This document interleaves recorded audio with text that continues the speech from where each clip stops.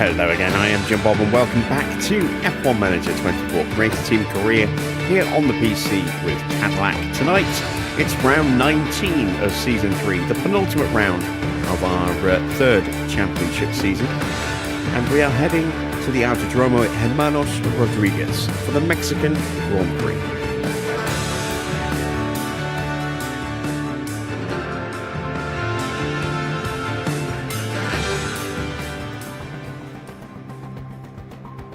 Evening Wayne, evening Dino. Hello to everyone else who's lurking in the chat as well.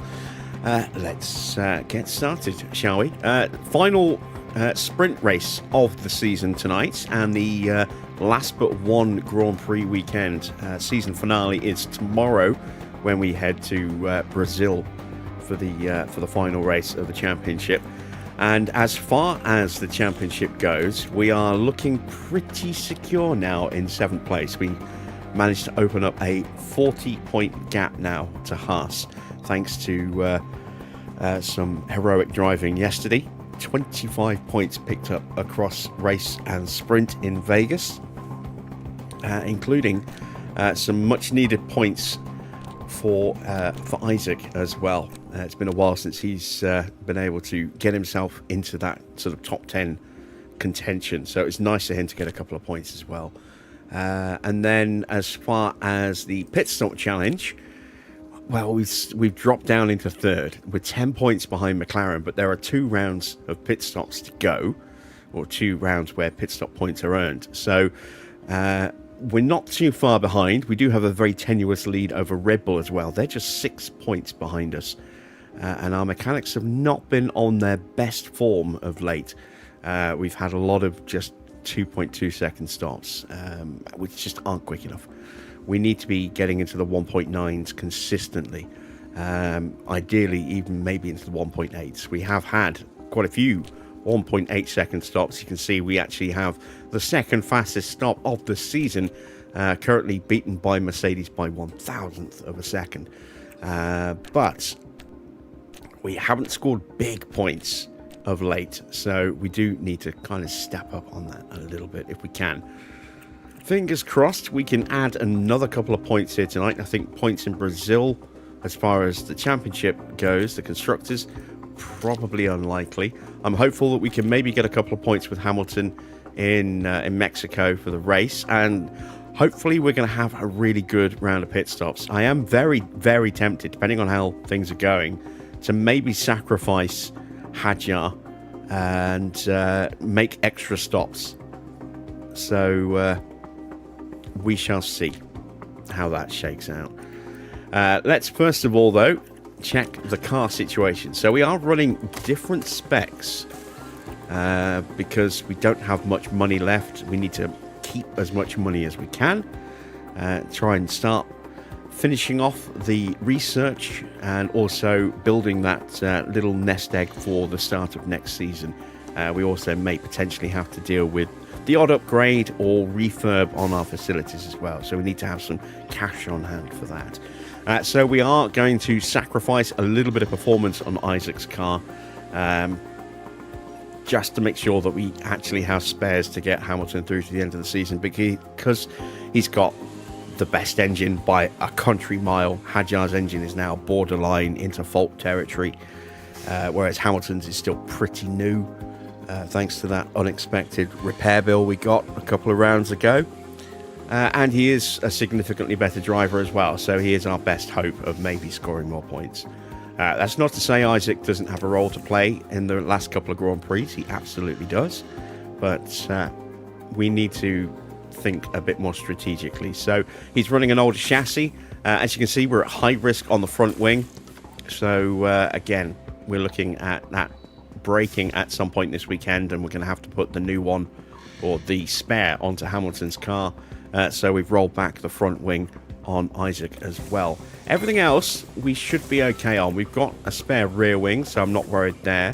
As far as side pods go, I might have to there. I mean, we're at medium risk on this car, but we're okay on this one, so I'm hopeful we won't have to swap him there. Underfloors could potentially be an issue. We're at high risk on that car, but we're fine on this one. So again, it's up in the air, and we do have a spare suspension, so we'll try and avoid taking any more performance off Hadjar's car, because it's going to be hard enough for him as it is. But you know, we'll just have to see which way the wind blows, I suppose. Even if Farah, have I seen the Audi? I did see the launch event. I thought the event itself was really good. The livery, well, we kind of already knew what the livery was going to look like, because they showed it off last season just without title sponsors and partner sponsors. I have seen some renders with a lot of yellow in the car, and I saw those just before I saw the live event, and I was like, oh, that looks really nice what they've done to it. And then I saw the event, and it was exactly the same livery as what we've already seen, with just that block of red on silver and black. So yeah, I don't know if that's just some sneaky highlighting with a bit of airbrushing, or whether that's just some strategically positioned lights that they put in there. I thought the kind of hint at a German flag in the renders looked quite nice, given that it's a very German company. But yeah, a little underwhelmed at the actual livery. But then we already knew that what we saw last year was essentially going to be the livery, just with sponsors and stuff on it. So not that surprised. I prefer the render. But as with anything, it's all about seeing the cars in the flesh. I don't think we're going to see any real surprises as far as Audi goes, and I still am reserving judgment on the RedBull, because I need to see that in proper light rather than cooked studio light or very dark reveal light. So I need to see what that looks like in proper lighting. And we've got Mercedes revealing their livery, I think tomorrow, with renders, and then they're not actually revealing the car itself until beginning of February. But I think Mercedes is tomorrow. So I have seen a leaked render that may or may not actually be what it is going to be. There's a bit more silver in it than previous years. The black has been pushed back even further on the car, but it is still there. But we'll see. We'll see what it looks like. Again, we'll just have to wait. So, right, let's get some targets set for tonight, shall we? So, 18th or higher for Hamilton. We're going to be a bit more conservative with Isaac. I am going to go with 20th, because I think there might be a couple of accidents here. Plus, we're at the end of the season. There might be some reliability issues. Try again. There might be some reliability issues for a couple of cars out there. So 20th I think is achievable. I don't think 18th will be, especially if we're looking at maybe making that extra stop if we need to for the pit stop competition. So let's head to Mexico, shall we? We return once more to the hustle and bustle of Mexico City. Music is in the air this weekend, but it's not mariachi we'll be hearing. It's going to be the roar of the engines and the cheers of the crowd. Formula One is back in the very heart of Mexico City at the Autodromo Hermanos Rodriguez. This weekend will be taking a slightly different form, as we have the addition of a thrilling sprint race thrown into the mix. Now let's get the weekend underway.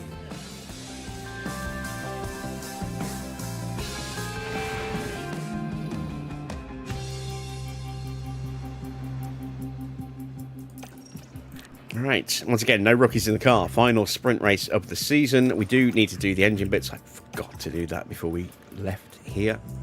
Let's go with the 10% engine. We will go with the 26% ERS. And we'll go with the 36% gearbox. There we go. Fuel. It's 19 laps around this track for 2 separate runs. We're doing just the one. We're going to go with 25 laps. Weather should be absolutely fine this weekend. No threat of rain as far as I'm aware. In fact, let's quickly double check that.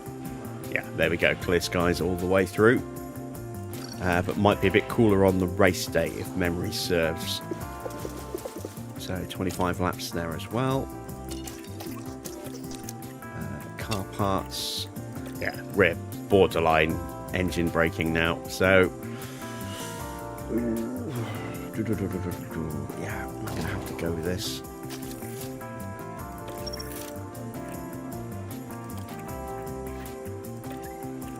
We'll go with that.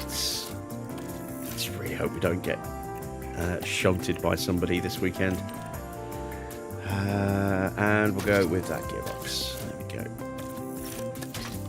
At least we still have a brand new gearbox, just in case, to, you know, potentially reduce any unexpected expenses.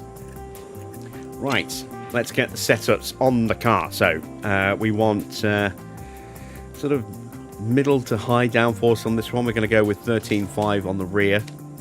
That's going to be our target. Might be a little lower, but we're going to go with that as our starting point.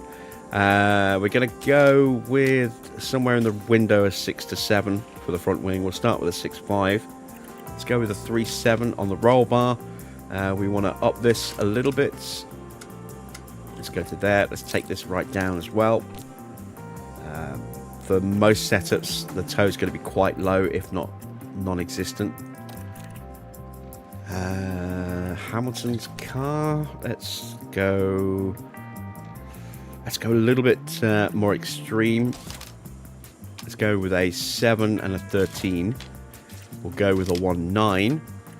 And then we'll go with a 3.5. And then because we've gone so high with the camber, we'll leave that in the middle where it is. See how that works. And with that, we are ready to hit the track.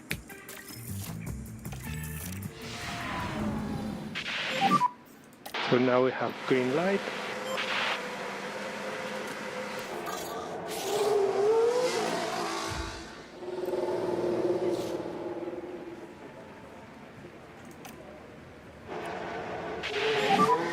You are ready to check please when you can.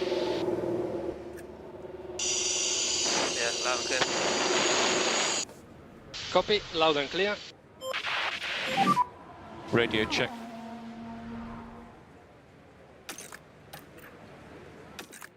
Yep, radio's very good for us.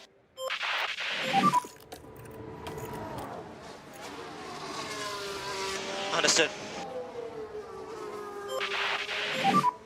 Try to reduce curb use and it's unsettling the car. Yeah. And we So need to one put name the we work haven't on the really brake. seen in terms of rookies getting a much of the run on Reminder track for this brake year temperature. is Wadsworth Warren. I think he's at Alpine. But for whatever reason, or say Alpine, Nissan, for whatever reason, we just haven't seen him. Not since the beginning of the year. Not quite sure why they've decided to lose interest in him. But I'm reminded of the fact that he exists because I watched Clue today on Blu-ray, borrowed it off my housemate. Haven't seen the movie in years.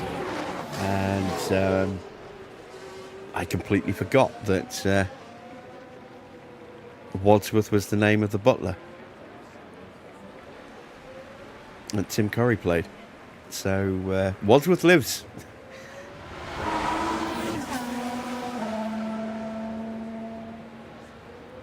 All right, let's speed them up.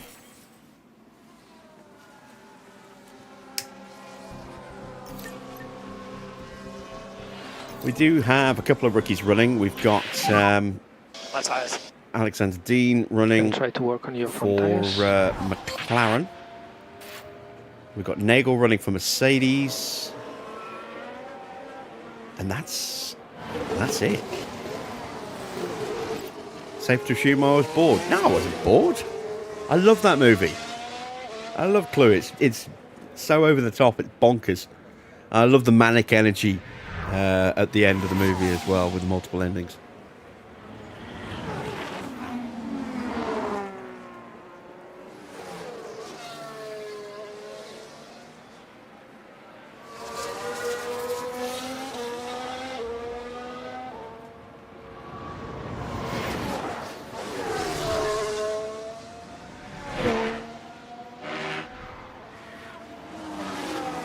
But I haven't seen that movie in probably at least 10 years, so when my housemate mentioned that he'd picked it up on Blu-ray, given that it had just come out on Blu-ray, I'm like, oh, you're going to have to lend that to me. Got to watch that.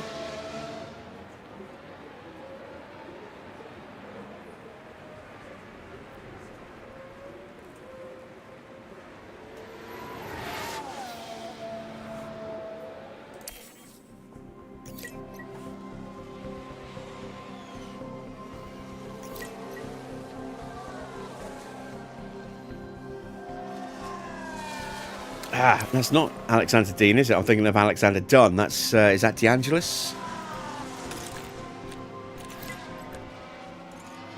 Yes, it's DeAngelis.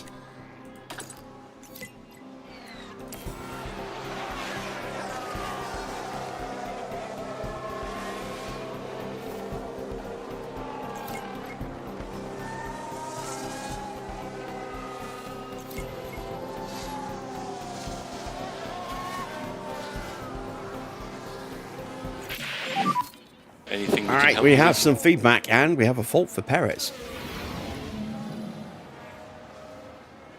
I have some vibrations.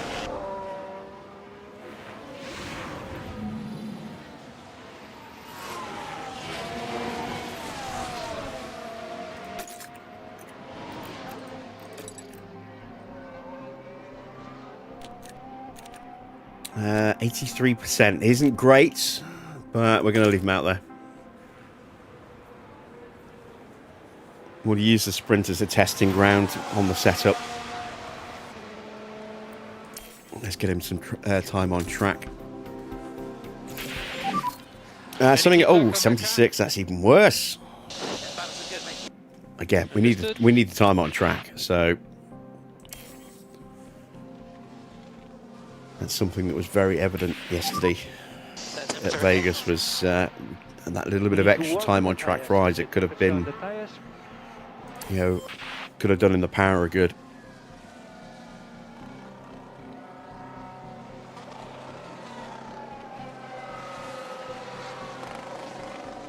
One other thing I did see today as well was the shots of the V-carb running.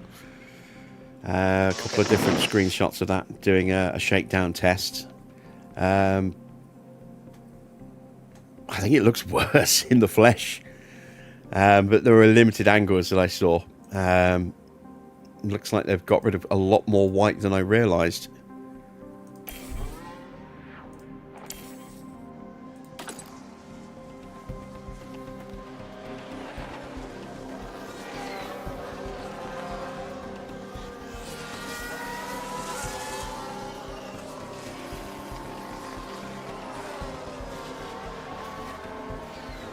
It almost feels to me like they had this matte blue paint from last year's RedBull left over. It's like, what are we going to do with this?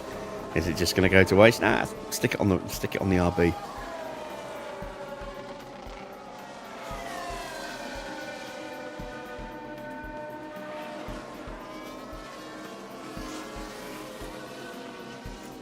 Oh god, yeah, it's a sprint, isn't it? We should have kept them out all the way through. Oh wow, we need to make wholesale changes. So, seeing as we're in the pits, we may as well make them. This could go either way. It could go up or down. Let's go up. Let's bring that out that way. Let's bring this down. Let's bring this down. I'm going to take that to a 3.7. Bring that down a bit more.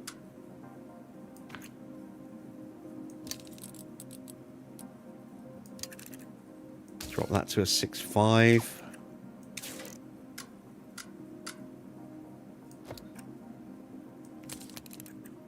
Yeah, it's a pretty substantial change. Let's see if it works. Let's see what Isaac is looking like. We could just send him straight back out if it's a big change. Just the rear wing. Ooh, does that mean I've gone the wrong way with Hamilton?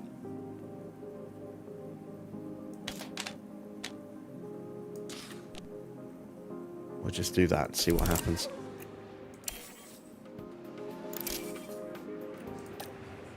Wing's much easier to change.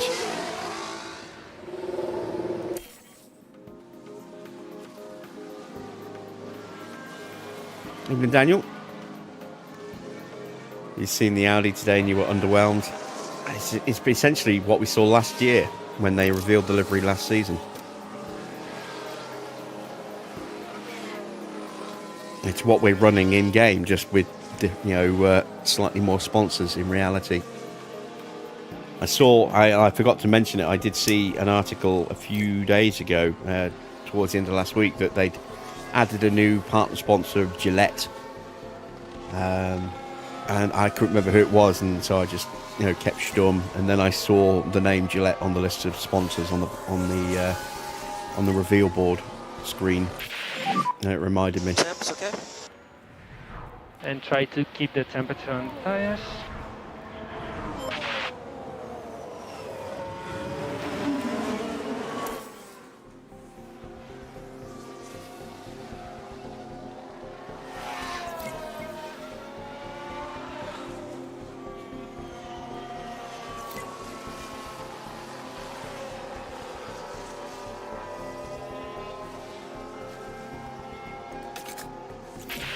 Uh, 89%, so we've gained, what, 5% by changing the rear wing? That's not much at all.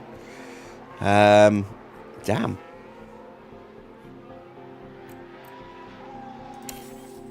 What about Lewis? I mean, he was a mile off at, what, 70%. We've made some pretty significant changes. Have we gone the wrong way with the rear wing, though?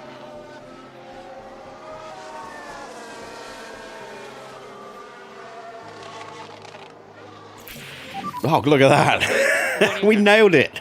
Fantastic. Yeah, copy.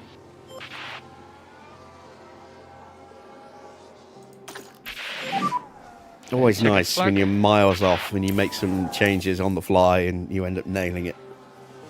Always a nice feeling. Right, that is practice done. We do have some changes that we are going to need to make. Leclerc will have a penalty to carry into main qualifying, as will Iwasa and Ocon. So 3 cars potentially getting big penalties. But that is it for practice. Next up is sprint quali.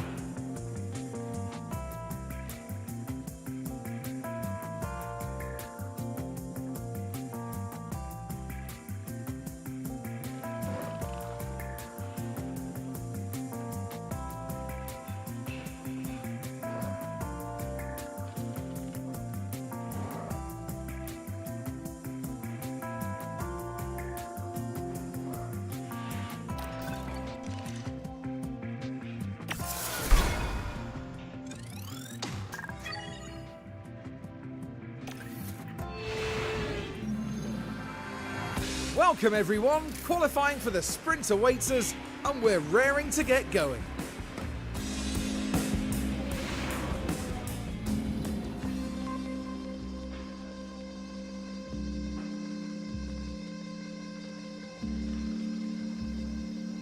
Evening festive.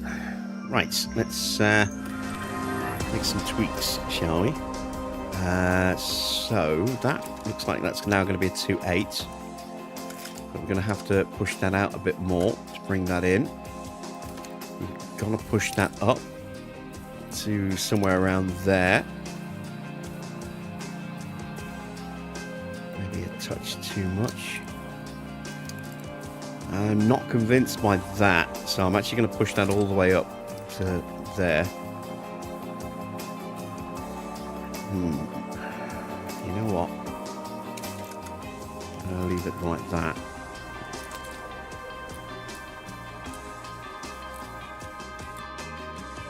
Yeah, we'll try that. It looks pretty close. Let's swap out the engines, etc. Evening PR.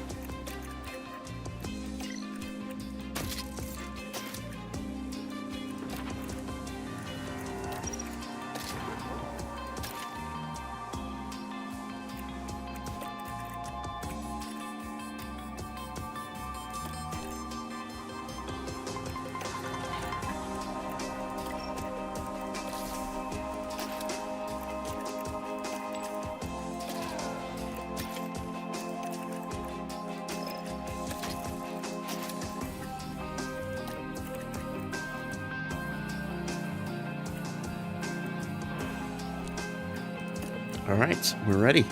Let's hit the track.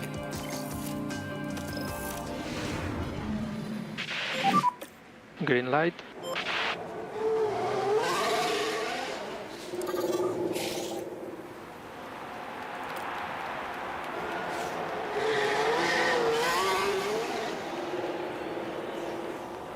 So Perez has snuck out behind Hadjar. We've snuck out behind Bortoletto. And Max is now making his way out as well.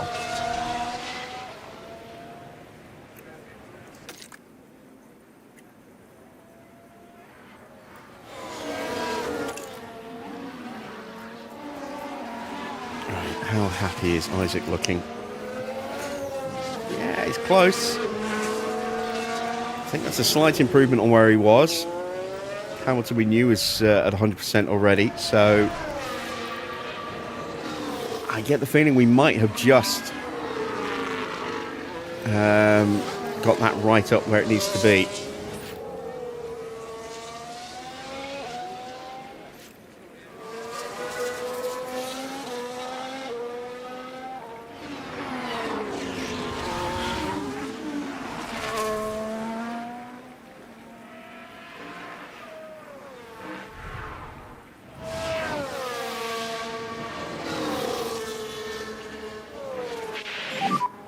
Gap is good.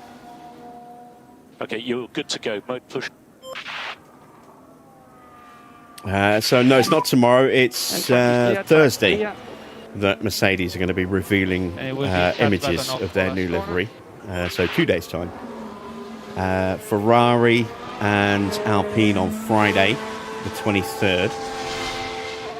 And then we'll actually see an online launch, a proper online launch from Mercedes on the 2nd of February.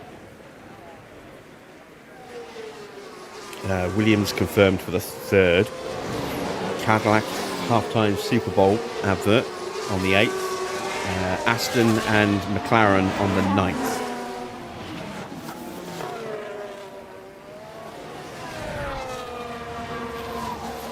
We've had a question for a few days now and just remembered, for the setups during practice, is it best to let the drivers go long on the sessions? It depends. It depends how close you are or how confident you feel in figuring out the setups. I've been playing these games a lot for years now, so I'm usually pretty confident in getting close on my first go, but also I understand the relationship between the sliders, and by moving what in which direction, what effect it's going to have on the other sliders as well. So I generally tend to just do a slightly long run on the first session and then 2 shorter runs in the next 2 sessions. It's simply because I've got confidence in my ability to actually find that setup, or at least get damn close if it just eludes me. Wow, Hamilton 0.4 of a second slower there. Didn't expect that. Wasn't paying attention though. Did Bortoletto go past us, or did he do that at the end?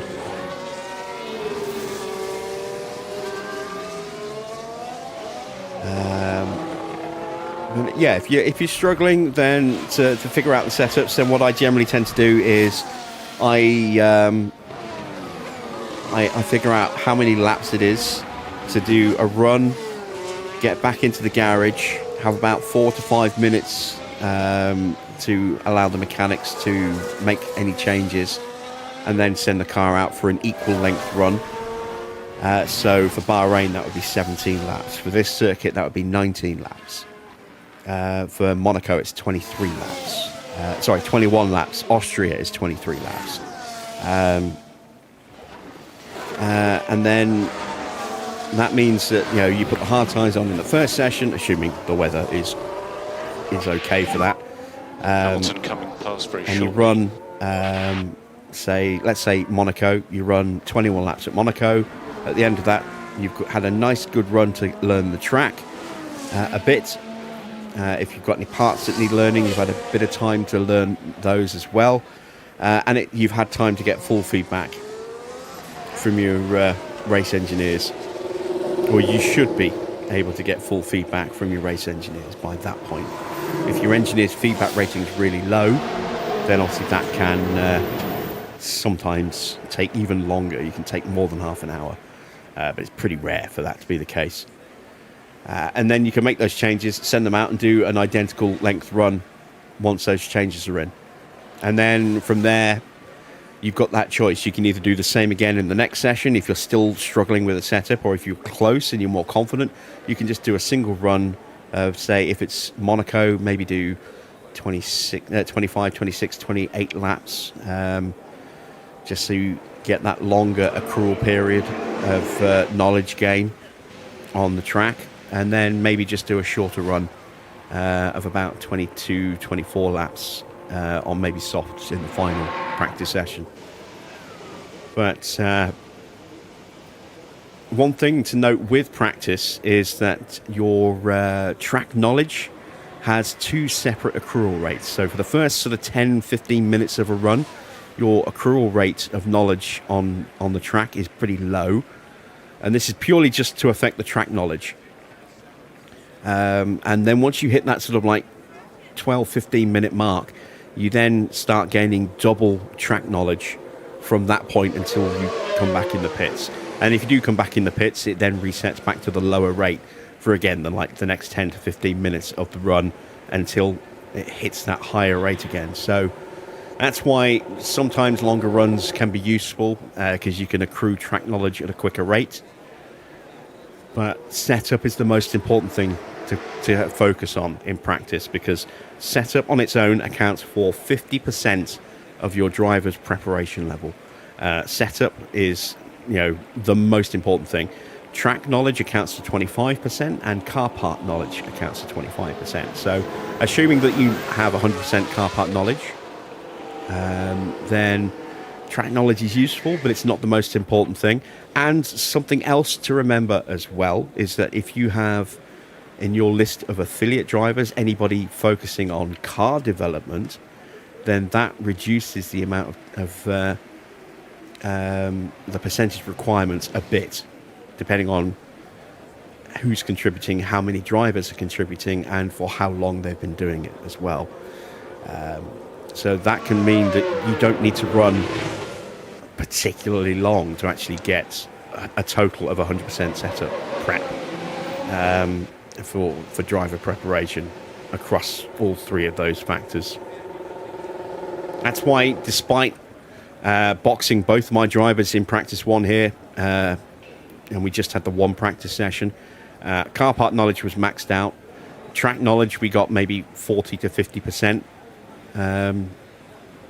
and we got close but not amazingly close on setup for our drivers, and yet we still nailed 100% feedback, because we've got 3 different drivers from our affiliates pool all providing feedback on car development, and that all reduces the amount of input your 2 main drivers need to get driver prep up to 100%.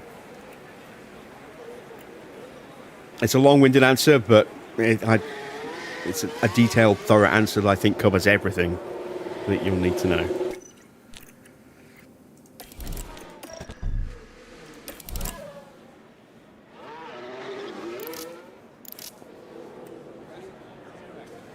Farah says they'll have paid a fortune for that Super Bowl advert. Oh, absolutely. I think it's the most expensive commercial time in America is the Super Bowl, simply because it's watched by 50 million people, however many people watch it. But it's like the most coveted piece of advertising real estate there is.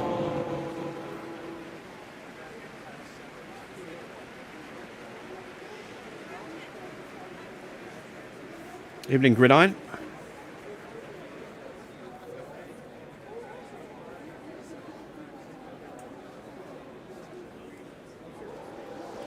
A sprint weekend in Mexico is wild, but at the same time they need to spice things up. Same for Jeddah. Yeah, well, we're not running. No, we did run Jeddah, but we're not running Abu Dhabi. Not this season, anyway. We've just got one round left now after this one, and that's Brazil.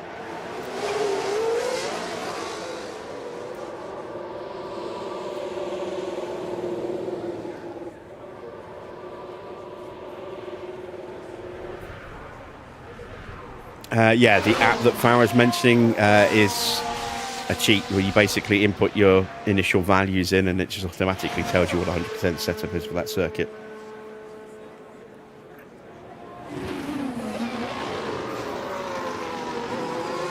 I prefer to do it the old-fashioned way.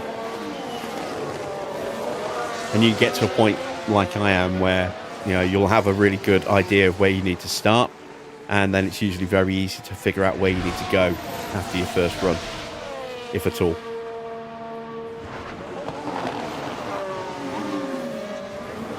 I have on many occasions nailed the setup right from the very off.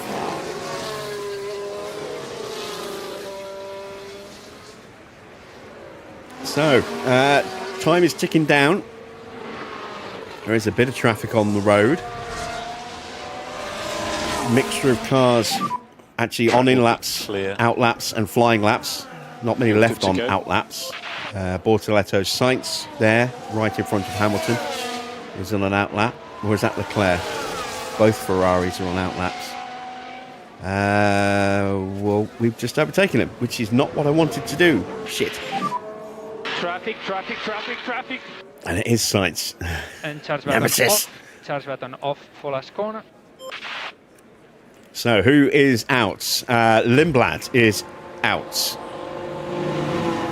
Lawson is just through at the moment. Antonelli is on a flying lap, but he's now in the drop zone. Perez, Hamilton, Bortoletto, Hadjar also on flying laps. Hadjar hasn't had a personal best in the first sector.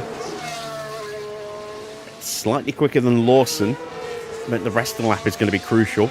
Antonelli is improving enough to make it look like he's going to be safe, unless he hits traffic.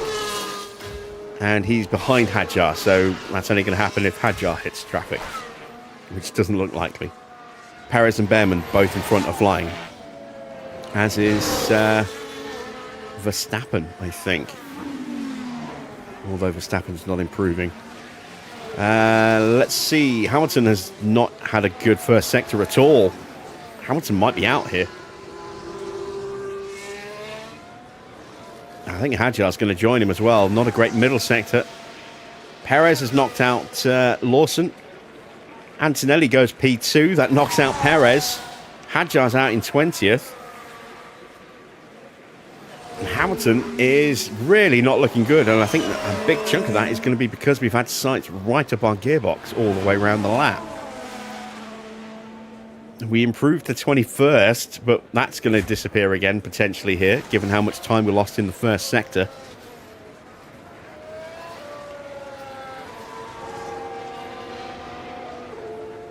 Bortoletto improves to 19th, so we start the sprint with both cars on the back row. What a difference a race makes. We had genuine pace at Vegas. Here we have nothing.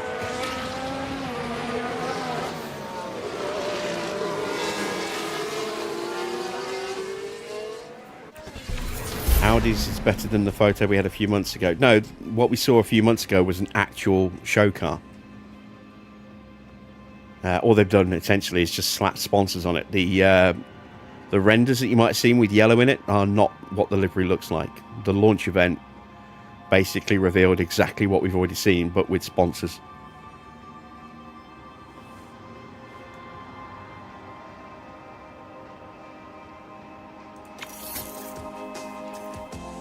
All right, let's see who puts it on pole for the sprints.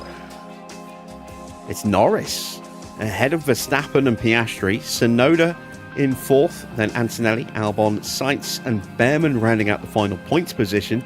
Then it's Iwasa and Stroll rounding out the top 10. Russell from Gasly, Ocon, Leclerc, Colapinto, Schumacher, Perez, Lawson, Bortoletto, Lindblad and our boys at the back. Ugh.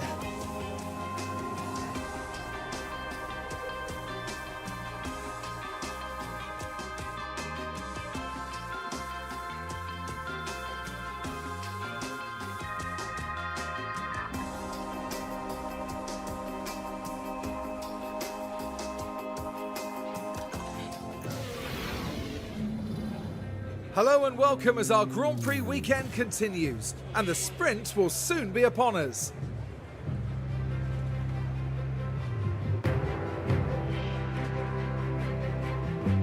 The big draw today is the opportunity to grab some extra championship points. After all, they could make the difference when the season comes to a close.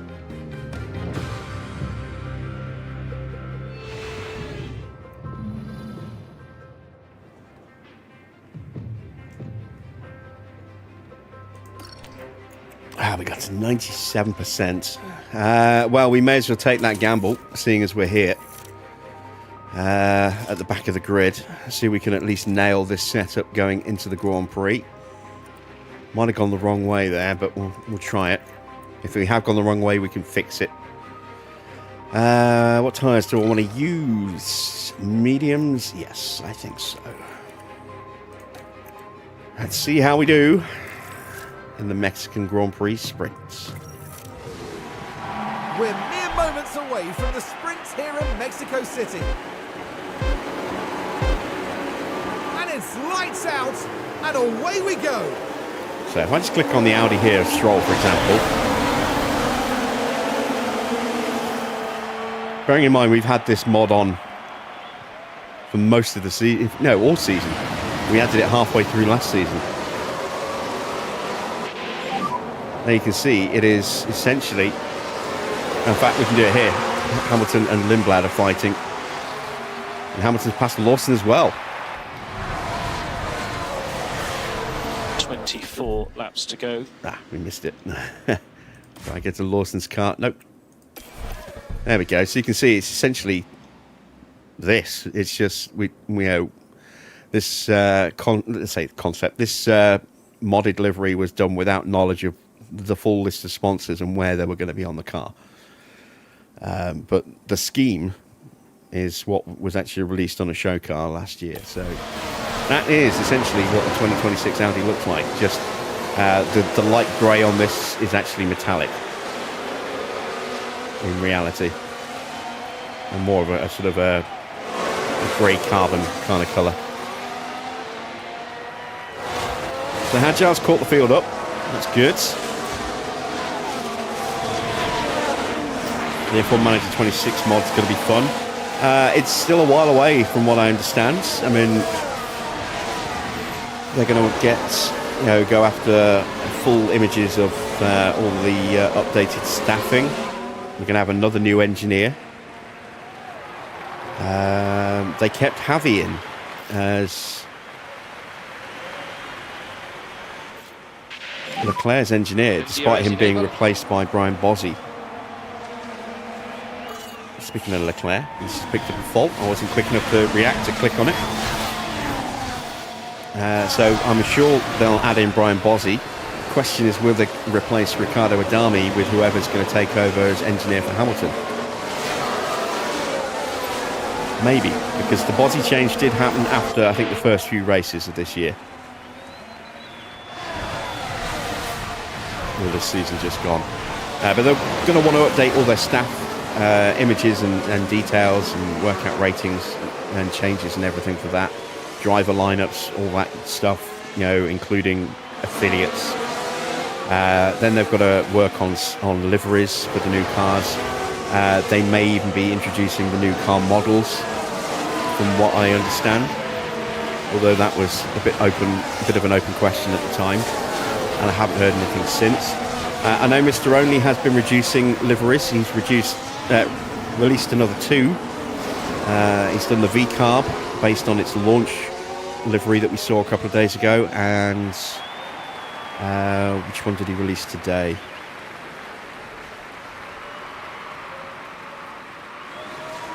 I'm trying to remember which one he released today.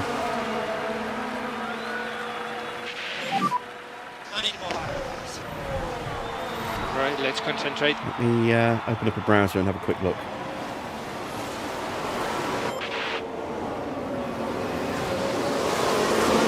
Oh yeah, the Haas. He's done the TGR Haas livery today. So that dropped about an hour ago. And then, yeah, a couple of days ago for the V-Carb. That drops a few hours after the launch. Race is long.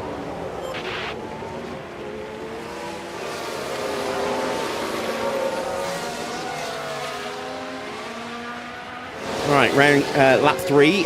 Update on the running order. We got Norris leading from Piastri. Antonelli's up to 3rd. Sainz 4th. So Max is at a bad start. He's dropped all the way down to 5th place. Then it's Tsunoda from Albon. Behrman in the last points position. Iwasa 9th. Russell 10th. Then Ocon, Stroll, Gasly, Colapinto. Leclerc with a fault. Perez with some engine wear. Then Schumacher on softs. The only runner on softs. Everyone else on mediums. Bortoletto, Lawson, Hamilton, Lindblad and Hadjar.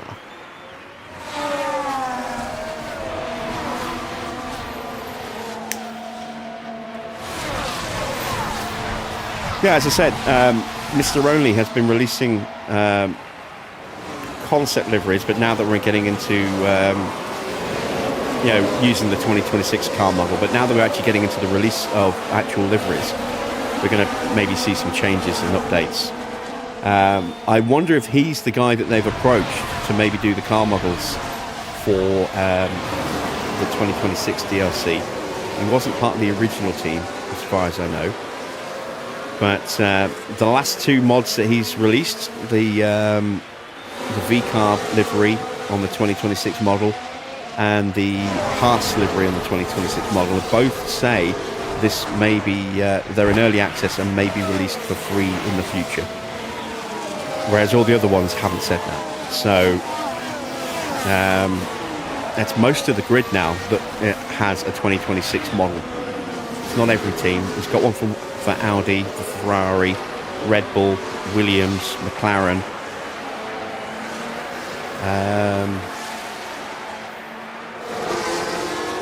And then obviously we've got the V-Carb, which is looking like the official livery, and the new Haas livery. So that's just 3 teams that are missing. Alpine's one of them. Which are the other teams? Cadillac. There's no Cadillac 2026 yet. That's almost certainly going to have to be done as a Myteam package.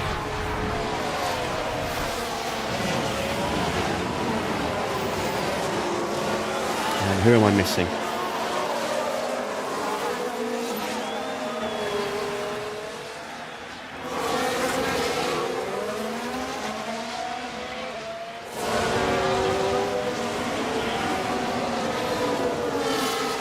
Go into collections. 2026. There's 8 in there. So yeah, it's Cadillac and 2 other teams, Alpine and somebody else. There's Williams, Audi, Ferrari, Red Bull, Mercedes, McLaren, V-Carb and Haas. Alpine's 1. Who's the other one I'm missing? Aston. There's no Aston. But again, we're going to see a new Aston reveal in a couple of weeks. So he might just be waiting for that now. I do have some of the models, but there are issues with cameras on a few of the different camera shots, which make it very difficult to actually see what's going on.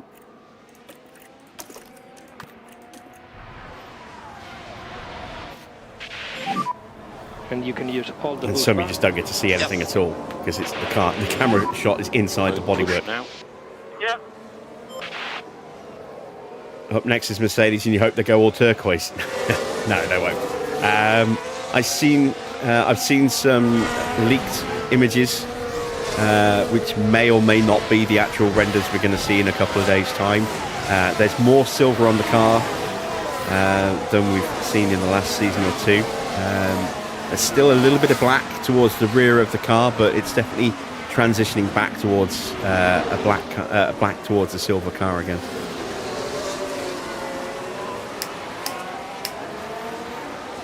That's assuming that those renders are genuine, and we'll find out in less than 48 hours.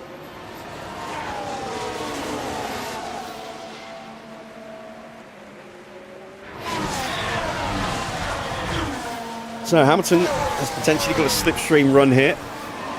Oh, someone's locked up. I'll have that. Yep, there we go. It's Stroll doing Stroll things. And Schumacher as well. Yeah, I thought I had 2 separate lockups. Okay, so heading into turn 1 here. And the car fails to respond. But that's just the risk you take. The later you leave it.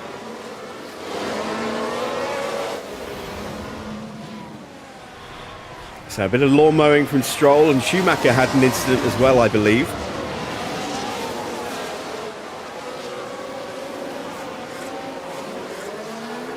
Although it looks like it was pretty less significant.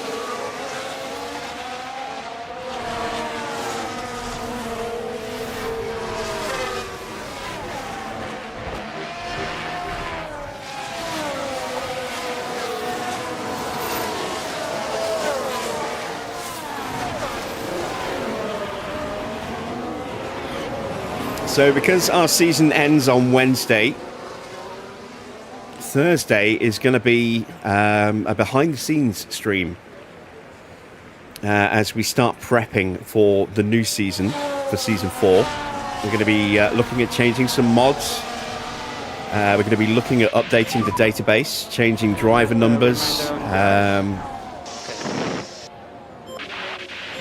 changing a couple of liveries maybe, possibly introducing a new team. It's still up in the air at the moment. Charge button on. And then once we've done that, depending on how long that takes, we'll probably do something similar to start setting up an F1 2013 save as well.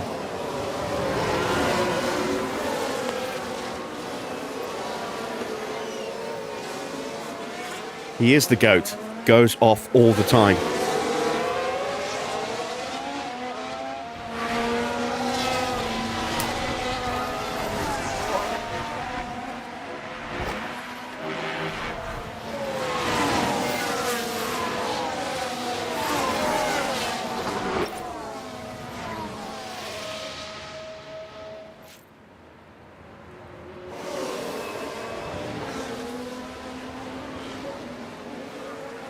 So our little push didn't really help. We didn't gain any places.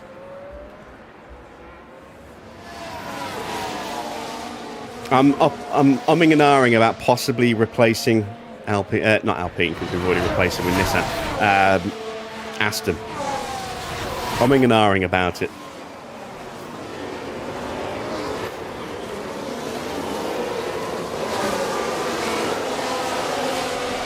We've got a fault for Stroll. And we've got a fault for Colapinto as well. I missed that.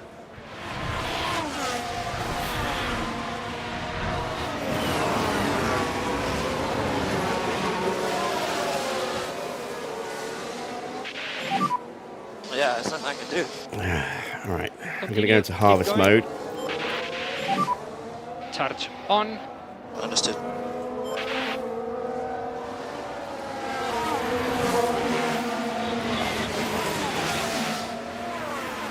Based on how we're doing here in the sprint so far, You're doing a good job. I think we could have real problems in this Grand Prix.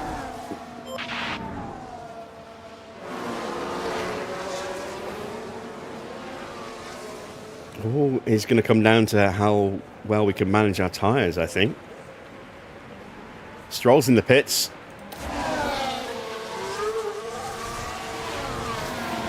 And we've done a bit of damage thanks to those lockups.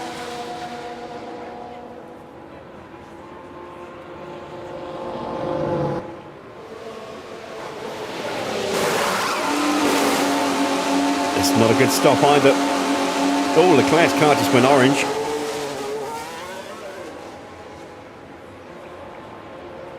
Hadjar is struggling to stay with Lindblad.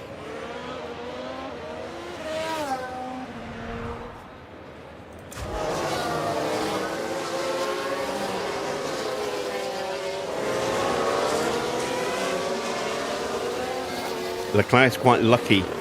Well, actually, I say that's a fault rather than actual wear, so...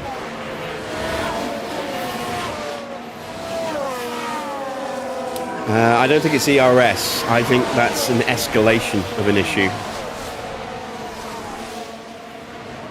And he's running in dirt, in clean air as well, I think, so he might have a temperature issue, maybe gearbox or engine.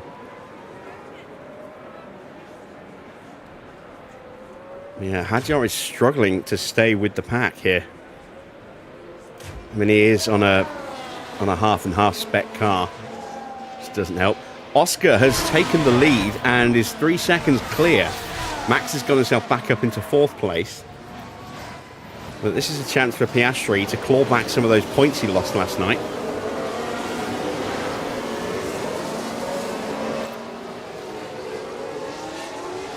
The ERS issue in this game is kind of weird because it really doesn't affect them. Oh, it does. It does. But there are different types of ERS issues. There's one where it just resets the ERS. It reboots it. So that's like a minor fault. And then it clears, you know, as soon as it finished the reset. And you basically just get a line that fills around the box like that as it's rebooting. And when it fills up, boom, it's working fine again. You also get one where you get a deployed, you get a reduced deployment rate, and one where you get a reduced harvest rate. And then you get one where it eventually escalates to the point where it just shuts down altogether. But if your ERS stops working and completely breaks, you can still keep running, either you or the AI.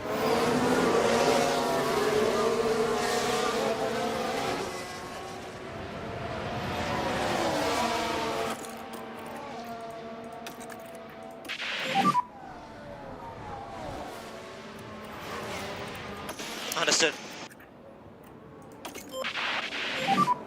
Charge on. Yeah. Energies are good.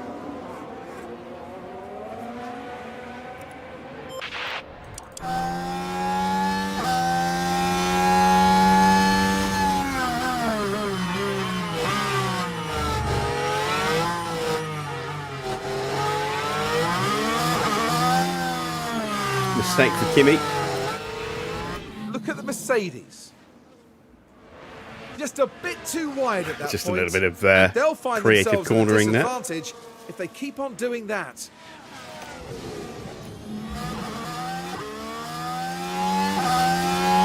All right, we're going to try and punch through again.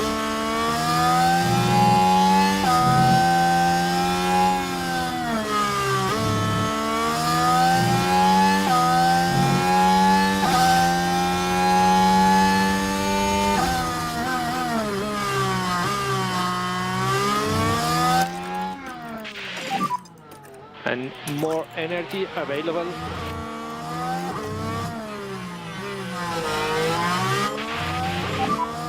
No lift off needed. You are doing a good job.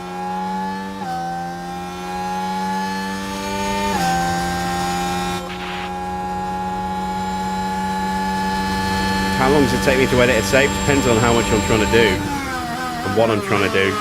Most of it can be done pretty quickly if you know what you're doing.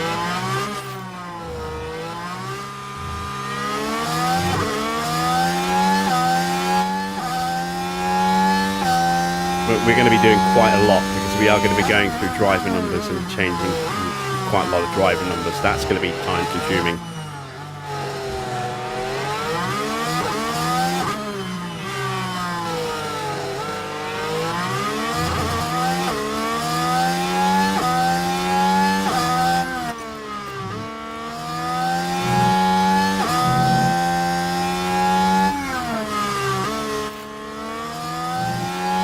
Max with an issue now. There's just no way through in this train. We can't get a run on anybody. I think the engine is suddenly clipping more. So powertrain problems for Verstappen. So we're going to go a different way. And try to cool down the tires as much as possible. We're going to try and reduce the tyre wear. And we need lift and coast. And hope that others are overheating or just wearing out their tyres Slow down now. in a higher push state than us.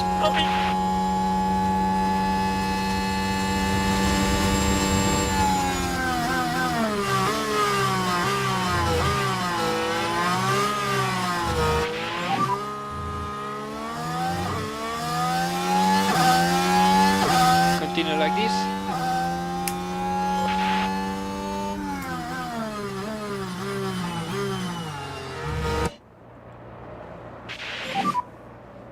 to see Hadjar back on the train again as well.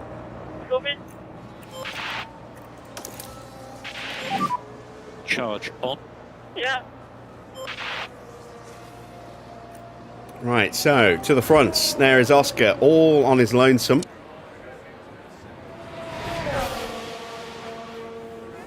Currently running his real number of 81. Could he just be running 1 next season? Winning the sprint would be a step in the right direction. And it's Antonelli in second, Sainz up in third. There's Max. Is Tsunoda closing him down? Well, barely. 5/100ths of a second quicker that lap. Perez behind 0.5. Everyone's stuck behind Iwasa at the moment. Race is long. No one can get through past him, and it's just holding the whole field up in an endless train. It's one thing that the realistic racing mod makes a little bit more frustrating, is that it makes it much harder to overtake, so these trains do become a bit of a problem.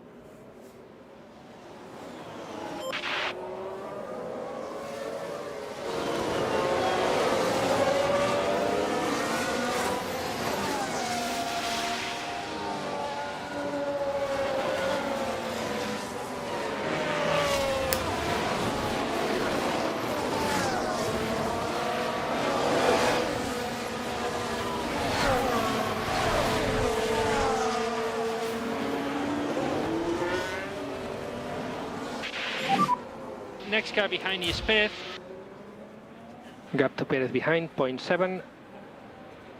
All right, let's concentrate.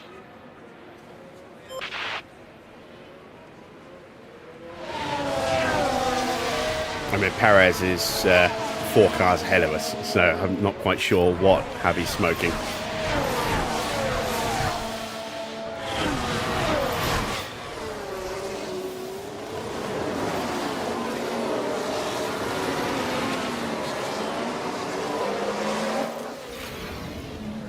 But there! Oh dear, that's not what they need right now.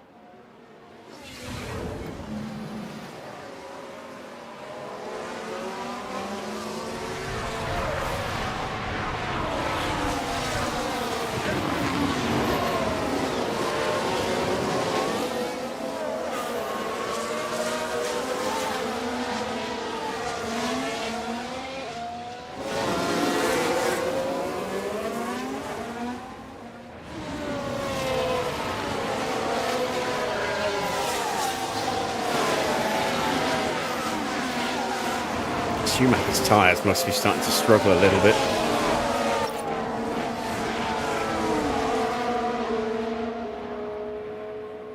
And there you see Leclerc still fighting with Colapinto.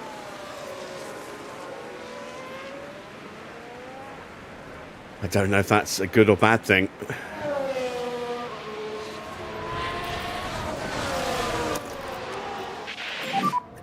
Use the energy. Yep. So increase pushing status. We're okay to push a bit harder if you can. You can save less. What does Battle Assist do? In the words of the game, Yep.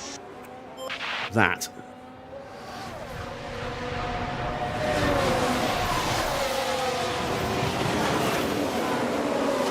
It just changes how the battery is deployed a little bit, but I generally don't tend to use it when I want to try and force an overtake.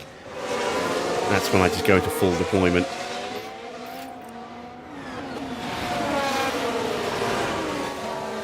Problem for Russell now. Evening, Johnny. And as far as we can tell, they've got a fault with the car.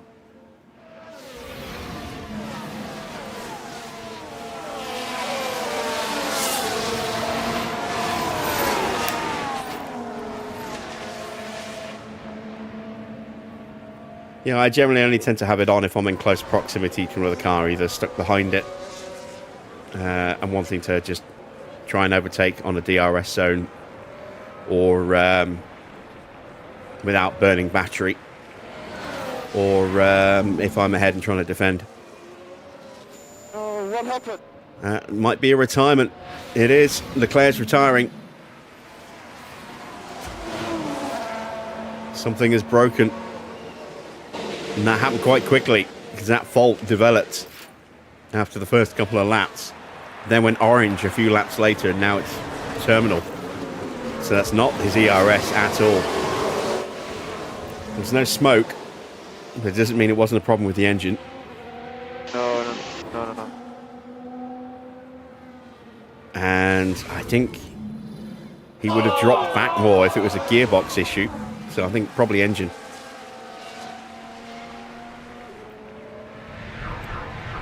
Well, that potentially changes the game a bit.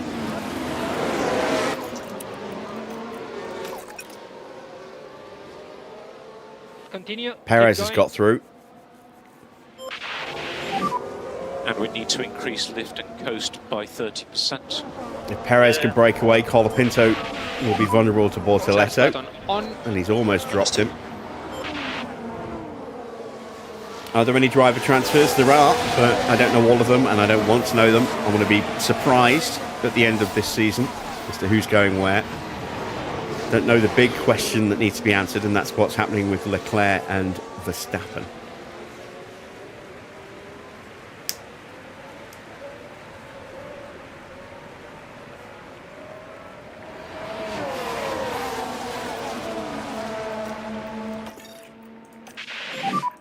Take care of the tires. Understood. So Bortoletto punches through. Full management on this set. I'm not sure if Stroll's out of contract at the end of the season or not. I don't know if they hired him on a 1-year deal. I think they've got him on a 2 or 3 year deal. So he might be around again next year. I don't know.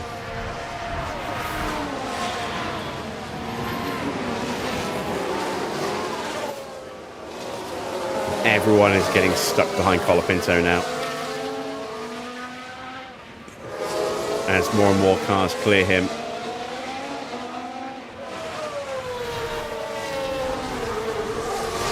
Gaps will start to open up. Pace will start to increase. See, Perez is already about 4 seconds clear of Colapinto in the space of a lap.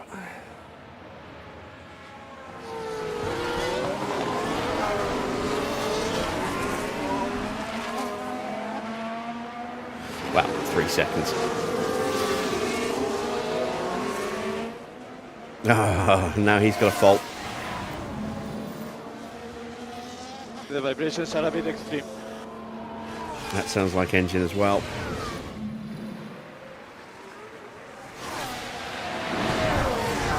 But the good thing for him is that part will now get swapped out, assuming he has another one.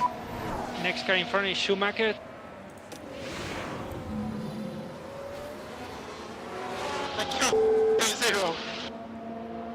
Battery problems for Stroll.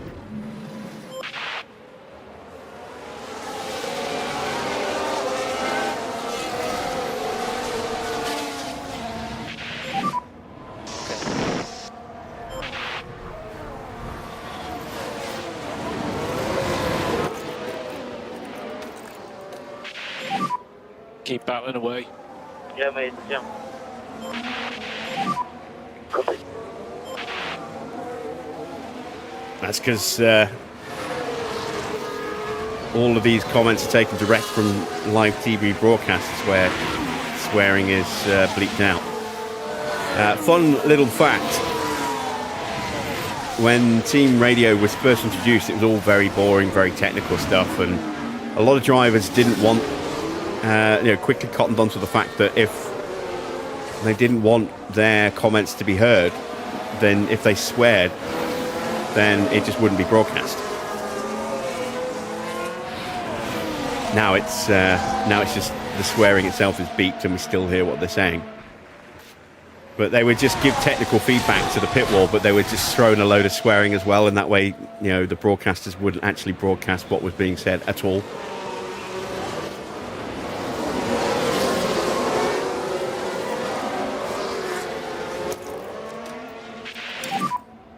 So deployed. Understood.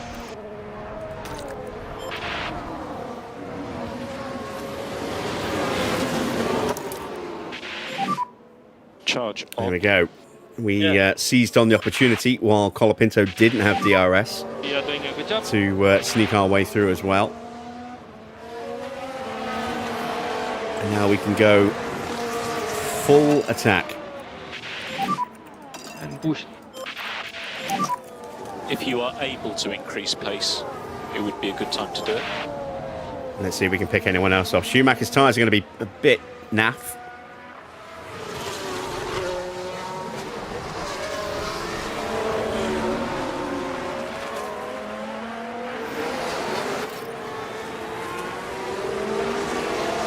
Yeah, it is. It's all genuine stuff from real races, and you can actually pinpoint some quotes from very specific races. There's one very, very loud "No!" from Charles Leclerc, which is taken from when he slammed into the barriers at Paul Ricard.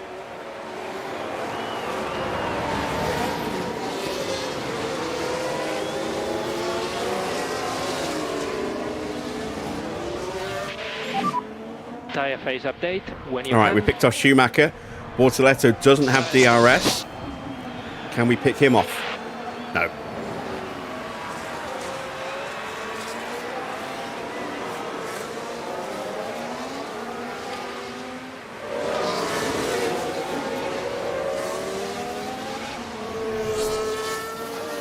Hadjar still stuck behind Lindblad as Lindblad's tucked up behind Colapinto.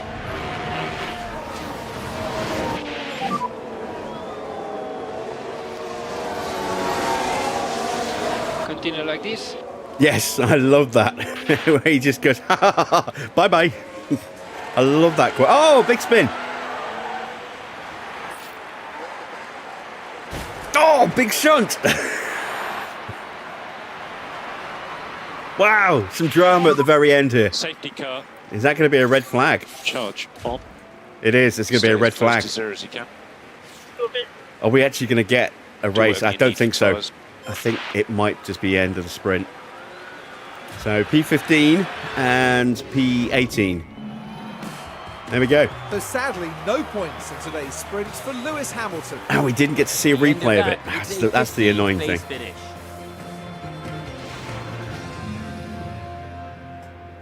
So, confirmation of the sprint results. Oscar takes the win ahead of Antonelli and Sainz. Max in fourth means that he has lost 3 points of his lead to Oscar as we move into the penultimate race. Lando in fifth, Albon sixth, Yuki seventh. Ocon gets the Behrman. We'll get it right.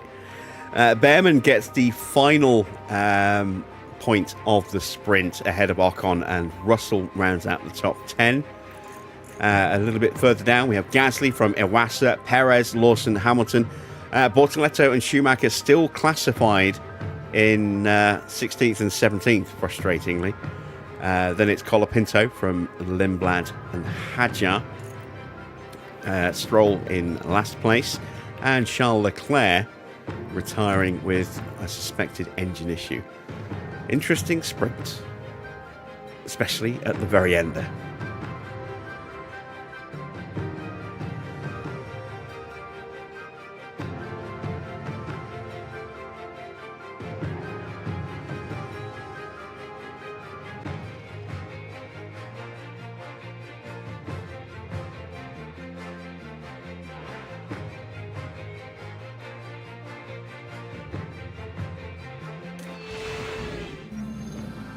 Now it's time to see who'll come out on top as qualifying gets underway. Mexico City's thin air presents a real test to teams during qualifying laps. Reduced downforce can mean tricky cornering and a test for keeping the power units cool around this track. Karun, if we could perhaps talk about Lewis for a moment. How do you think he's feeling? Now this is a driver with confidence, and that's clear from their performance today. But will that confidence pay off? We'll have to wait and see. Strap yourselves in. This is Formula One.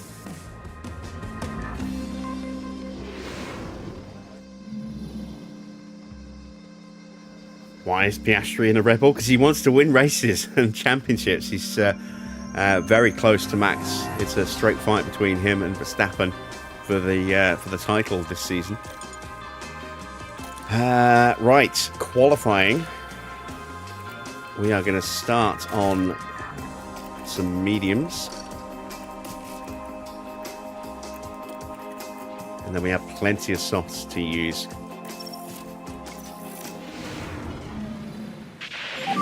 And So now we am have I right in green thinking, light. did I nail the setup? Yes, I did. Fantastic.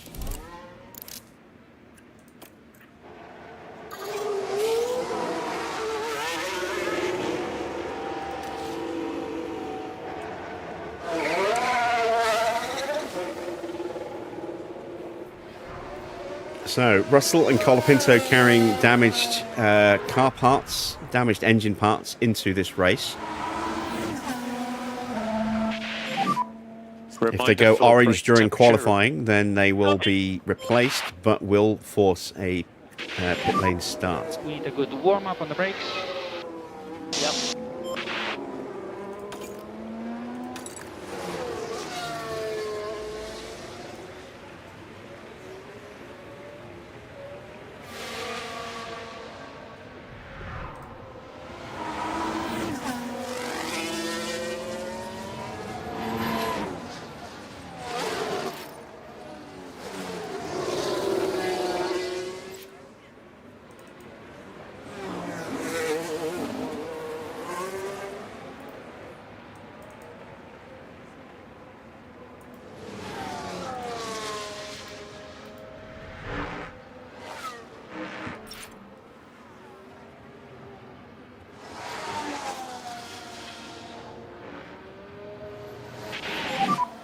Track should be clear. Go, go, go, go, go. Track is clear. Track is clear. Tires button off for last corner.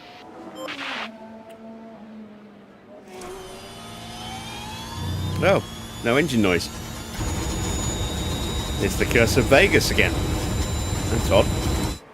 It's very rare around here.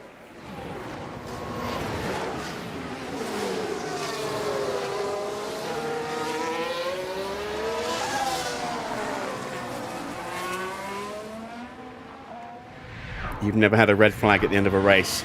Yeah, they don't happen very often, but they do actually happen in real life. If a race has done more than 75% race distance, then they throw a red flag, then they reserve the right to end the race there and then.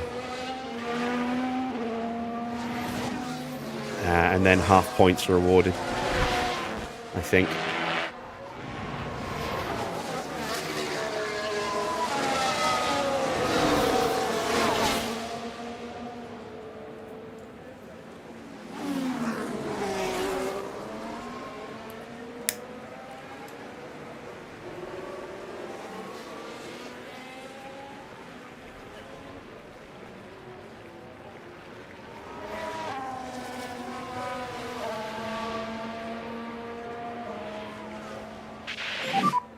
Cool the car, but stay negative on the delta. Load in So- more boxes lap. Yeah, okay. Only a couple of tenths away from Tsunoda, but very early days yet. Let's see who else is out there. Albon's pushing.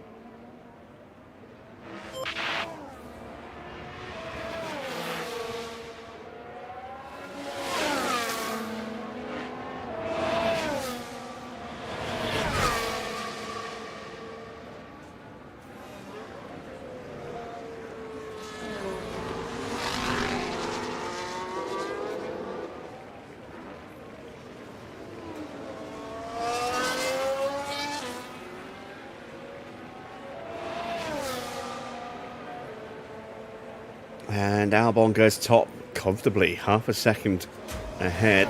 Here's Perez.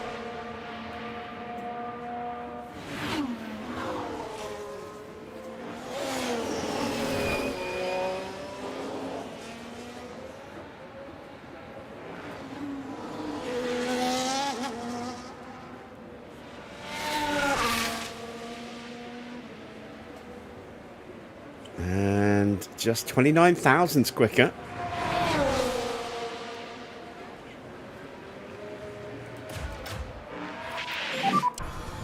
No engine noise there for anyone. Off, please. stopping on the marks and going to P1, please. Yeah, no engine noise for any of these cars. That's unusual. Right, Lindblad up to the line.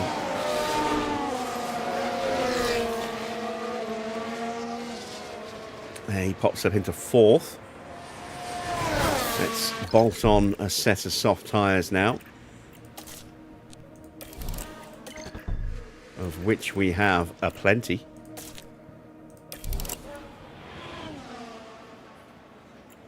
Here comes Seitz across the line. He goes 3rd. Colapinto into the stadium.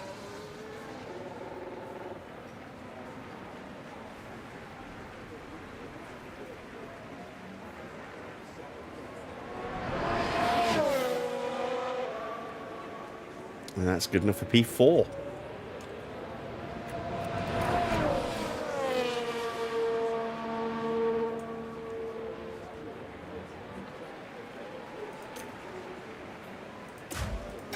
Right, Lando. Again, no engine noise. I don't know what's happened to the engine noises here.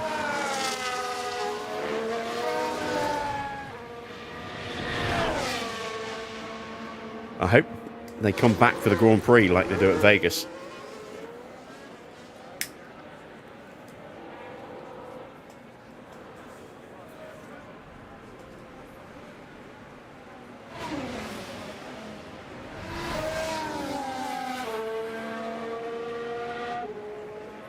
And there we go. 4th place for Norris. Colapinto has escalated whatever the issue is on his car. Well, yeah, right. It certainly looks like they've developed a fault. So that part will be swapped out and changed, but will require a pit lane start. Max is about to start his flying lap.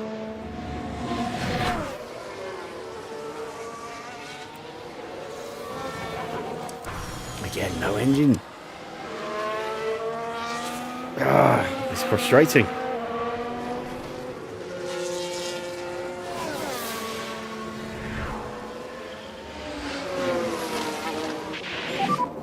And track is clear, track clear. And charge button off for last corner, charge button off. Yeah, all of the engine noises that you're hearing, they're Okay, all just gap is ambient background noises. Good to go. Because none of the cars are actually generating any noise at the moment. The only noise you are hearing predominantly is the tyres.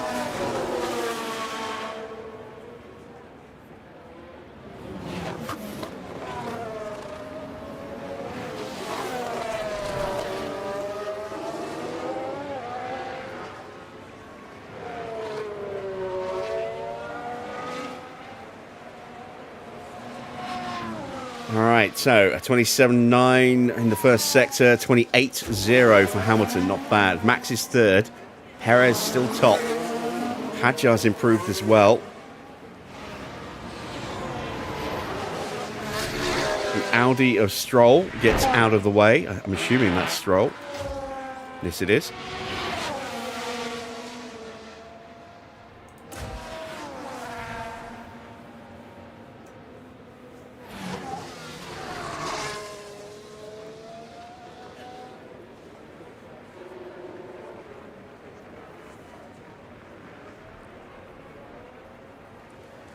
Right, where can we end up? Not the best middle sector for Hadjar. Hamilton improves to P4.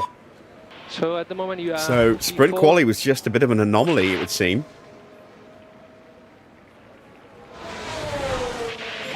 Hadjar You're losing some currently time in the 11. middle sector. Not the Load best middle in. sector, although it was a Box this personal best. He's now 6/10 behind Hamilton. Again, Hadjar running an old spec on his front wing and chassis, so we're going to expect a fair bit of performance loss from that.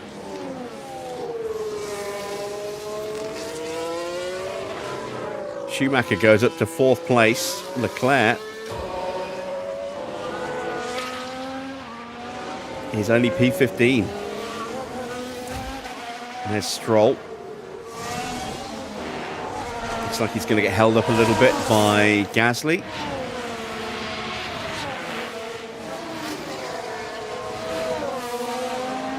Oh, and Leclerc. Good work, boys. Evening, Clark. We needed you a moment ago. We had a big safety car shunt at the end of the sprint, and because you weren't here, they just threw a red flag and ended it a lap early.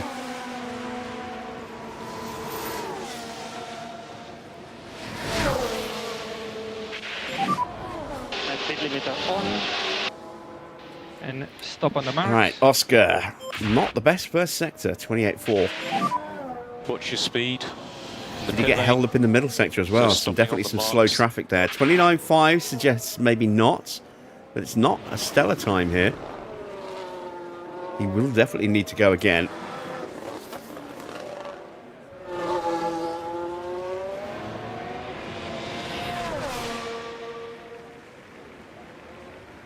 Good middle sector, gets him up to 9th, but he's slower than Hamilton.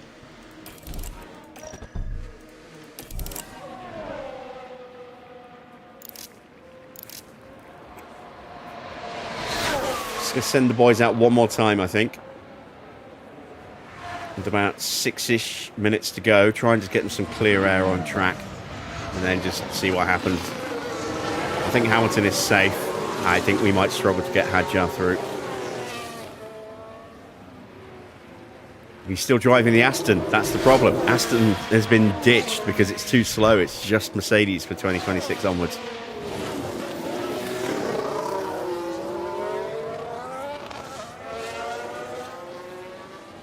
All right, Gasly pops up into 12th, just ahead of Ollie Behrman in 13th. Bortoletto 17th. Iwasa's on a lap, the only one yet to set a time.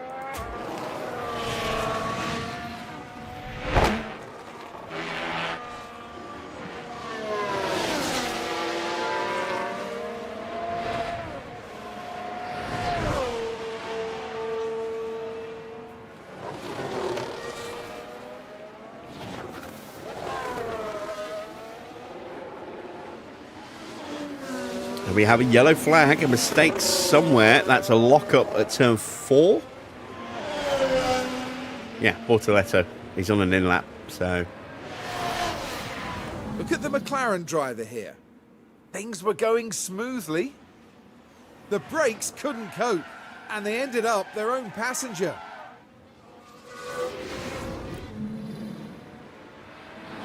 It's P6 for Iwasa, and let's send out Isaac now.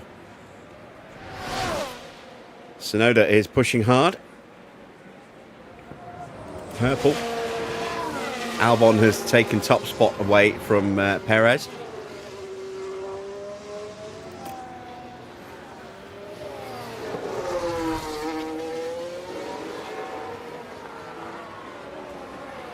Big difference in middle sectors, look, between Williams and Aston.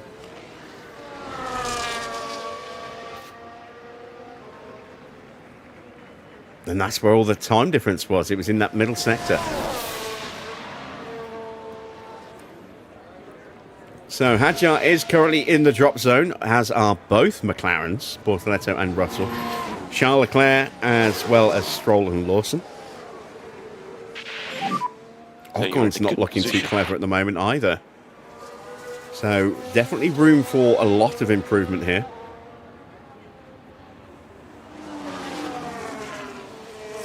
Less than 5 minutes remaining in the session. If nothing else, I want Hadjar to have a clean run. Less concerned about Hamilton. I think he's probably safe.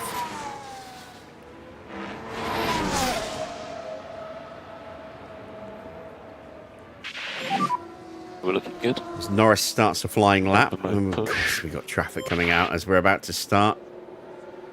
That's an Alpine, so that's Gasly and Lindblad. And there they are. Clear, track clear. And they're going to be in the way into There will turn be 1. mode push for last corner. Maybe. Lindblad gets out of the way. Gasly should pull over. Oh, he's going to block us a little bit through here. Copy that. Oh, God damn it. God damn it.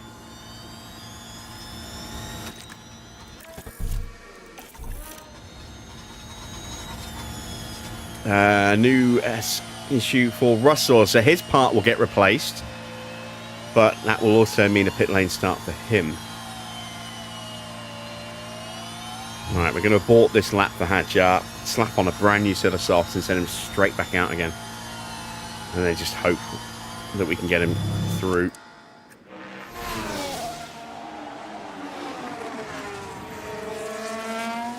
Norris, meanwhile, improves up to P2. No improvement for Hamilton so far.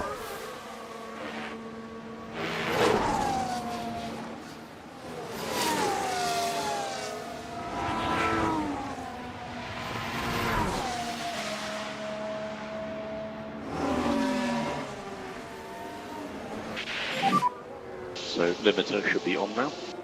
Stop on the marks.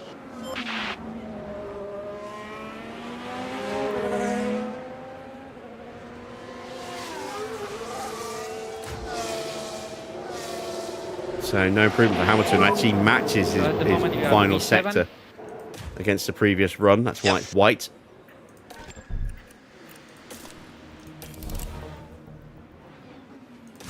Can we somehow squeeze Isaac through? Out goes Piastri.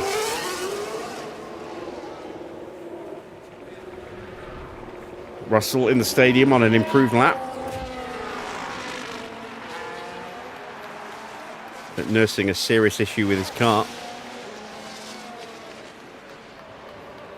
It's not even good enough to get off the bottom. Is Leclerc done? No, he's leaving the pits now. Lawson starting a flying lap, as is Stroll behind him. Bortoletto about to start a flying lap.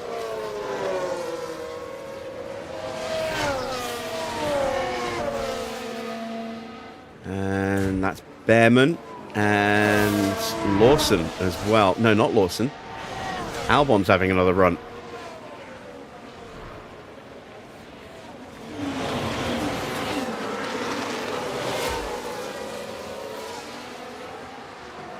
Right, somehow we've got ahead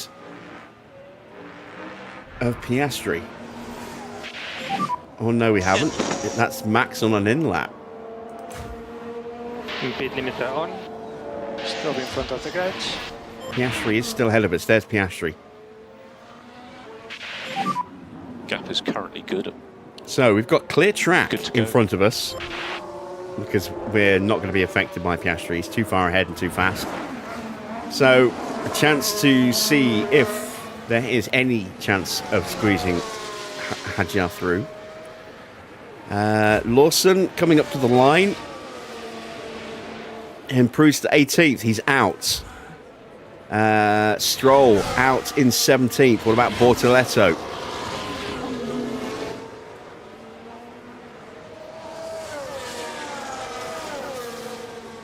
Bortoletto improves to 8th place as he's immediately displaced by Behrman, who goes up to 6th. It's a good first sector.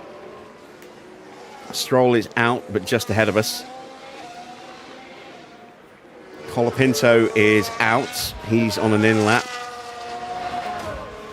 Leclerc behind us is still pushing. He's the only one below us that's still attempting to go faster. Sainz and Piastri both at risk, but big improvements from them.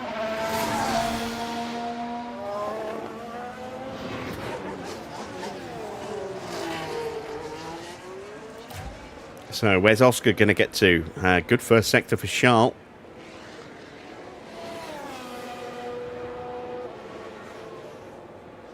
Piastri goes top.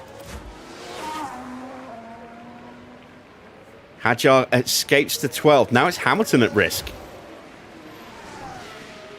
Actually, no. Hamilton is safe. There's only 2 cars that can knock him down.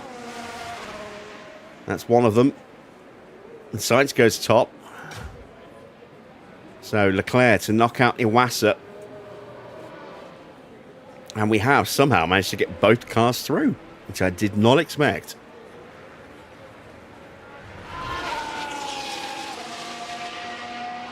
And there we go, 8th place for Charles Leclerc. And Iwasa is out alongside Kimi Antonelli. I'm going to call him Antonio Antonelli for a minute then. Franco Colapinto, Lance Stroll, Liam Lawson, and George Russell with some major issues on his car that will be fixed, but will need a pit lane start.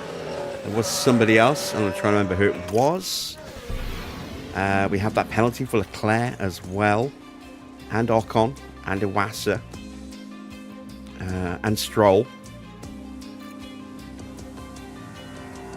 And I'm trying to remember which other car it was that had parts that needed to be taken out. I think it might be possibly Yuki. I don't know. I can't remember. We'll find out. We'll find out soon enough.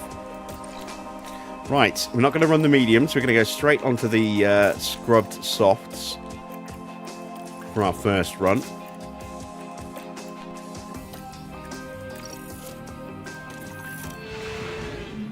And let's see if we can somehow squeeze a car out of this session. That's going to be a much tougher prospect.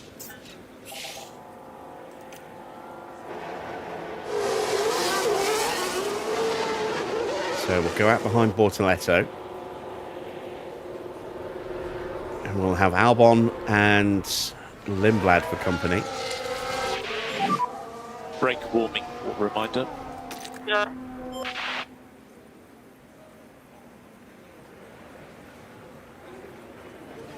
And because I forgot to do it while we're on the route lap, let's take a quick commercial break.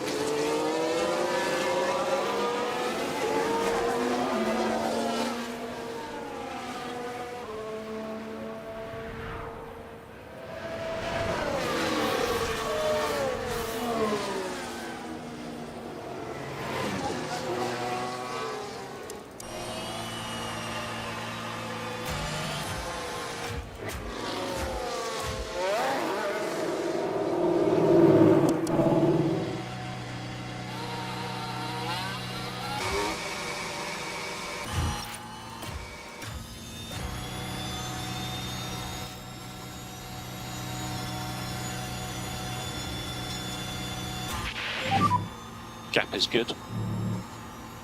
So remember, mode push. Welcome back. We still have no engine noise. I thought for a second we did when I heard some Track is clear. low throttle noise from Verstappen, but it's There gone. will be mode push for last corner. Albon with an issue. I had a mischief. Gearbox problems, perhaps, for Alex Albon. Now, are we close enough to get a slipstream from Bortoletto in the opening sector here?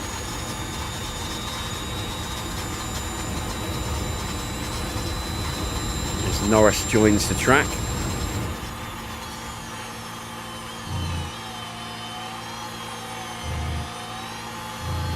Yeah, the engine noise should fix itself. If it doesn't, then I'll reload the save and hope that fixes it. And if that doesn't, I'll close the game down, reload the game and see if that fixes it.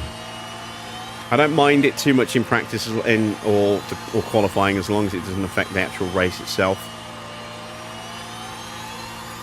Pretty good first sector, 28.2, sorry.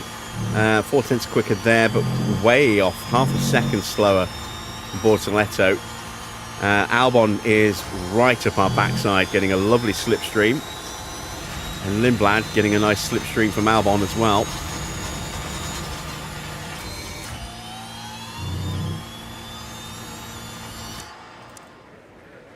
So Hadjar crosses the line. He goes top very briefly. Bortoletto goes 1.3 seconds quicker. Hamilton is immediately displaced from second by Lindblad and Albon. Reminder, stay negative on the dash. And we have a 7/10 of a second gap between our two drivers at the moment. Understood.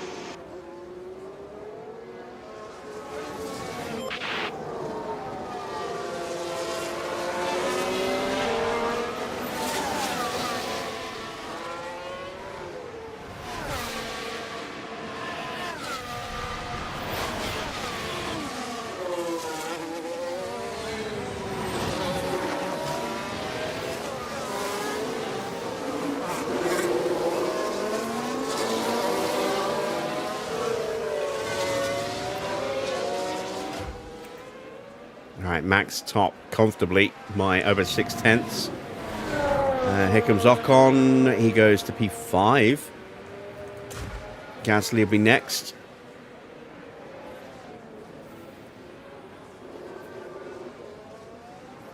Norris has just gone past Hamilton. He's into the stadium now. And he's been held up. It's a bad middle sector for Norris. Make sure your limiter is on. Softening the blow a little bit, considering he had a really good first sector. Speed limiter on, please. But he still ends up Stop behind on the Gasly marks. by over a tenth. What about Oscar?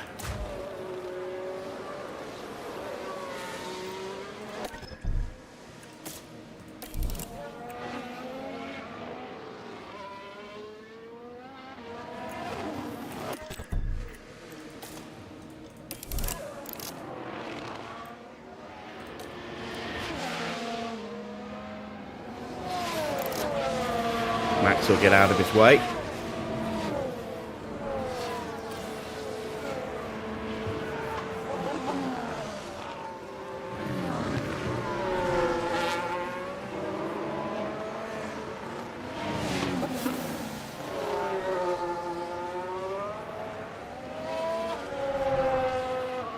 Up to the line, and he goes top by 10.5.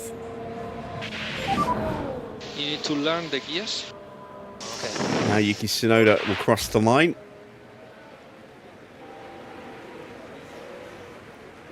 He is a few tenths slower. He'll probably pop up into third. Good first sector from Ollie Behrman. Third it is. Where is Behrman? Coming up behind Hadjar, who doesn't pull out of the way. Ooh, contentious. This has definitely slowed Behrman down through the middle sector. 29.5. I think he would have been going much faster than Tsunoda there. No traffic issues. A low 29. Good to go. So we probably cost him a good 2 or 3 tenths, if not more. And track is clear, track clear. He does pop up Charge into button third. off for last corner. Charge button off. Perez and Leclerc also looking nice and pacey. 29.1 for Charles. Hadjar arriving with traffic at turn 1. Oh, again. Schumacher this time, not Gasly.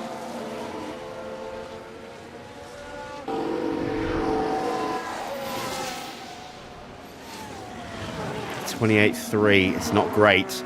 It's better, but it's not great. See what Hamilton does. Perez is up to 6th place with his lap. It's 27.8, half a second quicker. We've seen it. So Hadjar definitely lost some time there. Probably about 2 tenths.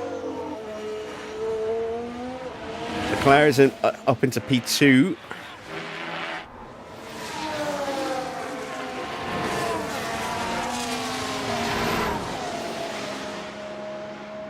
As we thread the needle through the traffic. 29.5, not a great middle sector for Hamilton. 17.9, it's a decent final sector for Hadjar. He improves his time and up to 12th. What can Hamilton do? Can we get on terms with Ocon? Oh, more than that, yeah. Wow. P6, P6.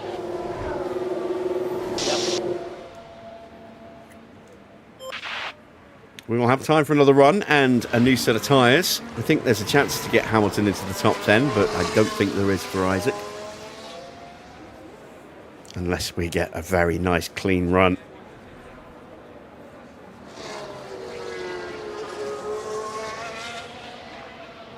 We can go out as late as 2 minutes left on the clock. So we do have, well, just under 2 minutes left on the clock. We have a little bit of flexibility in that respect. Sainz goes P4. Albon is P10. Ocon and Schumacher currently on laps, as is Gasly. That's Ocon with Schumacher behind. Gasly is closing in on the back of Hamilton right now. Just there.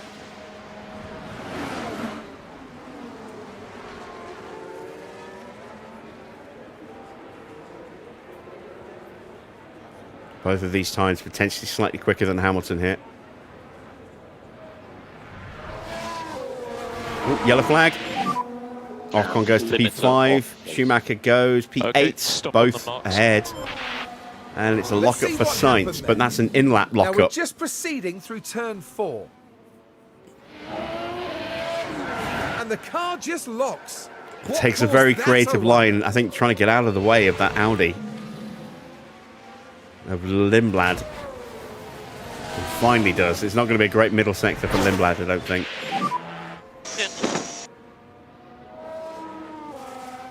What is it? What is it? Speed limiter on. Speed limiter on.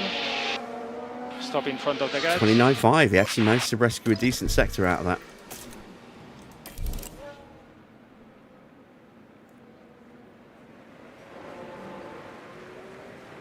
So Hadjar down in 15th place.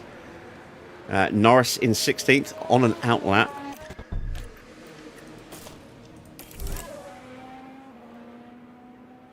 Lindblad improves to P7. Hamilton down to 10th as Perez goes out for another run. Let's follow Norris.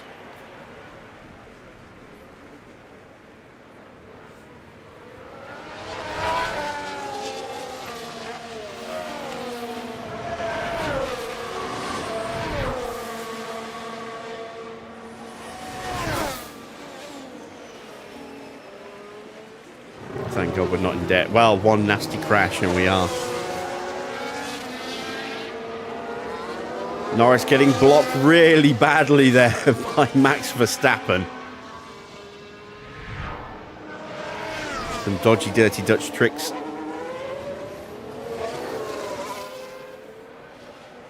Try saying that 5 times quickly.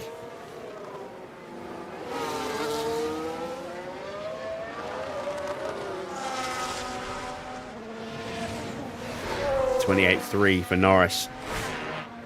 That is slower than Hadjar's opening sector. Now he's got traffic behind Perez.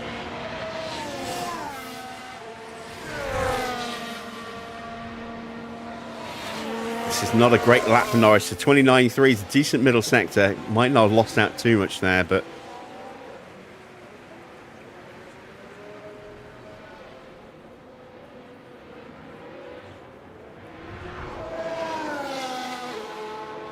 17.8 is a good final sector, but it's only good enough for P14, and Norris will not have time for another run, I don't think.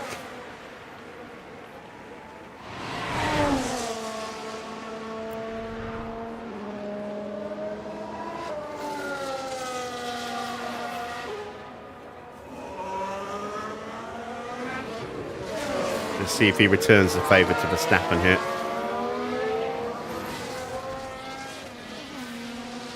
No, he's going to get out of the way nicely for him.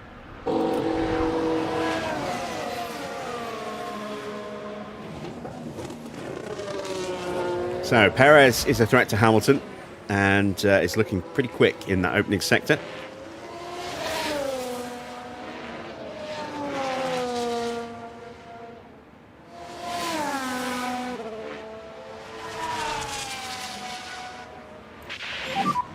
Keep warming up the brakes. Yep.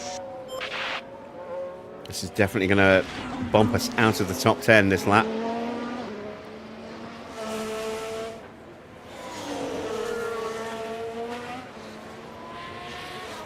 .29.1 for Max in the middle.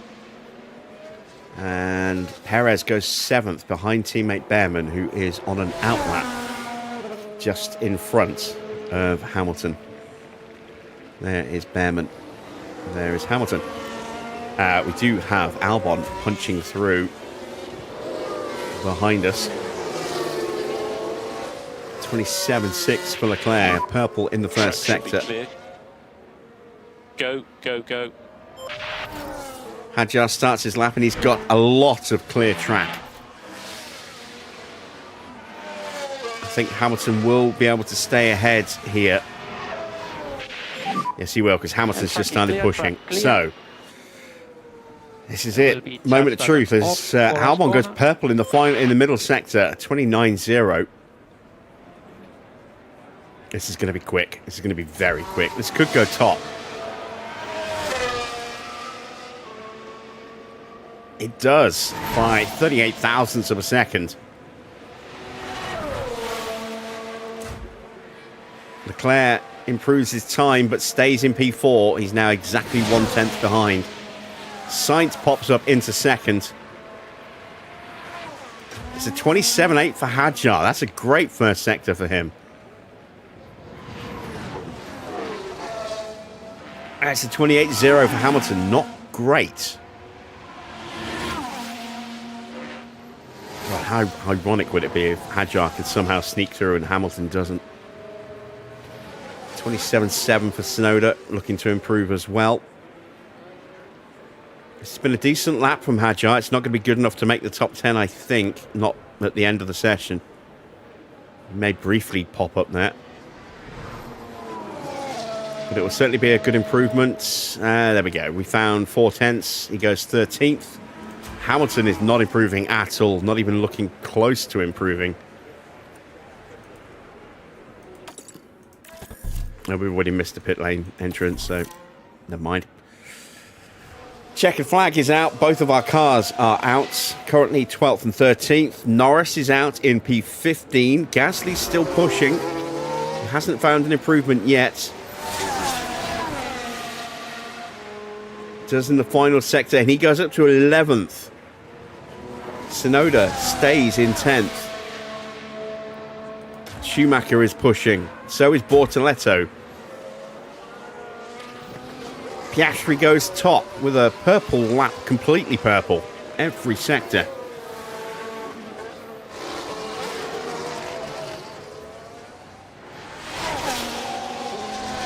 I don't think Schumacher can improve here. Above his teammate, he can't. He stays 12th. Bortoletto stays 15th. So we will start no lower than 13th, but with penalties and potential pit lane starts, that could be higher. Let's see who sticks it on pole. It's Max from Oscar. It's an all Red Bull front row. It's going to be carnage between those two, potentially, into turn one. Albon in third, then Sainz, Leclerc, but with penalties. Behrman, Ocon with a penalty. Perez, Tsunoda, Lindblad. Then it is Gasly from Schumacher, Hamilton, Hadjar, Bortoletto, Norris, Iwasa with a penalty. Antonelli, Colapinto, Stroll with a penalty. Lawson and Russell. And we know at least one or two of these cars is probably starting from the pit lane as well. This could be a very interesting grid.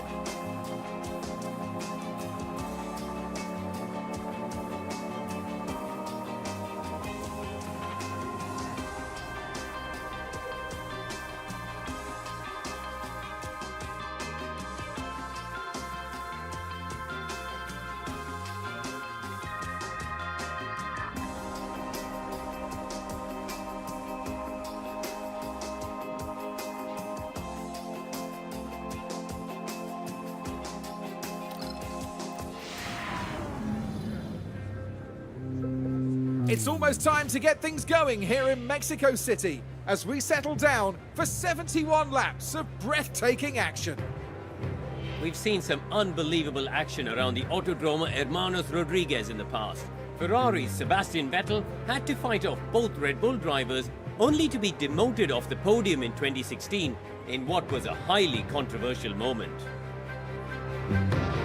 Thin air at this elevation means less airflow around the car.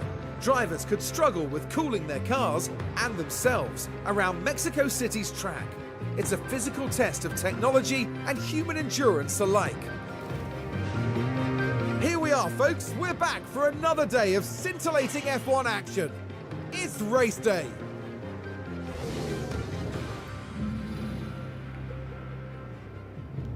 All right, let's dive into that amended starting grid, shall we?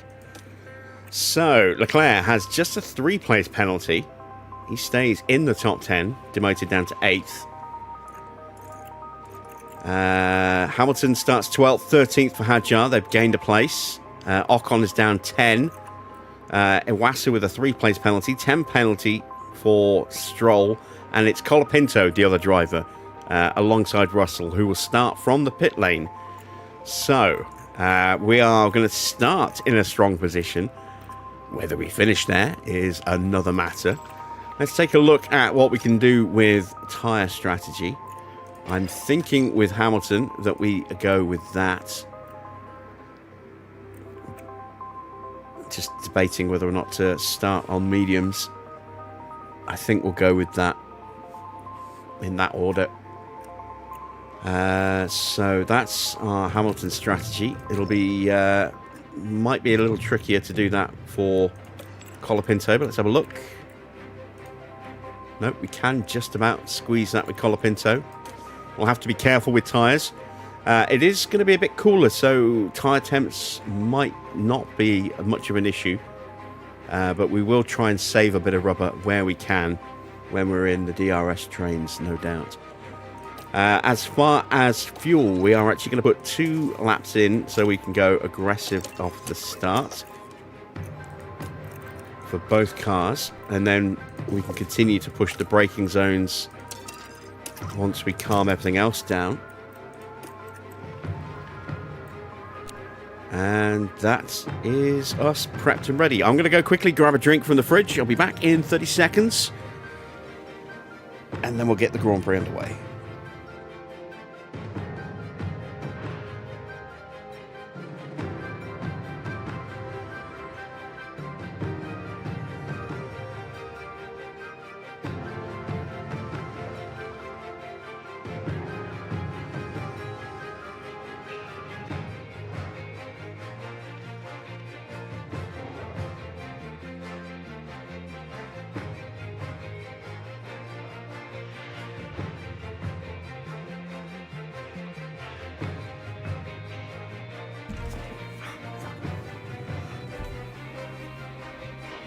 Just elbowed my mic there.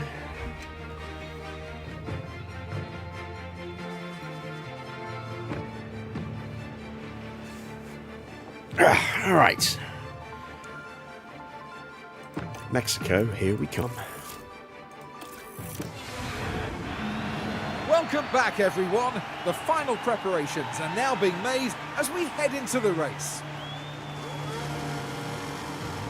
Quite a way back in 15, but getting into the points isn't beyond the realms of possibility. So let's see what today has in store, shall we? What will happen next? We're about to find out at the Mexico City Grand Prix. And it's lights out, and away we go. All right, there's too much to do before we get to turn 1 in any kind of shape, which is why I paused. So I wish we could actually access this bit as well for our drivers. Tell them what mode of aggression they want, whether or not they want battle assist on, etc. before we actually started. Never mind. Right, we're going to watch the fight between these two into turn 1 before we turn our attention back to our own drivers. Bortoletto has immediately jumped Hadjar. Hadjar gets the place back. Max gets ahead of Oscar, having briefly lost the place. Albon's going to have a little look as well. Oh, excuse me. Piastri keeps him back. So, everyone on softs, as we almost get past Gasly there. Everyone on softs apart from just a couple of drivers. We've got Albon, Perez, Lindblad, Ocon and Antonelli on mediums. Sainz on the hard tyres. Good job.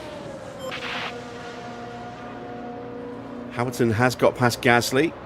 Hadjar trying to follow through. Doesn't make it there. Can he make it up the inside here? Not quite. Oh, look at that lunge from Norris. No worries, mate. He came flying through. Norris up to P14. Where was it he started? 15th, 16th? Where was it he started? 15th. He went absolutely flying past Bortoletto there. And someone has an issue already, and it's Lindblad. DRS is enabled. But the car's definitely not happy. Surely some kind of fault.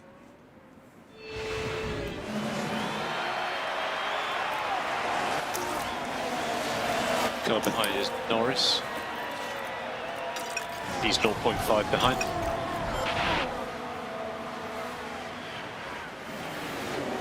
Max has bolted, look. Piastri having to fend off Alex Albon, and the gap's opened up to 1.7 seconds. Let's see if it comes down a bit. Track temperature 36.8 is the lowest we've seen it this weekend. Tyres are a little hot at the moment, but we can't cool them down just yet. We need to make sure we stay in DRS range.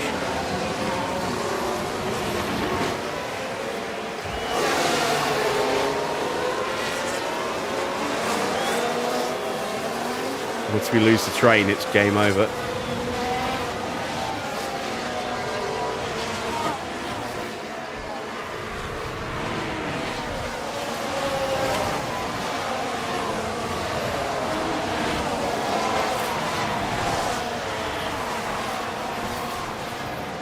And these opening laps are always crucial. DRS. Okay for mode push. Now we can calm things down a bit. Actually, let's Just cool down drop the tyres significantly while we use the battery. And try to cool down the tires as much as possible. Get those tyres temperatures down. Yeah.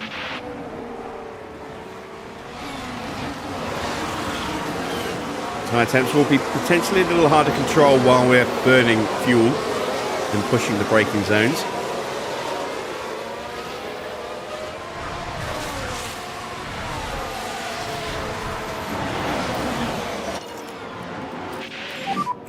Okay, Taking the immediate temperature sting out of them, which is what we needed to do.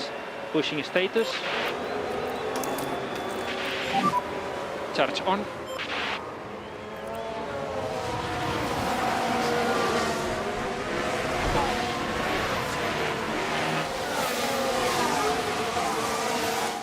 Hey, we got noise.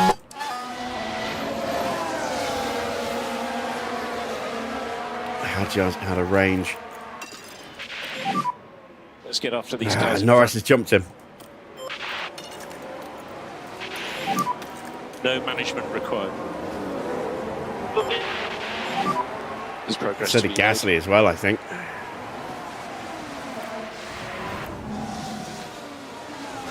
No, Gasly was already ahead, wasn't he?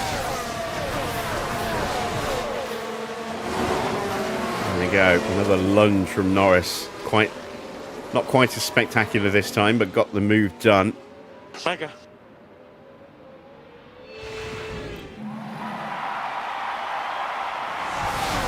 Don't think he got the DRS. Did he? Where is he? No, he didn't. He didn't get the DRS. His his rear wing isn't open.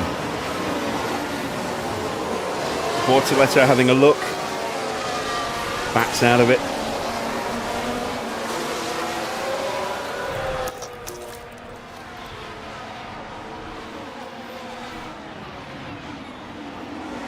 As Leclerc has a little look at Schumacher there. Piastri has dropped the battle between Behrman and Albon. Albon has dropped down to 4th place. He is on those medium tyres, so doesn't have the same level of grip at the moment. But he's now over 2 seconds behind Max. Max wins tonight. That is almost game over, I think, in the championship. It would need a seriously bad Brazil for Piastri to stand a chance of taking the title from Max.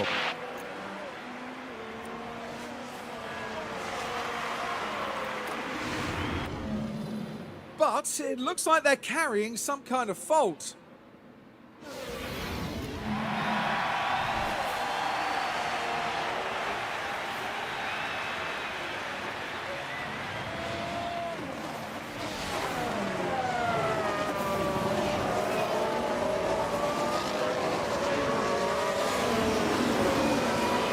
Portoletto gets through. We were out of DRS range, so I'm not at all surprised by that. You can see Antonelli now lurking behind as well. Temperature in the tyres has really dropped quite significantly now.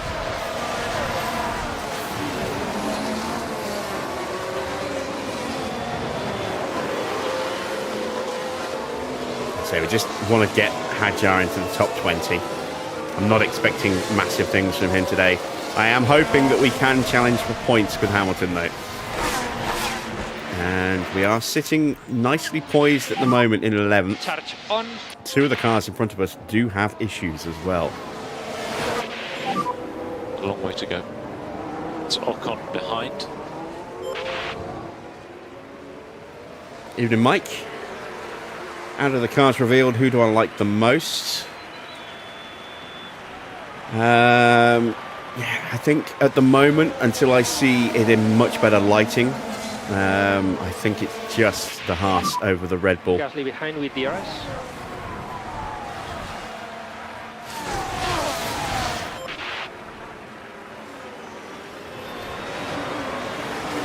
But there's still plenty of liveries to come. Still 6 more liveries to go. No, 7, because of Cadillac.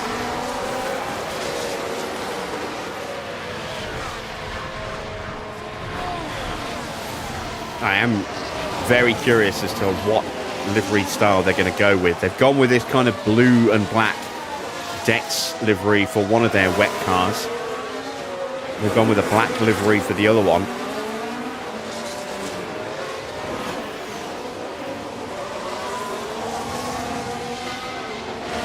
This has been the basic kind of concept that we've seen in a lot of promotional stuff from people like the Race as a placeholder livery.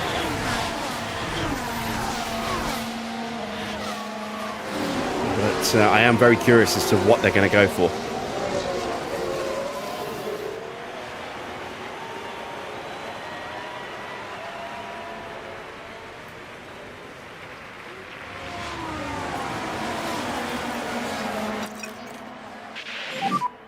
Might need to pick up the pace a little bit.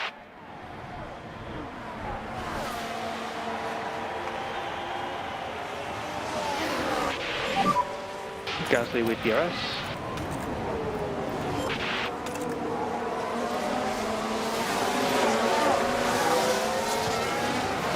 So Schumacher had a little look at Lindblad and he's left himself vulnerable to a potential look from Leclerc.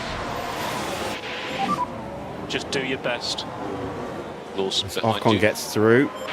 Hadjar's just falling down the order at the moment. Are good. It's one of the reasons why I turned his tyres back up again, give him a little bit more grip. Hope that helps him. Problem is, we're getting caught out where we're getting overtaken at the start of this long straight, and then they use the DRS to pull away from us. That leaves us vulnerable to potentially a second overtake, or we're out of DRS range by the time we get round to the second DRS zone. Like this. So we're now 1.5 seconds behind Ocon. He used the double DRS to pull away from us as well as overtaking. Right, there's an opportunity for Lewis And here. you can use all the boost bar. We need to save tires in high speed. Understood. Not necessarily into turn 1, but I think certainly into turn 4. See Lindblad trying to go very defensive. Mick's going to go around the outside of him Gasly behind with DRS. and actually gets that move done. This is where we're going to turn the tyres up. We can get a good launch here. Leclerc's going to have a look at Lindblad. Okay, let's get on it. Still everything to play for. But did not get through.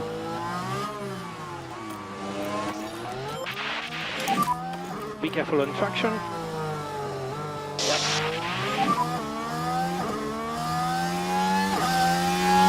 Yep.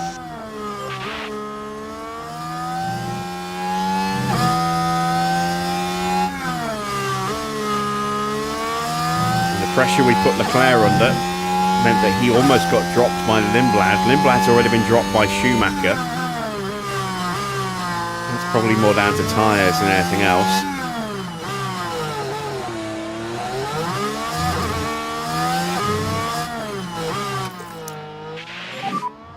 And charge button on.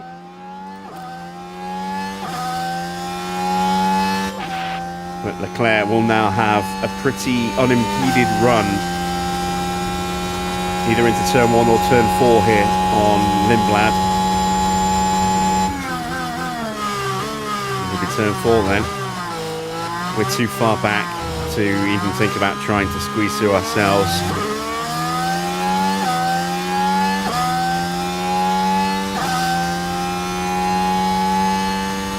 I thought Lindblad was going to shut the door on him for a second then. If he had, he would have kept the position, but he left the door open and Leclerc went around the outside of him.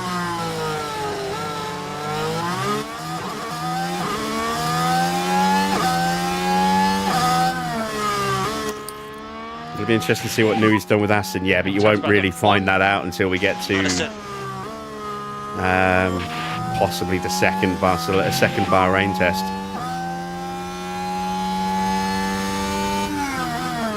What they'll show will be nothing like what we'll see on race day, that's for certain.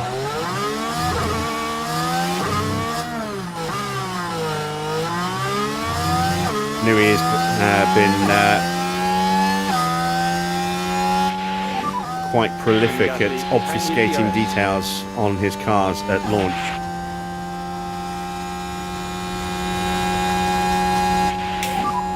Tire phase update when you can. Tire's still okay. And try to increase pushing status. Damn it. Forgot about Gasly. Alright, let's concentrate. Ah, Hey, shit. Norris 1.1. Try to take care of these tires.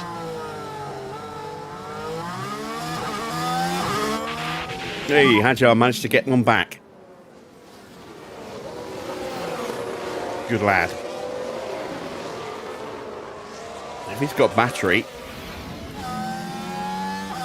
he's got some. Let's deploy it. See if we can break a wasser. Mode push, please. Mode push. Yeah, we're nursing the tyres to give us more of a chance of gaining an advantage later in the Grand Prix.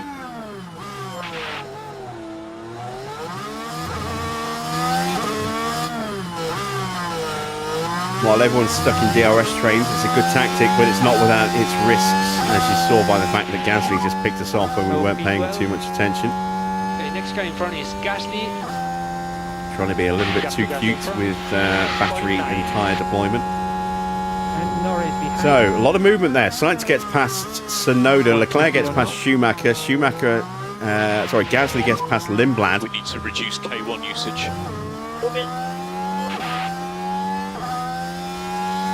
Even Victor.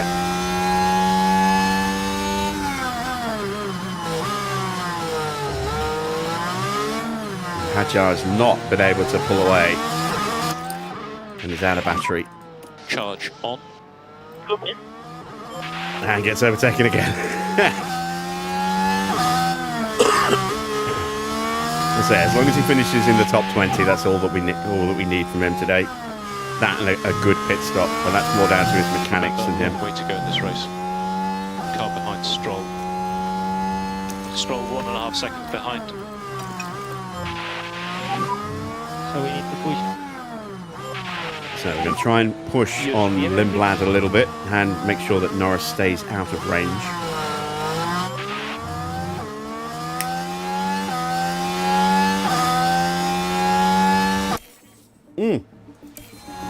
Shit.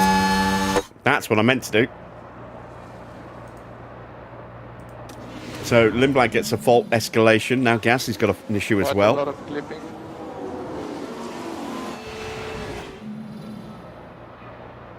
So we didn't get through. But major issues with the two cars in front of us now.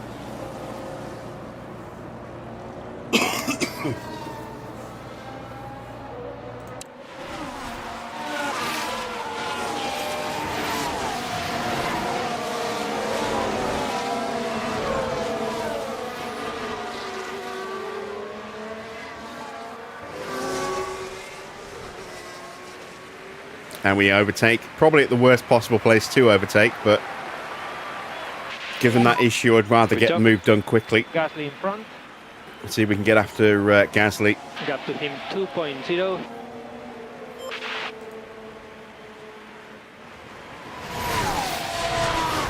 Especially seeing as we're almost out of battery now as well.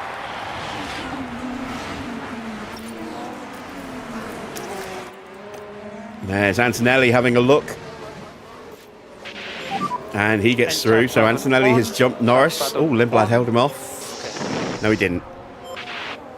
Antonelli's through. So Antonelli has jumped both his teammate and Lindblad. And Ocon's having a little sniff around the back of Norris's car.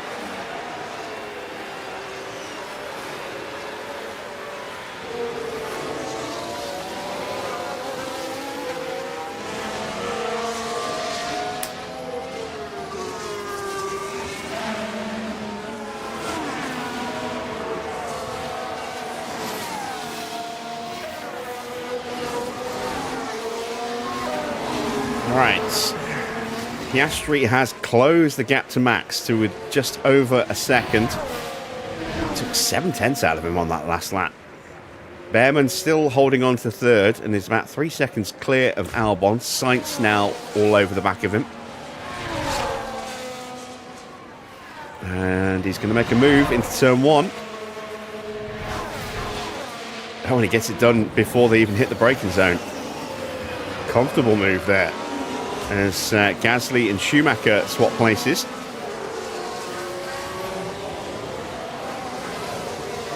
And that's probably a little bit better for us that Gasly's ahead of Schumacher.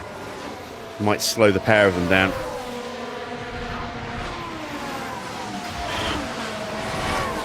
Antonelli is hunting down at the back of Hamilton.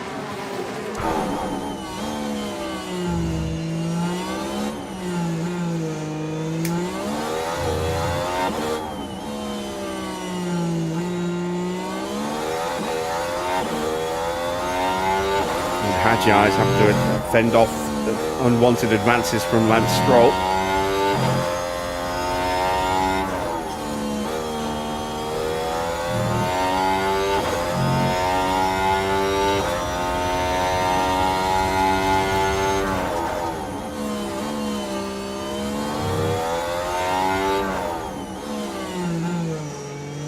So Gasly has actually managed to push onto the back of Charles Leclerc as Piastri takes the lead.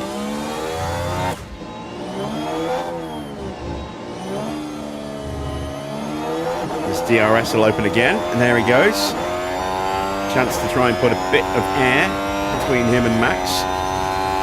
And that is going to really reignite the title battle between those two going into the final Grand Prix if Piastri stays ahead of Max.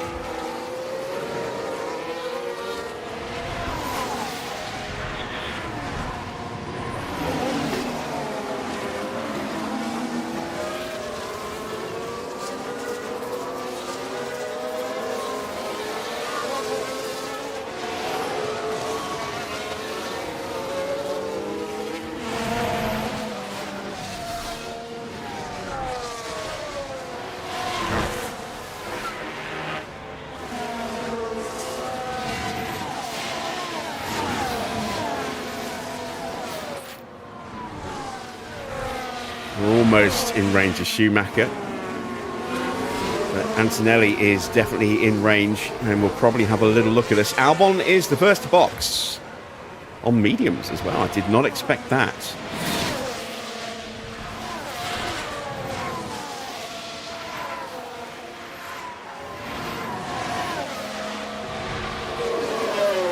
He's going onto hard tyres, so is this a medium hard medium strategy?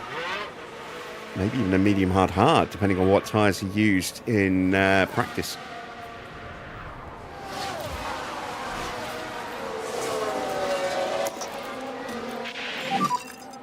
So deployed. Yep. Do not want to lose the place here to Antonelli, and we've lost ground to Schumacher defending. Colapinto gets past Hajjai, he's down to 20th now.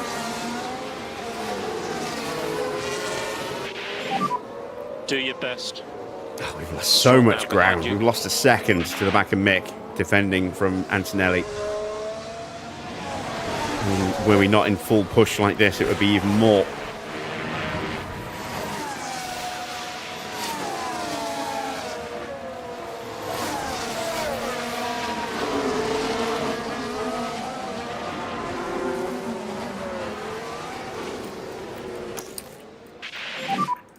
And charge button on, charge on. And now Yuki boxes.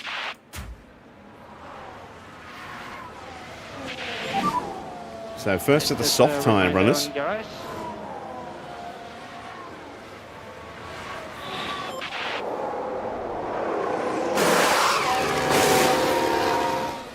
Decent stop. Here comes Kimi. Kimi gets through. No, he doesn't. Howardson holds him back. We've got a little bit of battery in the car now as well.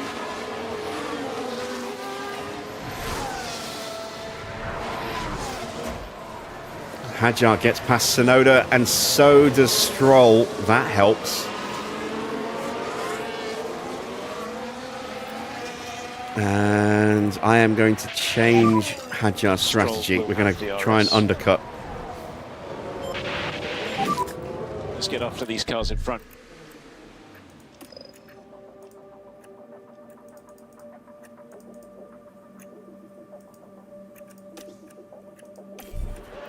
There we go.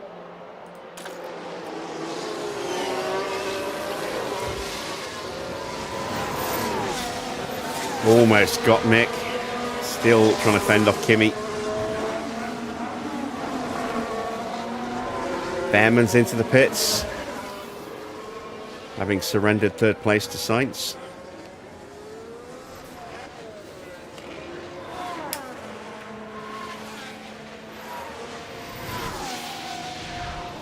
Now Lindblad boxes. Soft tyres for Behrman.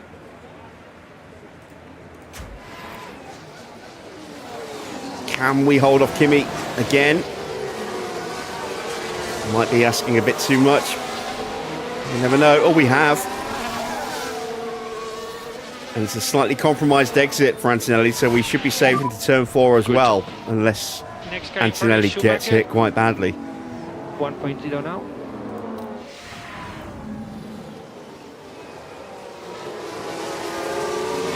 Yeah, we just managed to carry a bit more speed around the outside of turn 1, and that helped us through the chicane. That should get confidence up a bit more as well, into peak confidence, almost completely maxed out. I'm cooking the tyres here, but I'm so desperate to get onto the back of Schumacher to relieve some of that pressure. Let's burn what little battery we've got left as well.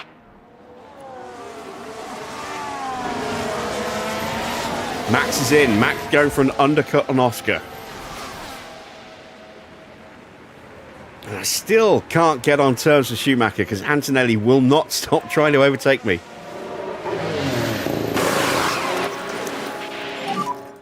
And charge button on. All right, Leclerc coming in as well.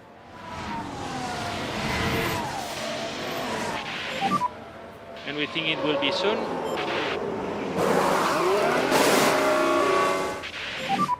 There's progress to be made. Car behind Sonoda is gets Russell. through. He's 1.3 seconds behind. We're ahead of Max, and so is Norris, and that's not good for Max. And we have no defense against Antonelli this time. You are doing a really good job on tires. All right, we're going to box this lap with Isaac. Boxing this lap. And we'll try and undercut a little bit. We doubt we'll overtake anyone, but maybe we could at least claw back a little bit of time that we've lost.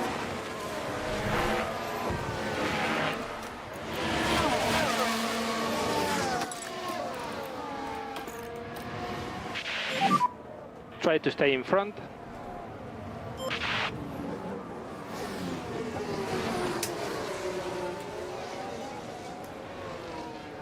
Norris frustrating Verstappen there.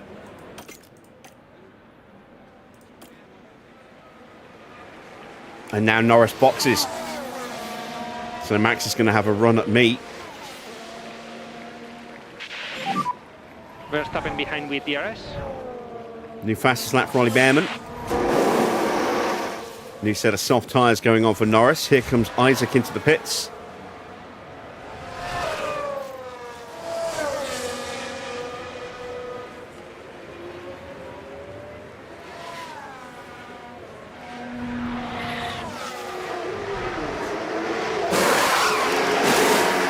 Oh, lovely stop. 1.902. That's what we need. More stops like that.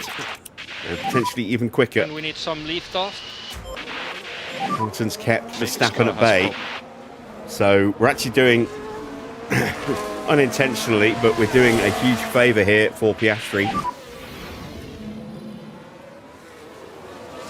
My engine doesn't want to, it doesn't react to the throttle.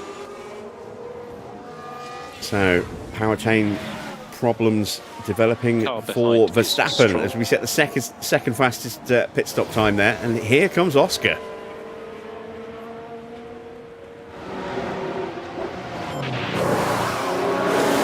Oh, it's a bad stop. Has that put the kibosh on him staying ahead of Verstappen? Maybe, maybe not, as both the Nissans box at the same time.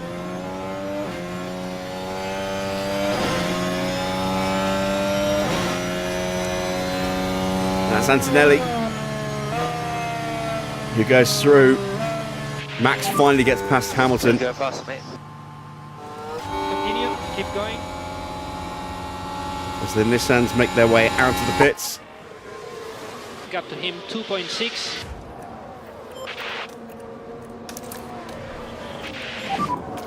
And charge button on, charge button on. And Piastri has held position over Verstappen, but not by much. He's got to get past Antonelli quickly here. Max is going to cruise up to him very quickly.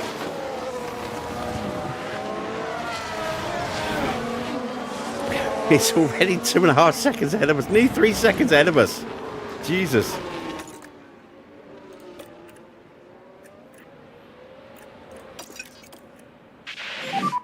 Behrman's got Tires through. are good to push.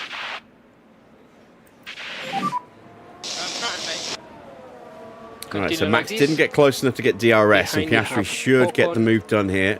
New fastest lap for Verstappen, a 1:17.4.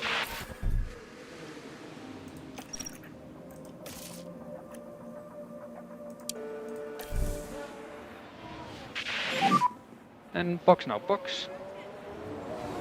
Gonna box this up. So, box next lap. Not this one. Piastri's through to go hunting down after Perez and Sainz. Max stuck at the moment behind Antonelli. In mic on. Russell into the pits. Hadjar might get him here on the exit into turn one. Oh, he'll get him before we even reach turn one. There is Hadjar.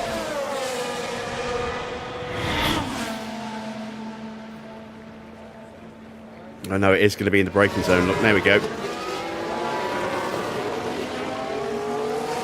So, 21st place for Isaac. 20th the target.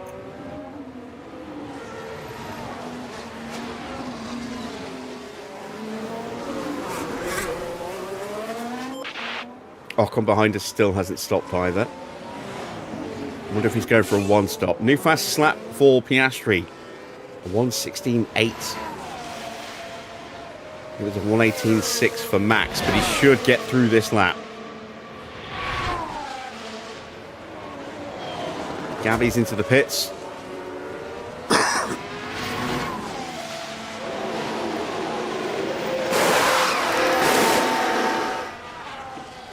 That looked smooth. That looked very smooth. So, who still needs to stop? Ocon, Hamilton, Antonelli, Sainz and Perez. No idea how long Sainz is going to go. He could be trying to one-stop this. as could Antonelli and Perez, and Ocon for that matter.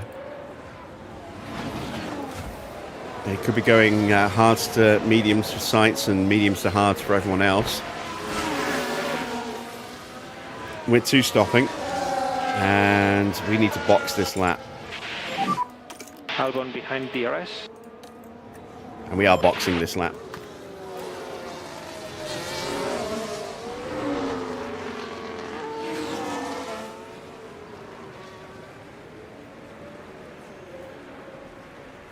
Right, let's use the battery for Isaac. Give him a little bit of fuel push as well. Mode. Oh, and Ocon's coming in as well. Battle of the pit crews. And historically, No more lift and coast. the team behind generally gets out first. It's a 2.2, and we did actually get a better stop. Despite it being not a particularly good stop at 2.2. Where are we going to rejoin? Ahead of Iwasa. We should be comfortably ahead of Iwasa. So we have some work to do. We need to get these tyres fired up quickly.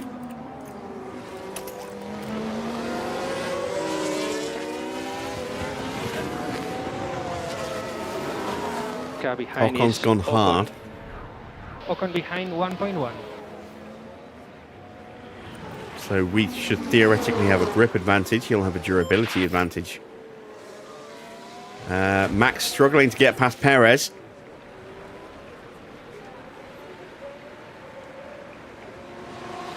He's now 3.5 seconds behind Piastri. And Perez got the DRS, so he's going to try and retake the position from Max.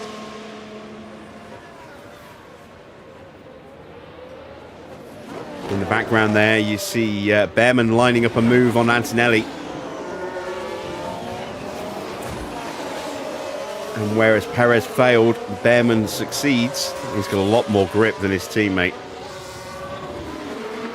And Perez had a bad exit, and he's lost a huge amount of ground, look. He was side by side going into the turn, now he's 1.5 seconds behind.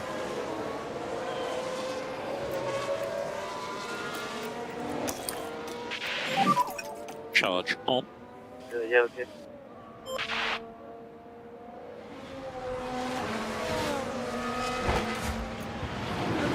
Right, tyres are up to temp. Let's push. and you can use all the boost bar. Understood. And we need to look after these tires. Let's go after Lindblad. And we need to increase lift off. Yep.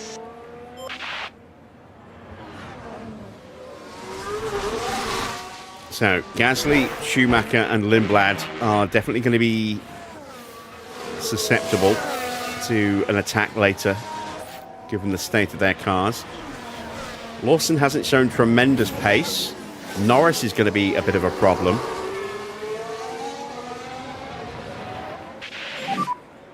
And tire temperatures are good.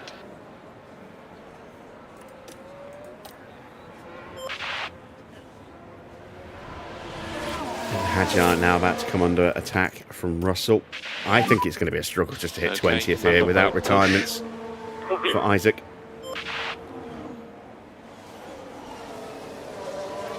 Ocon's going to punch through, but will outbrake him. He was very tentative in the braking zone there. Backed off way too early, and look how much time he's lost as a result. He was actually ahead approaching turn one, and now he's 0.8 of a second behind with DRS. He braked very early. Lap 27. Sainz still out there. Very quick lap from Piastri. Perez is into the pits now. I don't think it's I think it's a little too early for a one stop. Let's see what he puts on.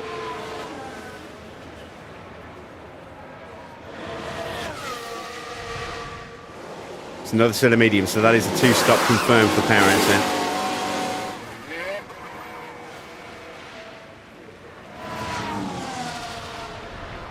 So Sainz and Antonelli, the only two yet to box.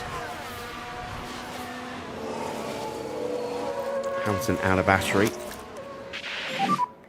And charge button on. Understood.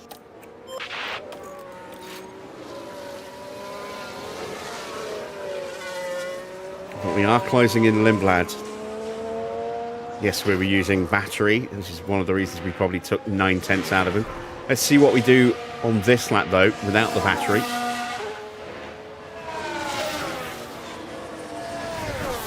Hadjar having a good old scrap with George.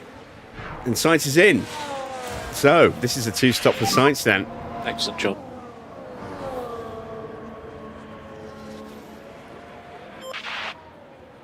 He's not going to take a set of mediums 43, 44 laps.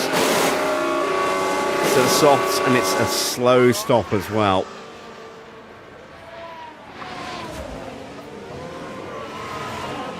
He will feed out behind Tsunoda. And it might be tight with Gasly.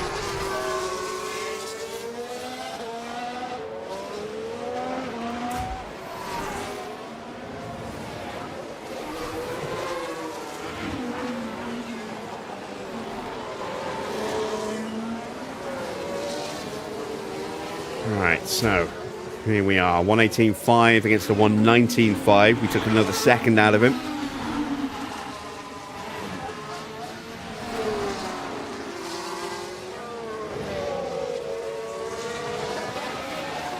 Again, putting manners to Ocon, but every time we do that, we lose a little bit of time.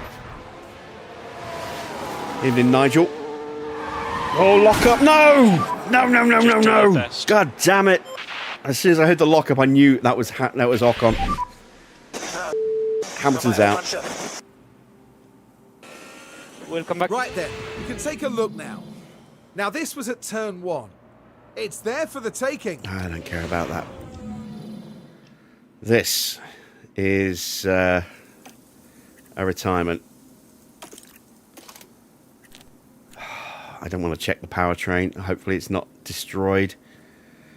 Lost the suspension, the rear wing, a chassis. Oh god, the engine's gone down from 80-something% down to 69. ERS is still good. Gearbox is trashed. I don't have another gearbox. That's my one remaining decent gearbox. Yeah, Hamilton's out.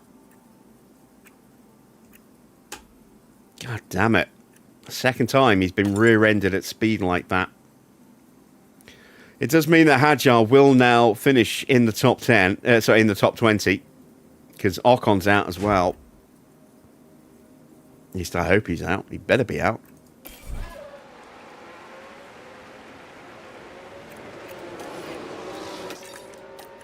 Now I'm just looking here, possibly Ocon's part of that. Yeah, possibly Ocon's part of that. He's completely to blame for this.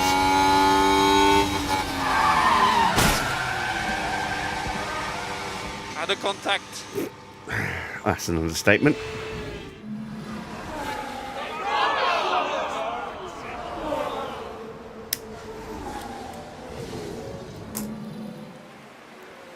We had a chance of points, and that chance is gone.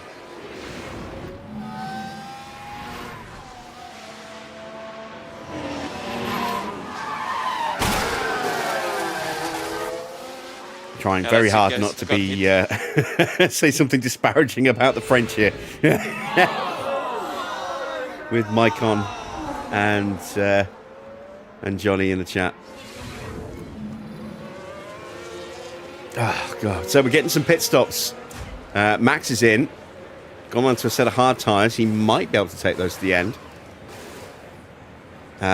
Piastri's gone through, so the safety car won't pick anyone up this lap. We've got a lap to wait and see what everyone else does before we decide what we want to do.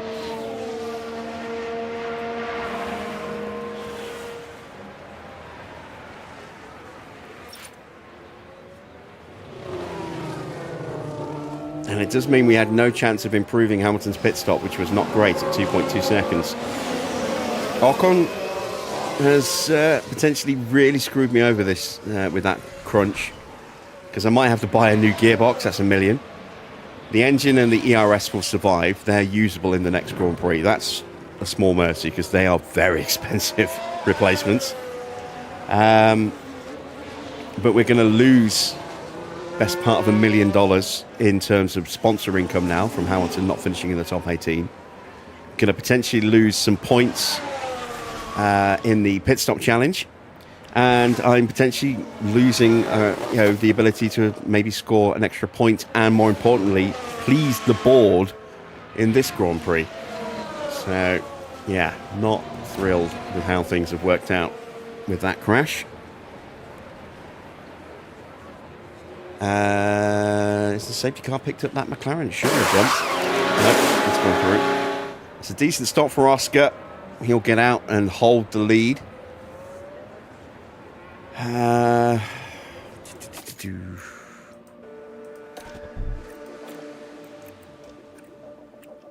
If I go on to a set of hard tyres, I'm still going to need to stop again. I'm not going to gain any places. I'm going to leave him out. We've gained a few places thanks to other cars boxing. We've jumped Stroll, Colapinto and Russell. Let's see if maybe just hanging on to these tyres. There's still a few people that didn't stop.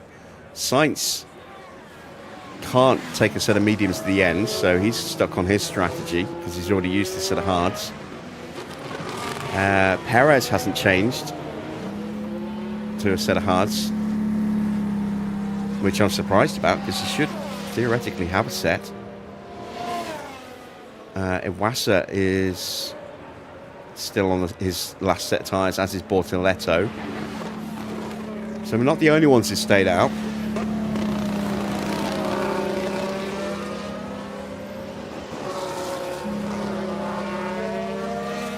And Sainz is now about to get picked up by the safety car. So if he does stop now, he's going to lose a lot of time. Because all of these guys will catch the back of the train before he gets out of the pits. Oh, so annoyed.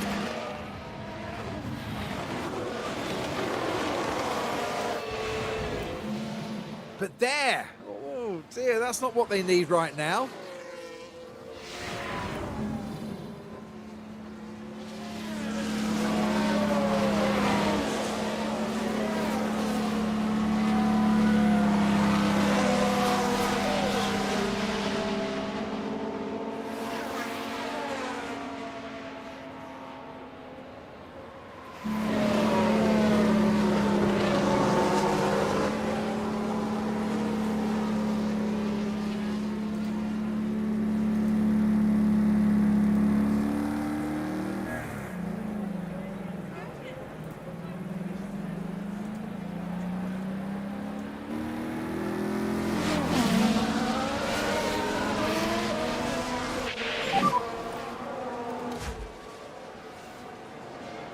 Yeah.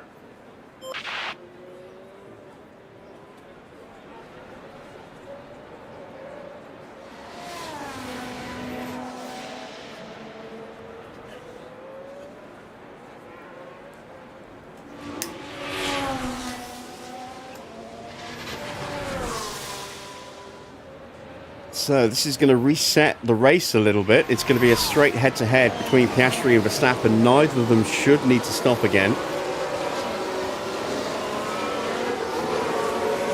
Evening, Adrian. Yes, Ocon has messed up my race.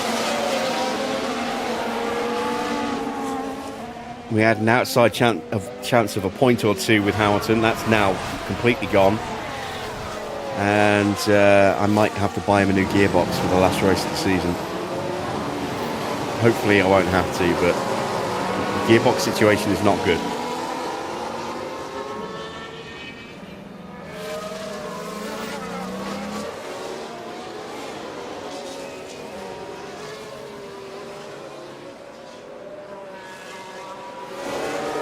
Let's at least see where we stand in the pit stop challenge. Oh wow, we're only 6th at the moment. Hamilton's stop is all the way down in 19th.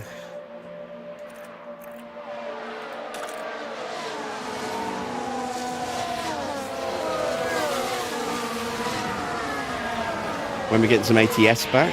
Oh, soon. Safety Very car soon. is in this lap.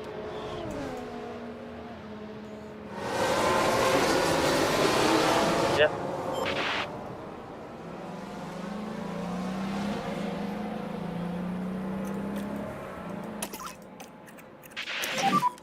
Suggests that you can reduce the amount of lift and coast at turn 1. Yeah. Leader is backing the field up.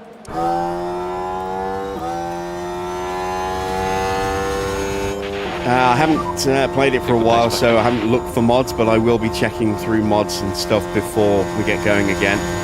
Got a chance to jump Lindblad here.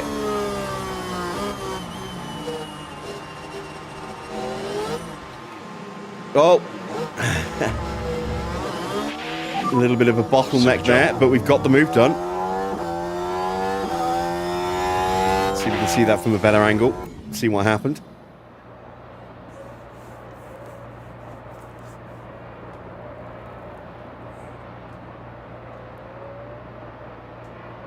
Insane. No, we couldn't. Alright, well, let's go into top up. Charge on. So Bortoletto has some damage. I wonder if that is maybe underfloor. Schumacher and Gasly both have very dodgy cars, What about as does tyres? Lindblad behind us now. So it was important for us to get past him quickly.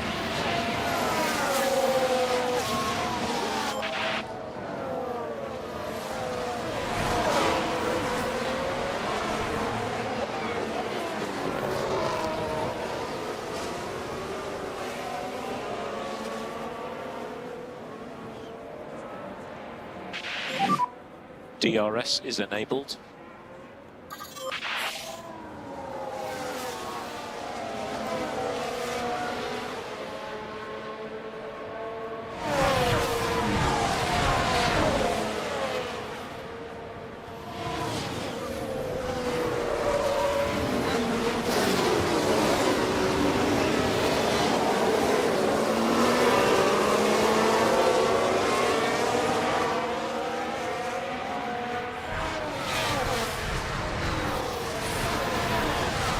So Piastri's got a second lead over Verstappen. He needs to finish ahead of Max to reignite this title fight. That'll make it very, very tight between the two. Piastri might possibly be just ahead, thanks to having beaten him in the sprint as well. But it's going to be very, very tight. Just a handful of points between them. Single digits. 2 or 3 points either way, I think. He has DRS.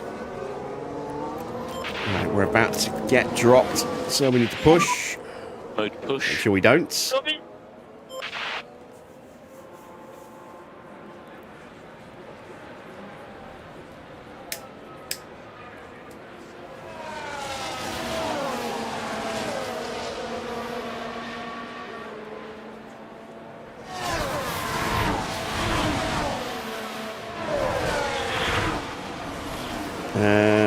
Lawson gets past Schumacher. Bortoletto having a look at Iwasa. Couldn't get the move done.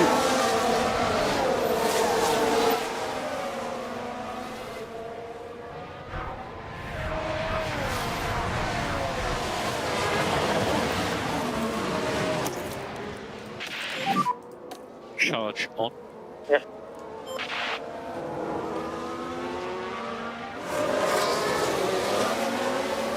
Sixteenth place is much better than I was expecting, but we're out of sequence now. A lot of the cars ahead of us going to the flag.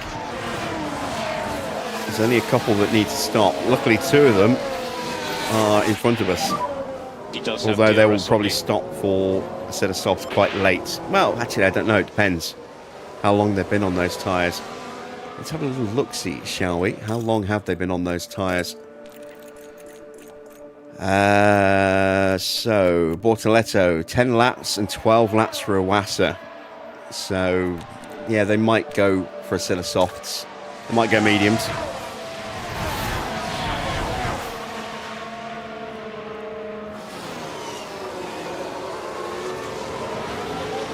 We've got a run on Bortoletto. Can we get him around the outside? Not there, we can't. Let's push the battery. Oh, he's got DRS, but maybe we can get a slingshot past him. Mode push. Yeah. No. Stroll's got past Lindblad. That worries me because we know what Stroll is like. Charge on. Yeah.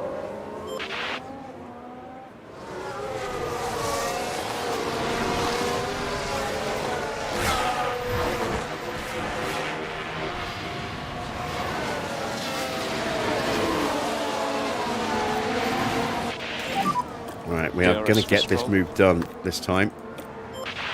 Because Bortoletto will not have DRS this lap.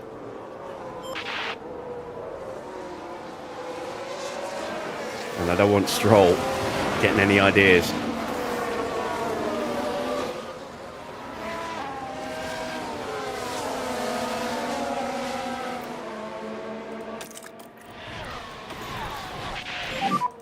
You've got the pace. You can do this. Okay. It's going to have to be into turn 4.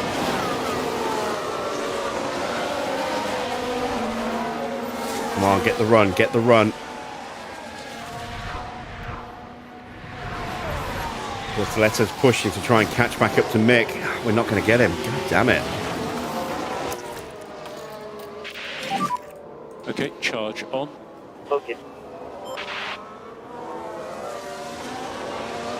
I was hoping because Bortoletto had dropped away that he'd run out of battery, but no, he was just doing what we were doing and saving it.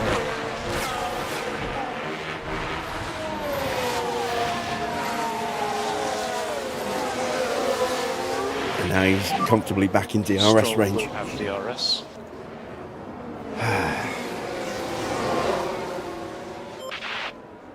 Lap 37, we're past the halfway point, and Piastri leads by 1.8 seconds over Verstappen. Antonelli putting pressure on Max, but Antonelli will need to stop again, I think. Piastri and Verstappen should be going to the end.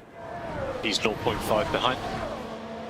And if we can get a distant slipstream from Mick here, we might be able to make a run on Bortoletto into turn 1.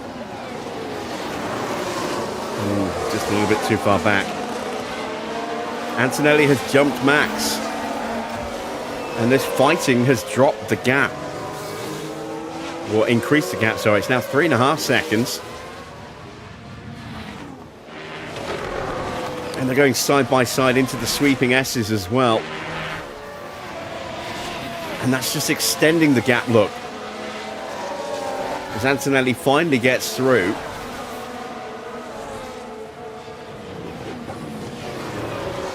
Even in no clue. What happened to Lewis? Ocon happened to Lewis.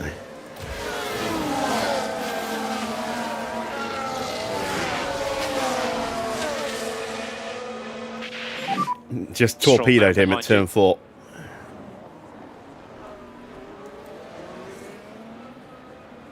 Do your best.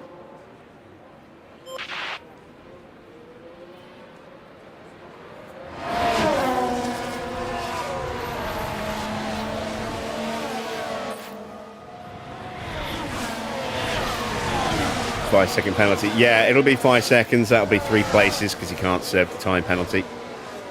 Stroll is going to try and go around us.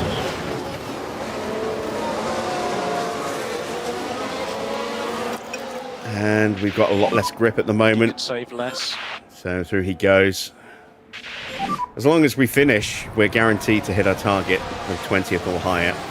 So I don't want to take any unnecessary risks with Hadjar. And I think it's probably safer for us if Stroll's ahead of us than behind us. I've lost one car to bad braking. I don't want to lose another one.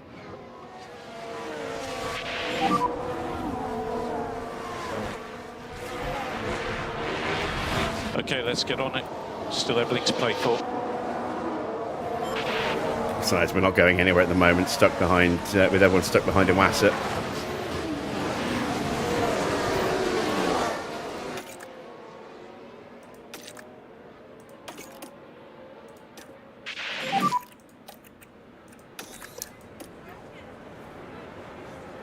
A long way to go.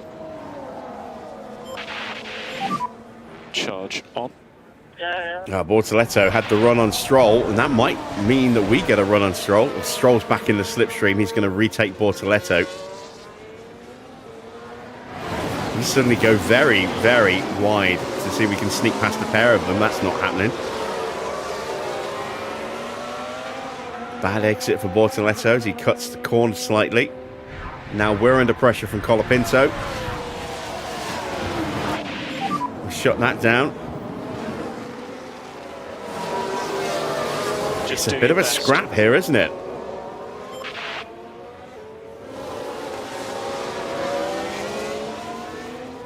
Eight-car train, Iwasa through to Russell, who's still at the back of the grid. It's been a miserable day for McLaren.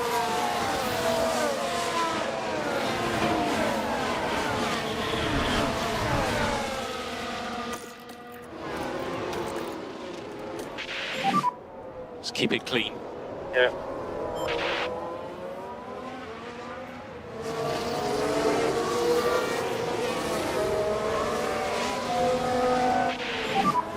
What about tyres? Welcome back, Clark. Ocon happened.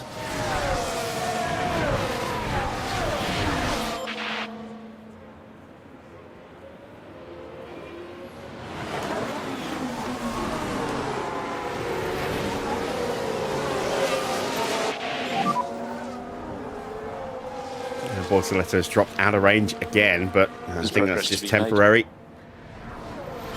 When are we planning on stopping? Lap 46. If I can stretch the tyres a little bit, I might go for a set of softs.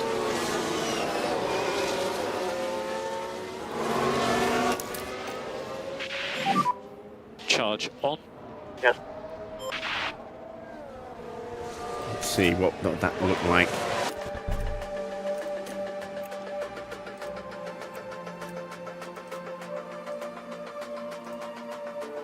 I mean, stretching to lap 50, that might be a little bit too much. Might be better to just go mediums and get that undercut before anyone else potentially stops as well. Let's stick to the strategy that we plotted in earlier.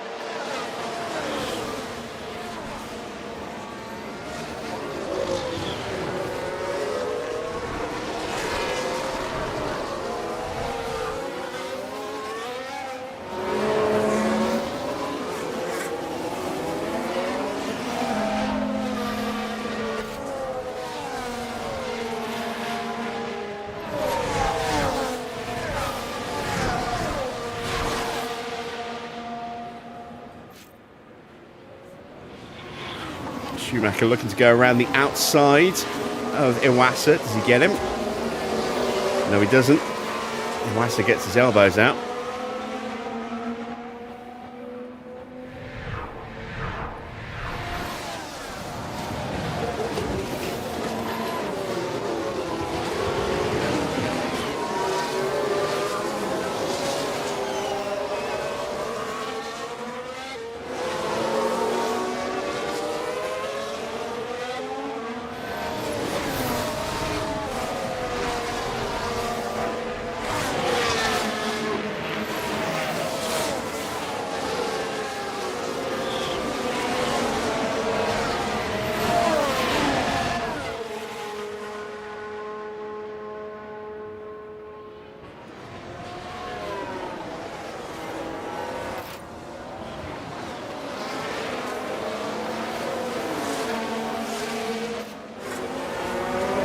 So, lap 42, Piastri leads Antonelli by 4.2 seconds, and Max is not able to stay with him. He's outside of DRS range. Antonelli, how long has he been on those tyres? Not that long. He could potentially take those to the end. Antonelli might be going to the end then.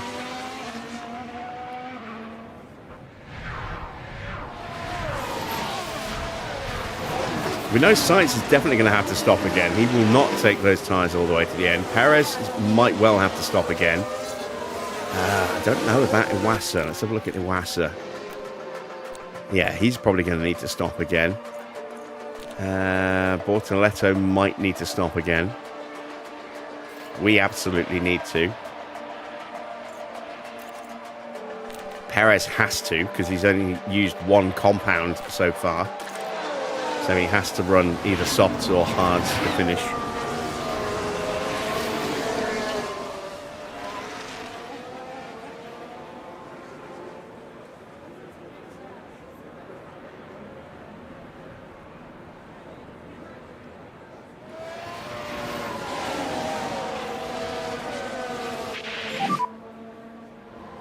And Norris gets ahead of Perez. Yeah. Perez definitely on the downside of the grip curve. There's a big gap opened up between Iwasa and Gasly. Over 10 seconds now. Part of that is down to wearing out those tyres a bit. Part of it is having to constantly go on the defensive as well. It's so easy to lose time very quickly when you're having to take very defensive lines in and out of corners,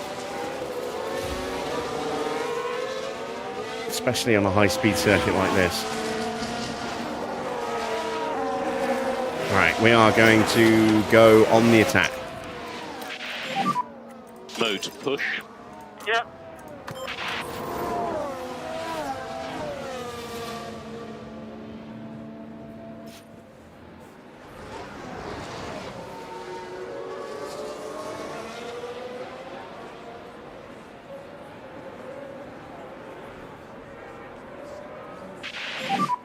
High-speed management. So it's now I'm battling over P5. Leclerc's right there as well. Looks like Sainz might be winning that fight, He has DRS. despite not having DRS. And that's a look for Leclerc and Tsunoda. Tsunoda trying to go around the outside of him. Can we get past Bortoletto here? We're going to be boxing very, very soon.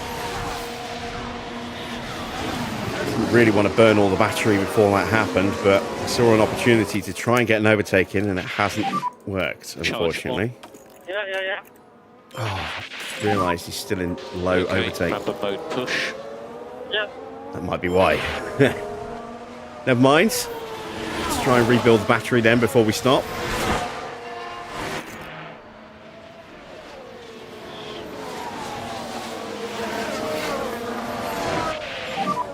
He does have DRS on you. So Leclerc did hold Tsunoda back, and Perez is in. And we got a yellow flag. Oh! Bortoletto is out at the stadium. VSC. Stay as close to 0 as you can. Yep. We are not going to box this lap. We're going to wait. Now I'm Hard finding out what's tyres for happened here, and Perez. it looks to be the McLaren that's involved.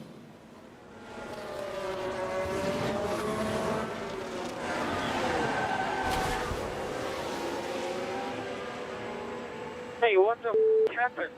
You crashed. That's what happened.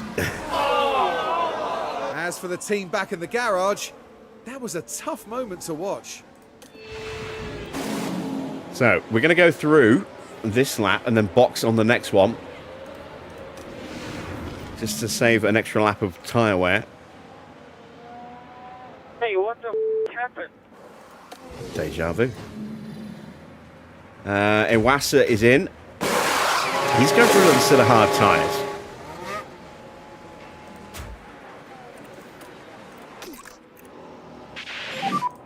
Go back to doing lift and coast now. Right, now we are going to box and we're going to take advantage of the safety car. I mean, I could go Just hard cool your tyres tyres. myself. Let's have a look. What's going to be better? Boxing at the end of this lap for mediums. Or boxing for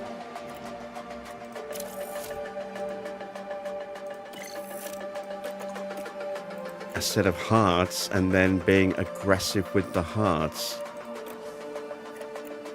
Mediums. That's what I figured. And we can be more protective of the mediums as well. So let's confirm the pit stop.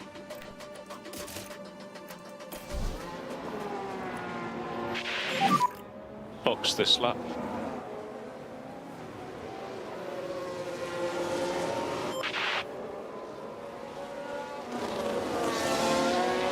And we'll take a quick break. It's a big one.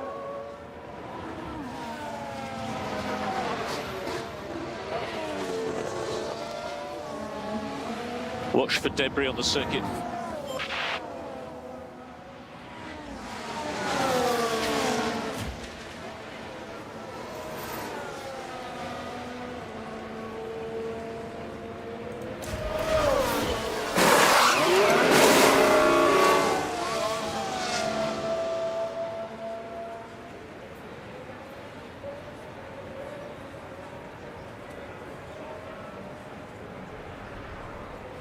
Okay, Sainz came in for a set of hard tyres. We are hitting the pit lane now.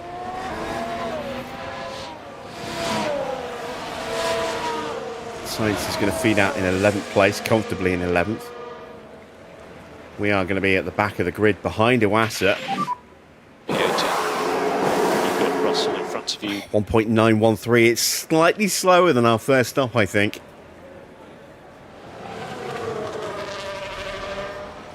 There goes Iwasa.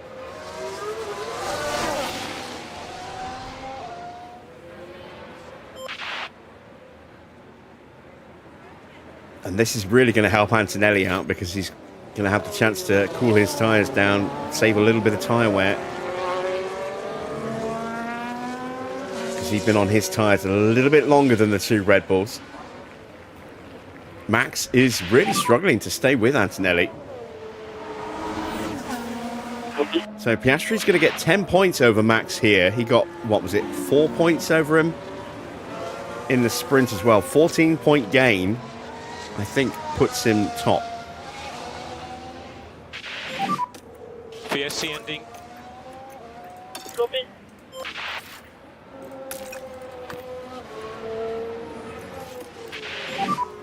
DRS is enabled.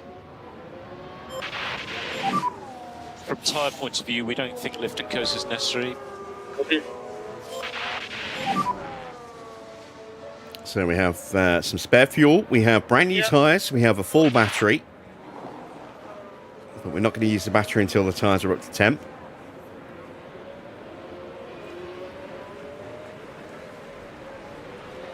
And let's see if we can maybe climb an extra place or two.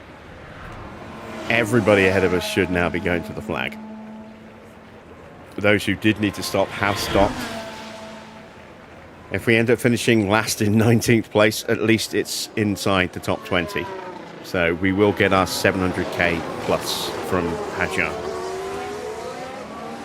But I was really hoping for an extra million from Hamilton as well to pay for more research.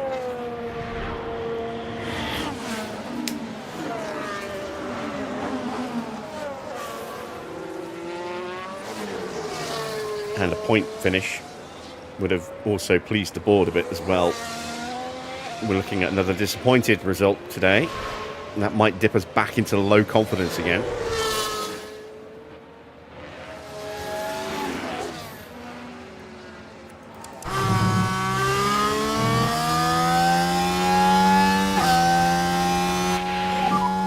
Tyre temps look good. Yeah. So timings are going to be a bit fluctuating over the next couple of... That's not really a word, is it? They're going to fluctuate a bit over the next lap or so while the timings catch up from the VSC and also while cars go on their inevitable push cycle, which we're now about to start. Mode push. Copy. But in a couple of laps, things should calm back down again and we'll get a clearer picture of gaps and how far ahead people are.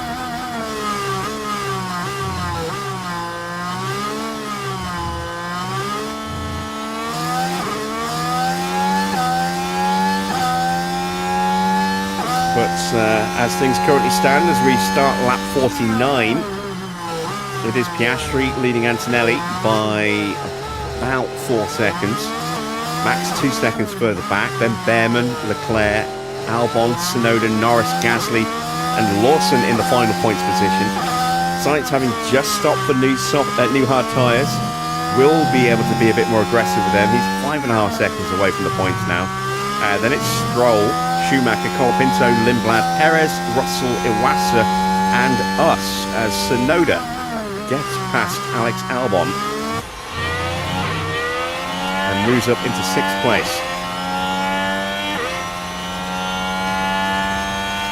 As we come out of the final turn, what do we do on this lap? 1:16.9, we've definitely taken some time out of Iwasa, 0.6 of a second, not as much as I was hoping. Perez and Lindblad now fighting. And Perez with a bad exit.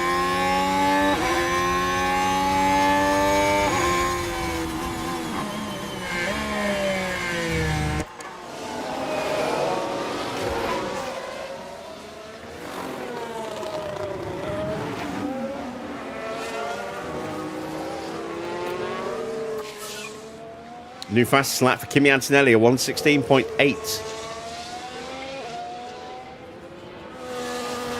Gaining a couple of tenths over Piastri and nearly 4 tenths over Verstappen.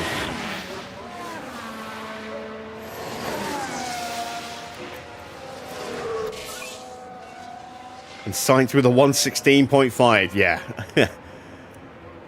We're going to see some very quick times. I've just realised how close we were to actually getting the fastest lap with a 1:16.8 for Antonelli. We wouldn't have kept it, but this lap should be quicker.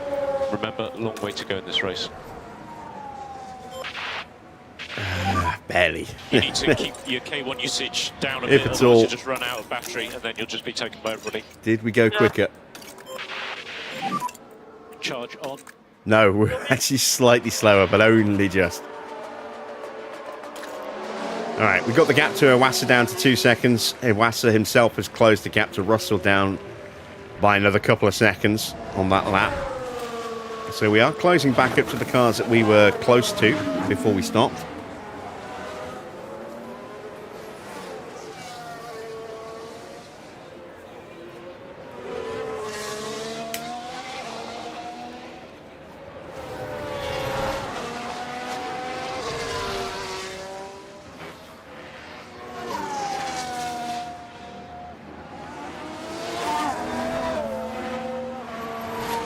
And Iwasa having a little wide moment through the sweepers. Here we are going into turn 9.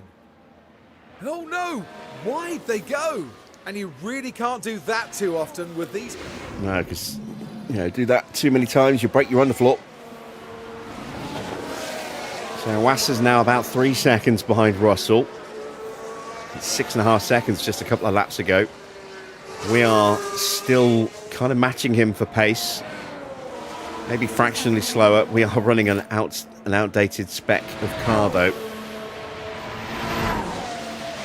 Colapinto and Schumacher are fighting. Colapinto's got ahead. Will he stay ahead? Should do with the DRS open. It's very close behind. Russell mired in the depths of the back markers. He started from the pit lane and hasn't really been able to make any progress since.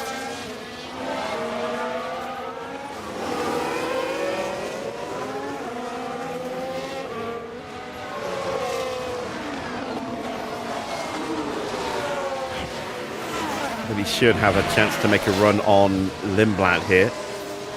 We're finally going to see a little bit of pace out of George.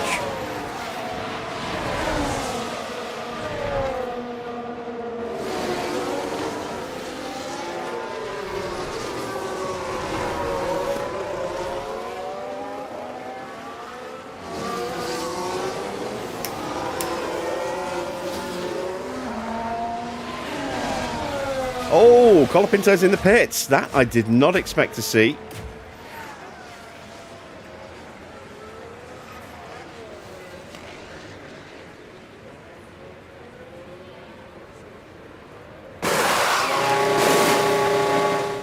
That's a smooth stop, and he's going to be very quick on those soft tyres. Iwasa on the back of Perez. He's going to have a significant grip advantage over the cars in front. Been lapping 3 seconds a lap quicker than them. Hadjar's about to join the fight as well. Still everything to play for.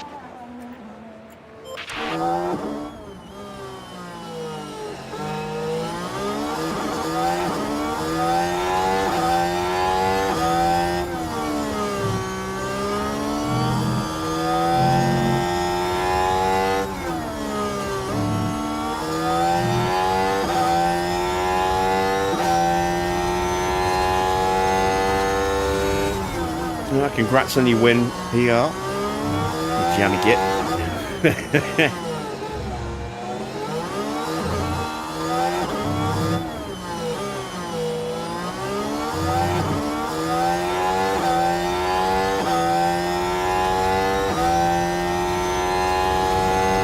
May the Ocon be forever in your favour.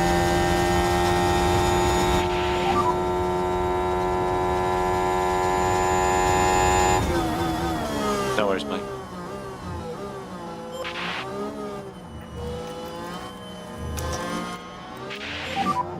Mode push. Yeah.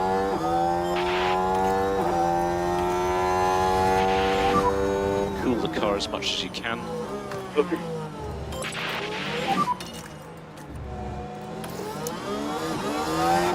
Copy. We need to do the full management on this set. Copy.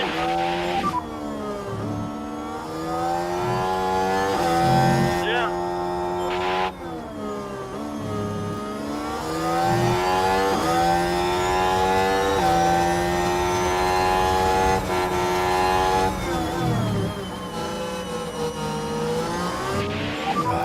Very happy with your tyre use.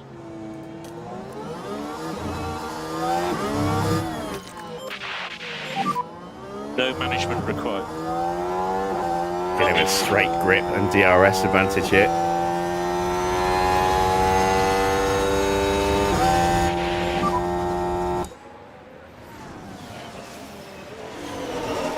There's Colapinto in the background. He did a 1:16.5. He might be even quicker this lap. Do your best. Wouldn't be at all surprised to see him take the fastest lap.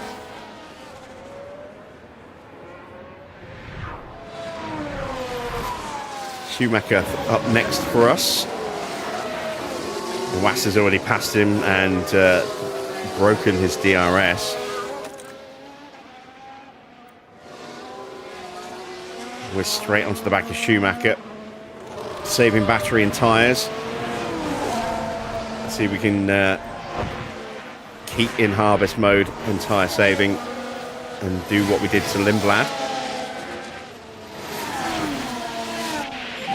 In fact, he might even get him here.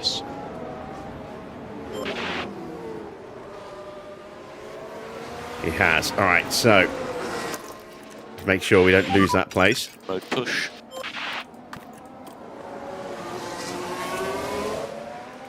Insane.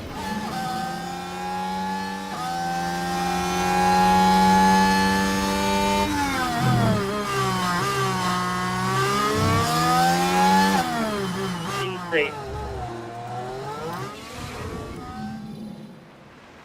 Oh, and Schumacher's boxing. I wonder if we're going to see anyone else box.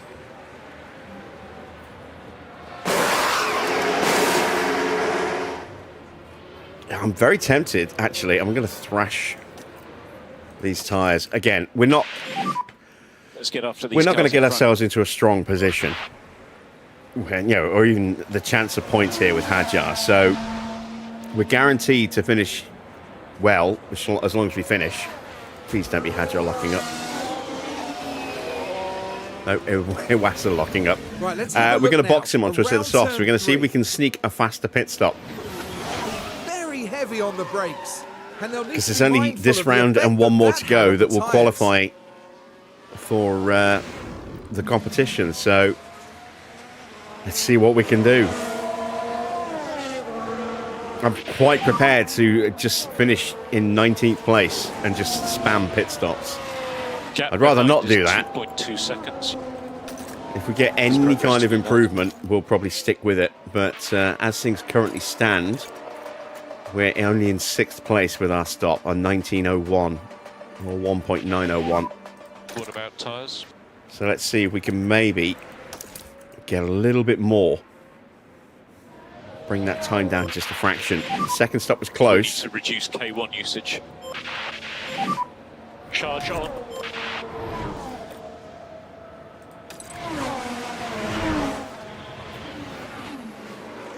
There we go. New fastest lap for Colapinto. 116.3.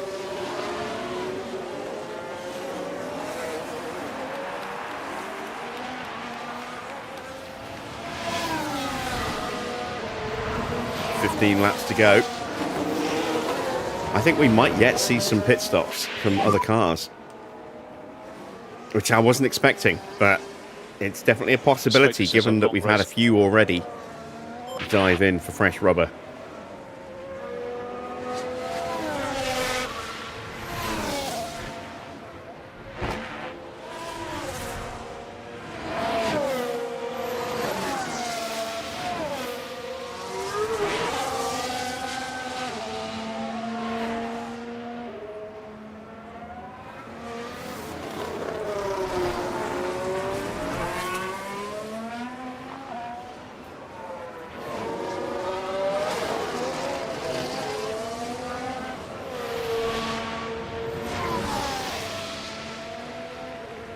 And we're not quick enough to catch you, Asa.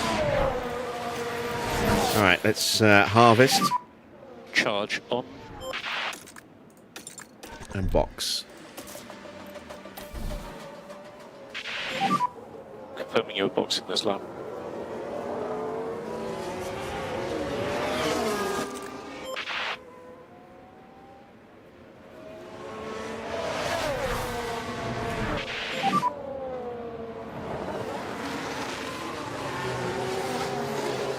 Wouldn't mind having a stab at the fastest lap as well. See if we can take that off Colapinto. A long way to go. It's bragging rights only. No points for it.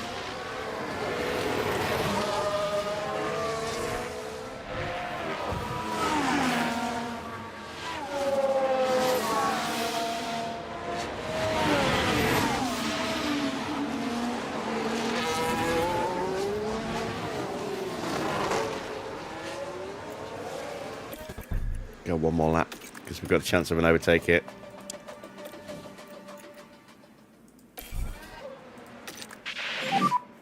Load in, boxing this lap.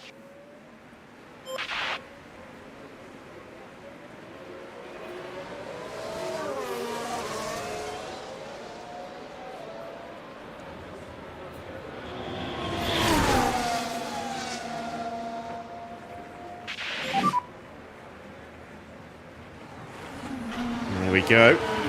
Temporarily up to P15. Very temporarily. Iwasa takes a much better line through the chicane. But that little brief overtake helped keep us... actually, might have actually hurt us more than it helped us. Never mind. We'll have more battery as well at the end of this lap. So...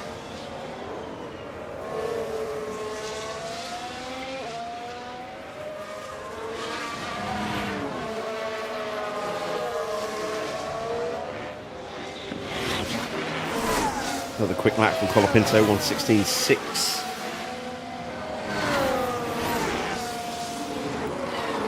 So, what is the fastest lap? It is a 116.325. Let's have a good stop first.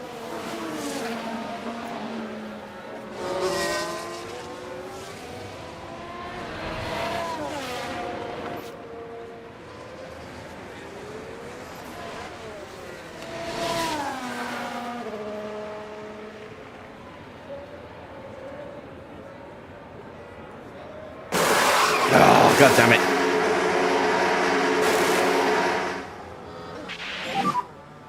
What's this? It's Sorry, a mate. safety car.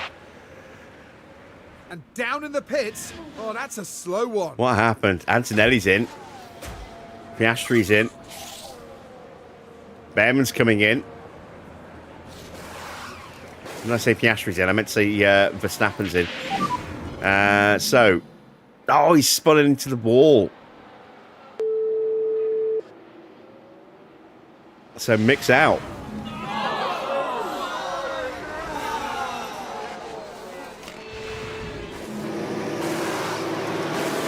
Hard tyres for Max. Does he not have any softs left? Hard tyres for Behrman. It's a big one. Antonelli on softs. Oh, he's going to have a massive grip advantage. Leclerc's on Livery on the softs. track. Sonoda's on softs. Norris onto mediums. Albon's got soft tyres. Sainz, mediums. Gasly on softs. Lawson.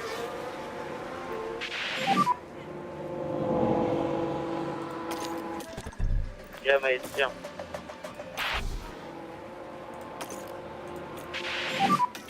Box this lap.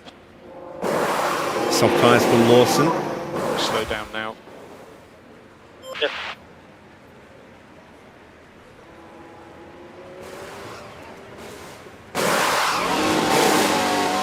Softs for Perez. Are we getting bumped down and down and down in the pit stop order, I wonder? Softs for Russell. There's a safety car leaving the pit lane.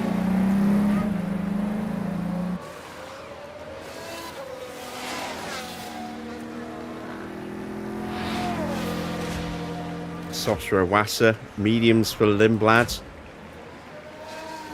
Piastri in behind Hadjar. Piastri's going hards as well. Wow, they don't have any soft left. Yes, a 1.833. That's our quickest stop ever. So currently you are Second fastest. Who's quicker than us? Mick, who's out with a 1.829. That's the quickest stop of the year, 1.829. P18.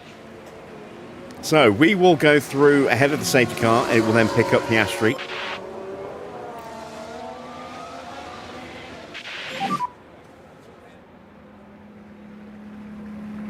Copy that.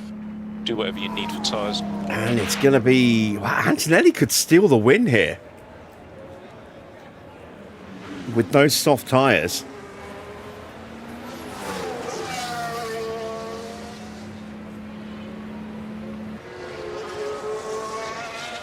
It's 11 laps left for the leaders, including the lap they're on. It's technically 12 laps for me because I'm almost a lap down.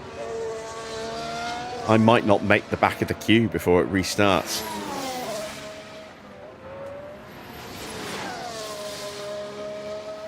But we have just earned a nice big chunk of points in the pit stop challenge. I'm not going to try again. That's as good as it's going to get for us, I think.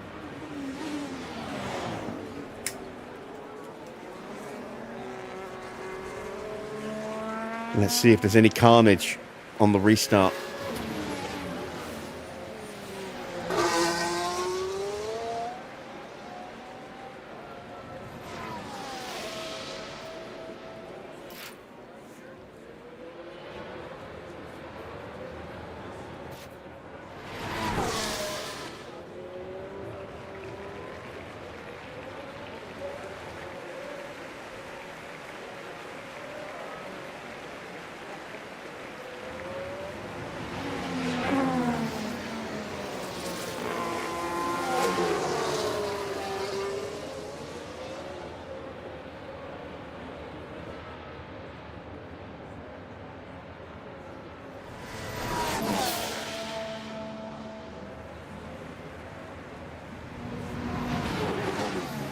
Ten laps to go. We are still under safety car conditions. And this is going to set up a barnstormer of a finish to this Grand Prix as everybody is on brand new tyres of some description. It's soft tyres for Antonelli and Leclerc. Behrman, Piastri and Verstappen on hards. could that grip difference make the difference?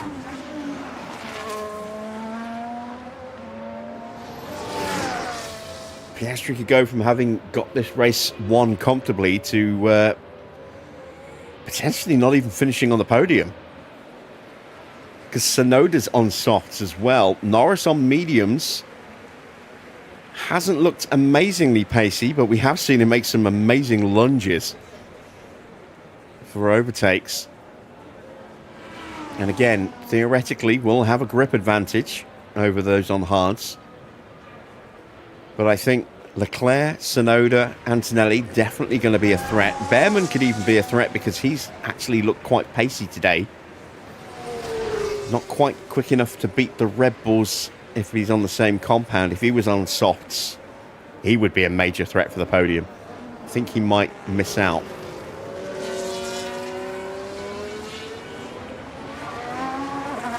But Piastri was so comfortable and was set to retake the lead of the championship going into the final Grand Prix.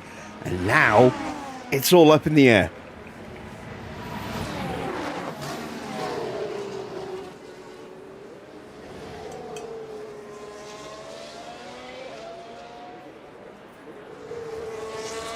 Looks as though we're going to have one more lap behind the safety car, which will give me a chance to actually try and get on the back of the field. So we're going to have 8 racing laps.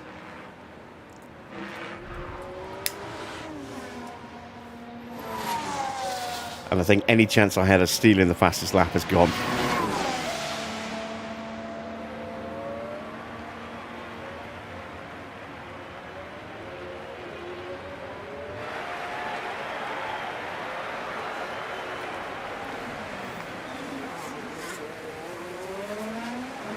And somehow, despite nursing massive issues with his car, Gasly is hanging on for a point.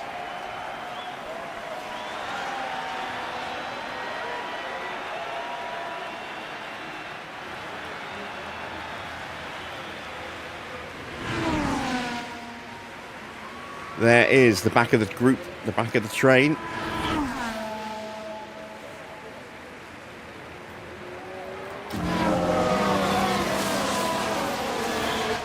There is the front of it. You might just see us pop into shot.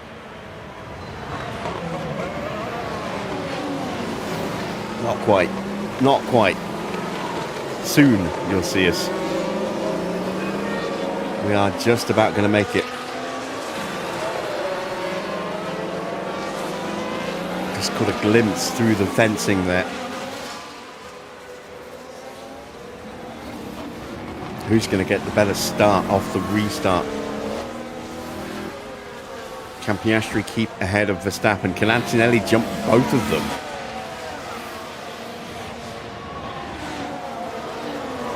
I am amazed that they didn't go on to softs or mediums, that they went to another set of hards.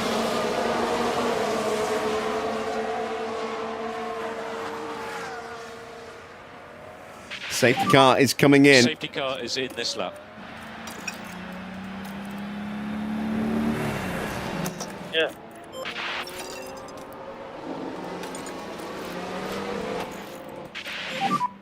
You are good to go. Mode push.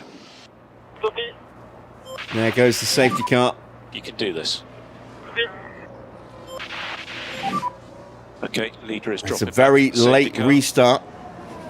There goes Piastri.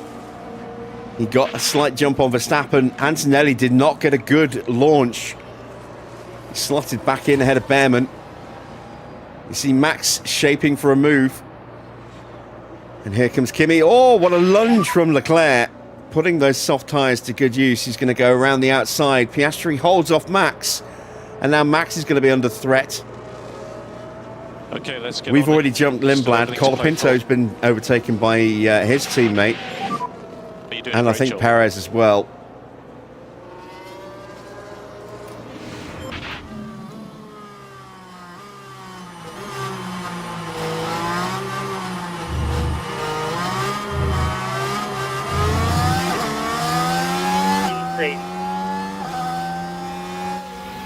That's how we got through.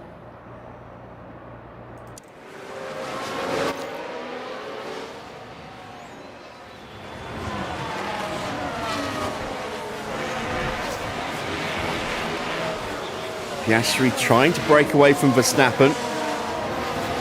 He's got the gap up to about a second. And now Max is going to have his rear wing mirrors full of Antonelli and Charles Leclerc. No worries, mate.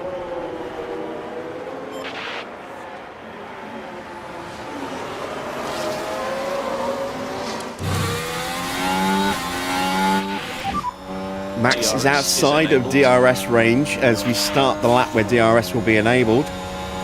More importantly, that means he's almost completely out of slipstream range as well. Here comes Kimi.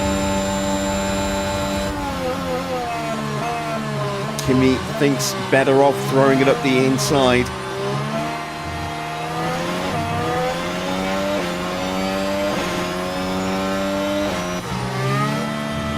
Hadjar likewise thinks better of it than throwing himself up the inside of Colapinto.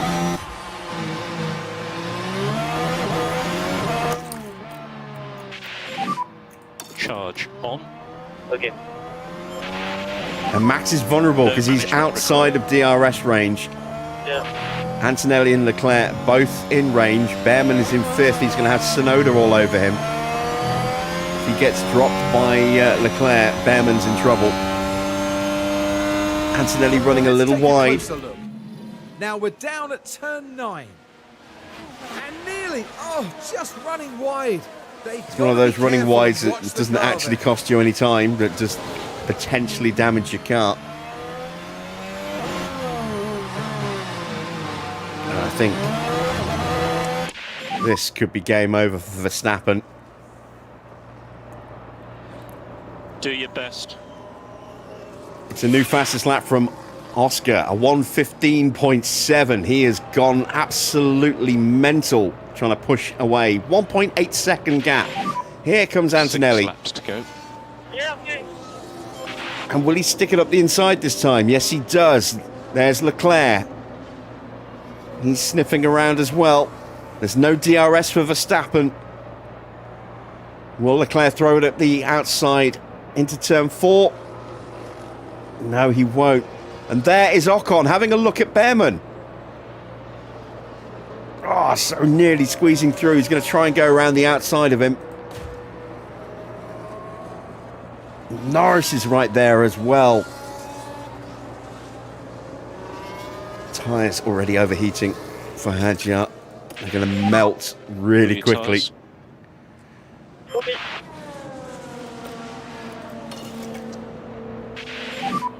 Cool your tyres. Piastri leads by nearly 3 seconds. Max now will have DRS on Antonelli. Can he take the position back? Or will Leclerc throw it up the inside again? This focus is a long race.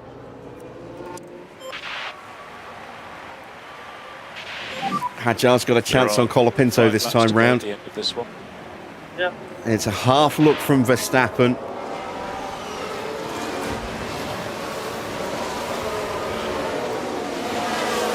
Hadjar gets alongside Colapinto, gets the move done. He's through.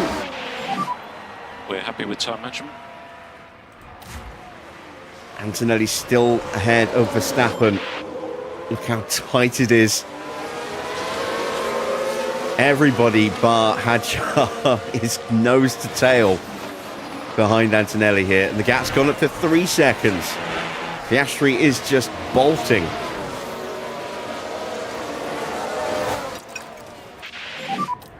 No management on the tyres required. Can you go mode push now?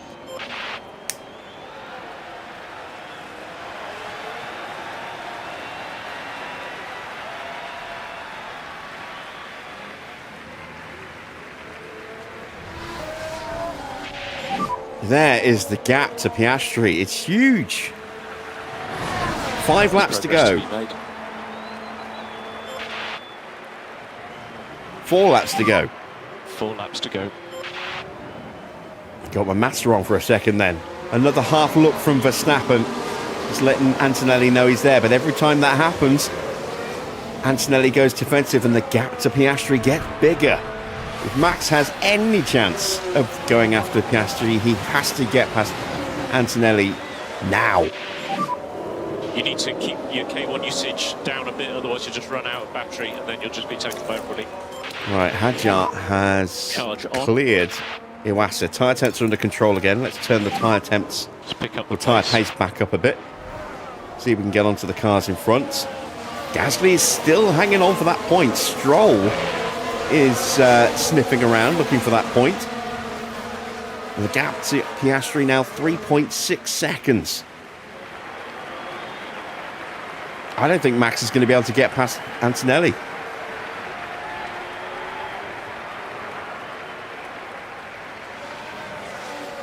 Leclerc's not going to be able to get Max while Max is tucked up behind Kimi like this. If anything, he's going to come under pressure from Behrman. Just do your best.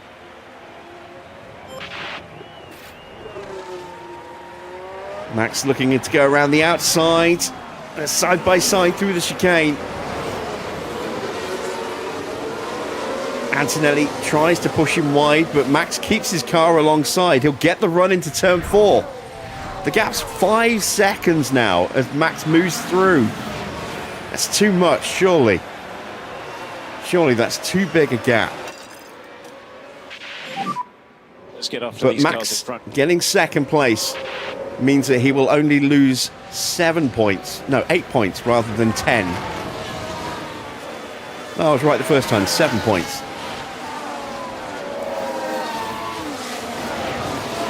Question is, can he stay ahead of Antonelli? Because he can't break away from him. Next car is Perez.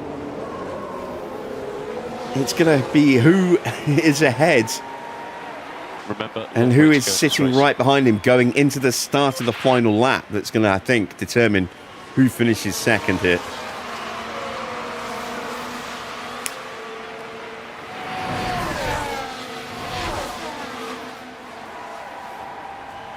Here comes Kimi. 2 Max more covers laps. the inside. Kimi goes around the outside. Can he make that grip work? No! Max squeezed him. Sainz gets past Tsunoda. Lawson and Russell, I think, both moving up a place. Iwasa might also have gained a place. Perez has been overtaken. There's so much going on. It's hard to read exactly what's going on. The gap is 6.5 seconds. Piastri has this one. No one's catching him now. But it's all to Okay, play next up, for Perez. second. Leclerc is just outside of DRS range and Behrman is there. A long way to go. Behrman get back in front of Charles.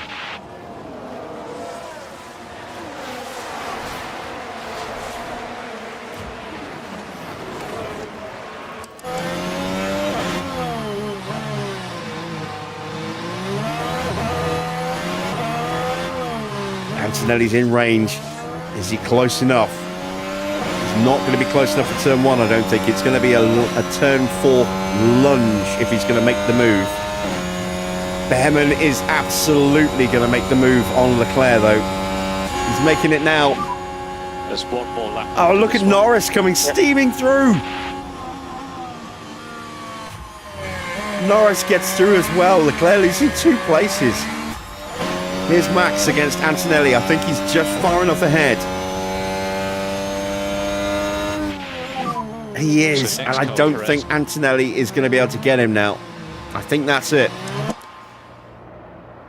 So this is really going to work to Max's favour against the amount of points he's going to lose. To Piastri, he lost 4 points in the sprint. He's going to lose another 7 points here. I think he might still just be ahead in the standings. But it's really, really close. I think he's 12 points ahead. He's going to be 1 point ahead if that's the case.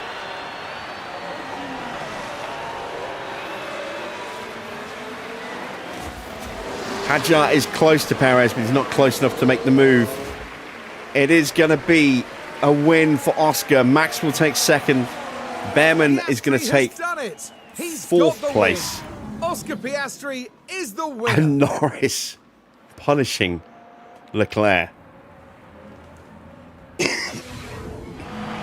There'll be celebrations tonight after a performance like that. They've done themselves and the team proud. What a dramatic finish to the Grand Prix. Norris was even looking to try and put moves on Behrman.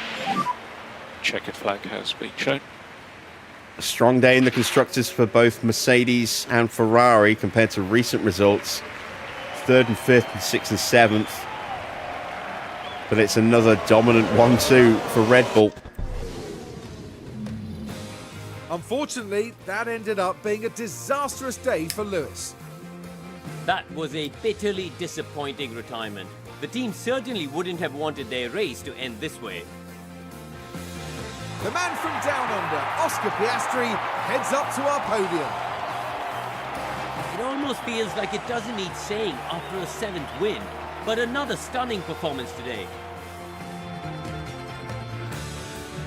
A carnival atmosphere, as always, for the Mexico City Grand Prix. A few Max fans booing Piastri there. Antonelli on the podium once again. He's had a really good year. After that single season at McLaren where he didn't achieve much. How will the team be feeling, do you think? Honestly, this season's results just haven't been what they hoped for. It's going to be a difficult off-season, and if the board aren't happy, you'd have to think there's always a chance we'll see changes. Oh, that means he knows the board's going back to low confidence. From us all here in Mexico City. Coming up in the next round is the Sao Paulo Grand Prix as we head to Brazil. Join us next time at Interlagos. I don't rate my chances at Interlagos either.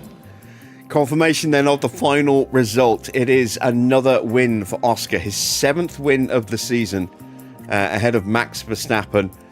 Antonelli up 13 places to take that podium there, ahead of then Ollie Behrman. Norris up 10 places.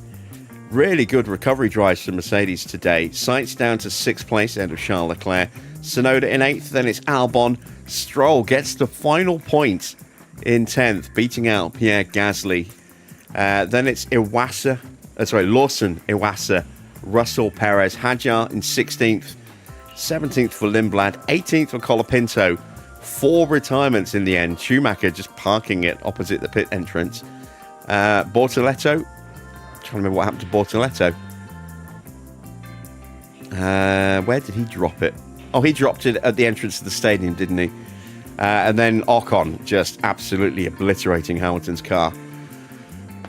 Dear, oh dear. Right, let's take a look at the driver standings. How much has the gap come down by? It's 2 points. 2 points is the gap as we head to Brazil. And if it finishes neck and neck in terms of points, Piastri will win the championship.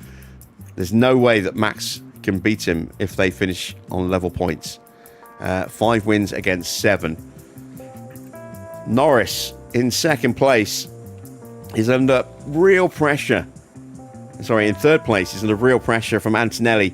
There's just 3 points between those two in the battle for 3rd place in the driver standings. So we've got 2 battles to keep an eye on. It's going to be very, very close between those. You know, who's going to take the championship? Who's going to finish in 3rd? It's teammate against teammate for both of those fights. Sonoda and Sainz are going to be going to war over 5th place. They're on 168 points each, tied at the moment. Sonoda is ahead with a race win that Sainz does not have. So again, Sonoda will win that head-to-head if they finish level on points. George Russell down into 7th place, 156 points. He's 12 behind. It's not impossible for him to move up to 5th, but that's the furthest he will go this year now. Ocon on 123 now cannot go any higher than 8th place. He is 33 points behind with only 25 remaining.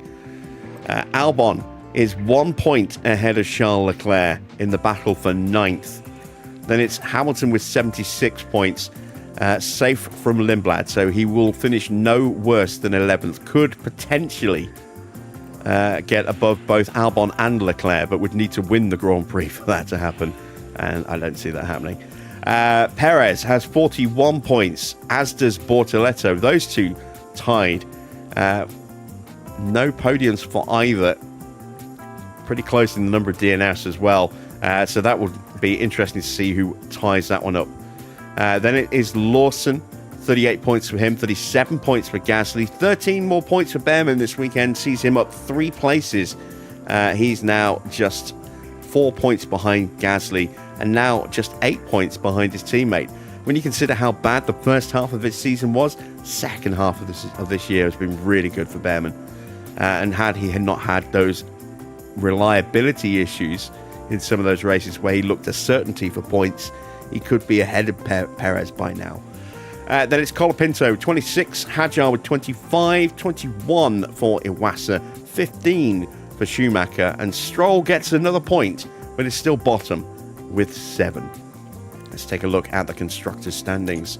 Red Bull champions, we know that. Mercedes second, we know that. Aston Martin, 6 points, puts them up to 291. Ferrari putting the pressure on, 265 points. They closed by 14.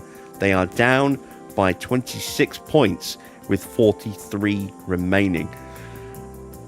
It's not going to be a 43-point haul for Ferrari unless something spectacular happens in Brazil, but they could yet still oust Aston for third. McLaren cannot go any better than 5th, but they cannot go any worse than 5th, so that is where they are going to finish this year. Williams on 136 points. Mathematically, we could overhaul them, but we're not likely to. Our 40-point gap has shrunk down to 27 points. Haas could catch us, but again, not likely, hopefully. I don't think the Haas cars have got enough to get in them to get enough points to overhaul us, so I think we are safe in 7th. But definitely some nervy moments to be found in that final Grand Prix. Then it is Nissan with 52 points, Audi just 1 point behind them with 51, Maserati with 47. Still anybody's guess who's going to take the wooden spoon this season. Let's take a look at the pit stops. A blisteringly quick 1.829, quickest stop of the year for any team by Nissan, with Mick Schumacher stopped there. And we were just 0.02 of a second slower. That's our quickest stop of the season, our quickest stop ever as well, for that matter. We are a 100th of a second faster than Verstappen there. So it's 3rd place for Red Bull, who also gets 7th as well. McLaren take 4th place, Maserati in 5th, Mercedes 6th, Williams taking 8th and 9th, Audi 10th. I don't think any of our main rivals have outscored us today. So let's see, have we closed the points gap a bit to McLaren? We have, by 6 points. We are 4 points behind them going into the final race. But how Red Bull have outscored us, they're now just 3 points behind. Oh, it's so tight in the fight for second place going into that last Grand Prix. So tight. Whew. Depending on how we're doing in the race, we may just sacrifice our race to just keep spamming pit stops and try and take second place in the championship. We need to outscore McLaren and Red Bull in pit stops in Brazil tomorrow. McLaren have won this. Mercedes won this competition ages ago. Then Maserati in 5th place on 172 points. They're just 10 points clear of Nissan, who move above both Aston and Ferrari. So anybody's guess who's going to take 5th at this stage. Ferrari, you can't count them out. I think Aston probably a little bit too far behind. They are, let's see, how far behind are they? 33 points behind with 43 points available. So not impossible, but not likely. Then it's BMW Williams. The highest they can finish is 9th.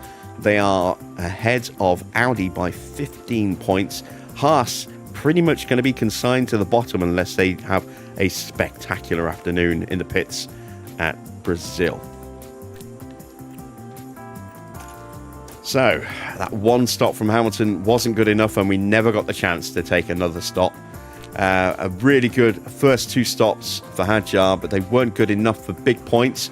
Luckily, we gambled and we made that extra couple of stops. That one didn't work out so well with a stuck wheel nut, but that one, quickest stop of the year for us, brought us a big chunk of points, brought us back into the fight for second place. No money from Hamilton. We've lost almost $1 million in income there from that. but at least we were able to secure some money from Isaac.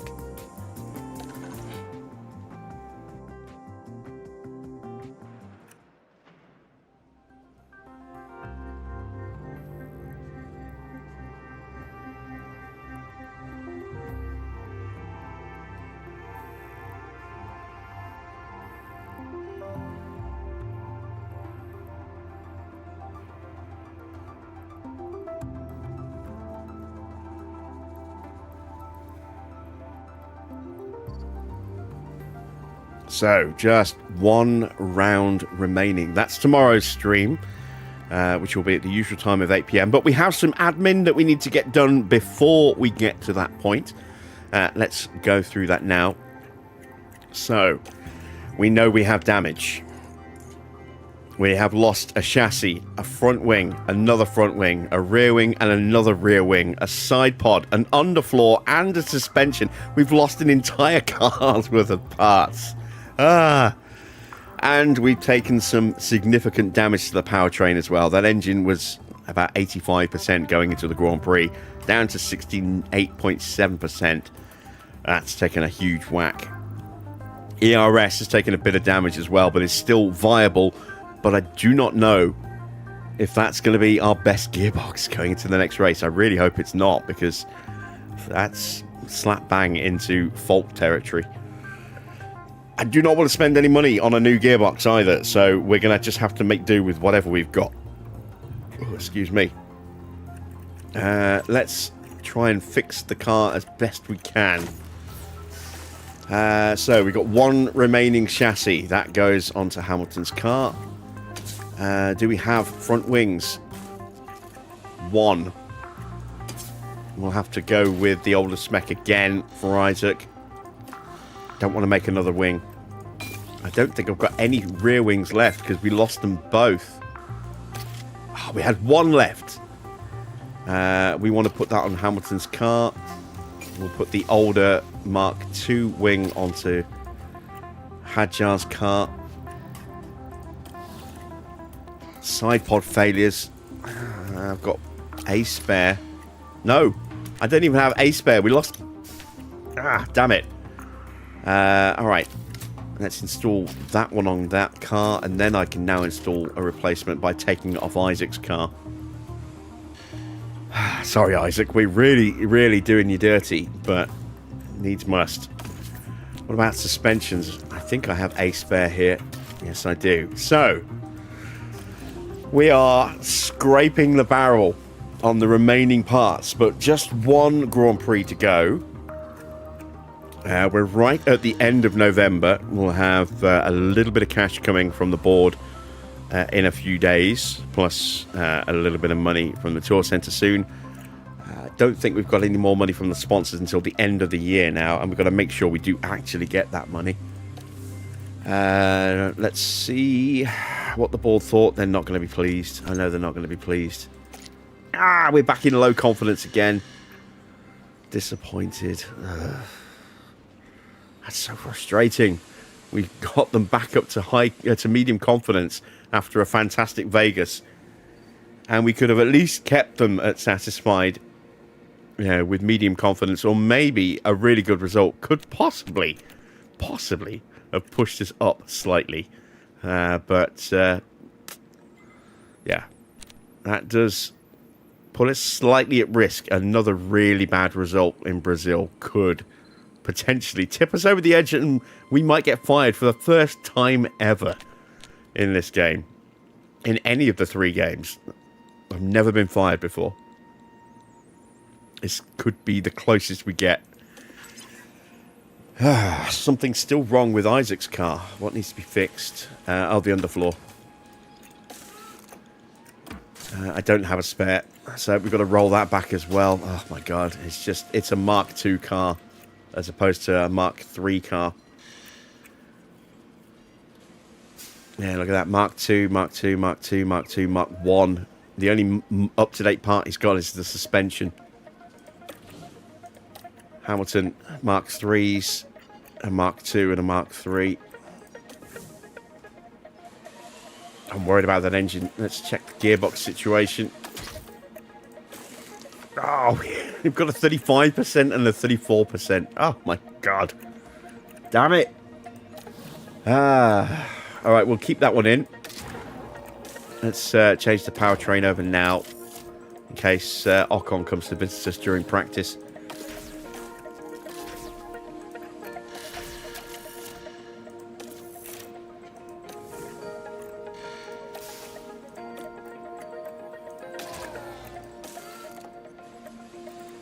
Eeny, meeny, miny, mo. Let's go with that one. Nothing really makes too much difference.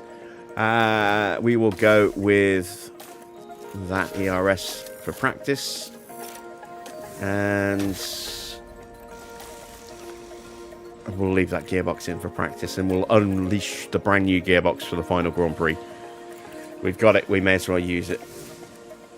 Right, we are 6 days away from our rear wing research project being done. We do not have the money to get another rear wing started yet. But we should hopefully get just enough from the board to be able to afford it at the start of the new month. Oh, it's really, really not good. Our financial situation here. Let's check up on the staff and drivers. So, affiliates. A point gained in cornering for Crawford. Doohan gets a point in control. No change to Fittipaldi or Ricciardo. Sargent gains a point in adaptability. Hadjar has gone up a rating point. Up to 84 this month. So let's see what his stats has improved.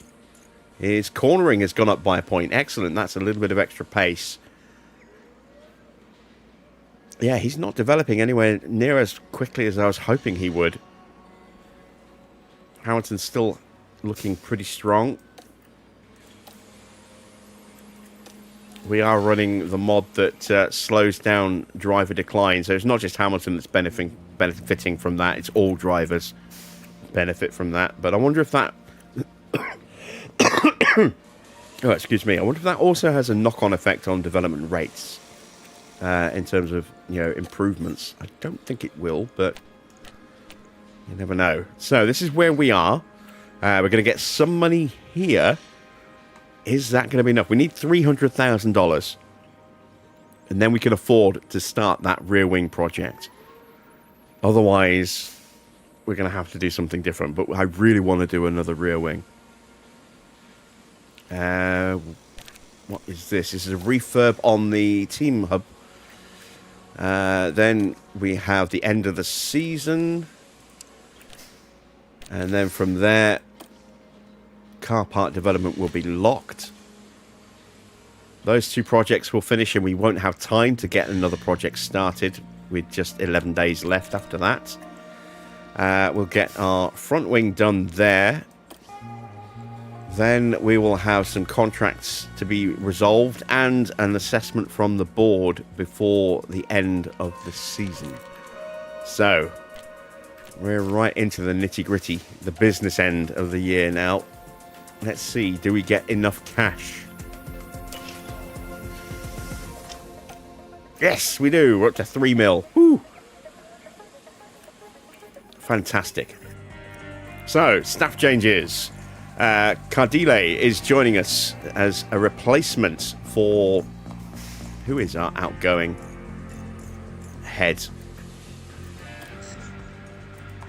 Neil Holdy is out of contract. I don't know where he's going. Is he going to Ferrari? Someone made him an offer. Oh, it's Aston. He's going to Aston as technical chief on a 4-year deal next year. Ian Gregg is staying with us. He's actually done a really good job this year. Marco Peroni is leaving us to be replaced by Will Courtenay.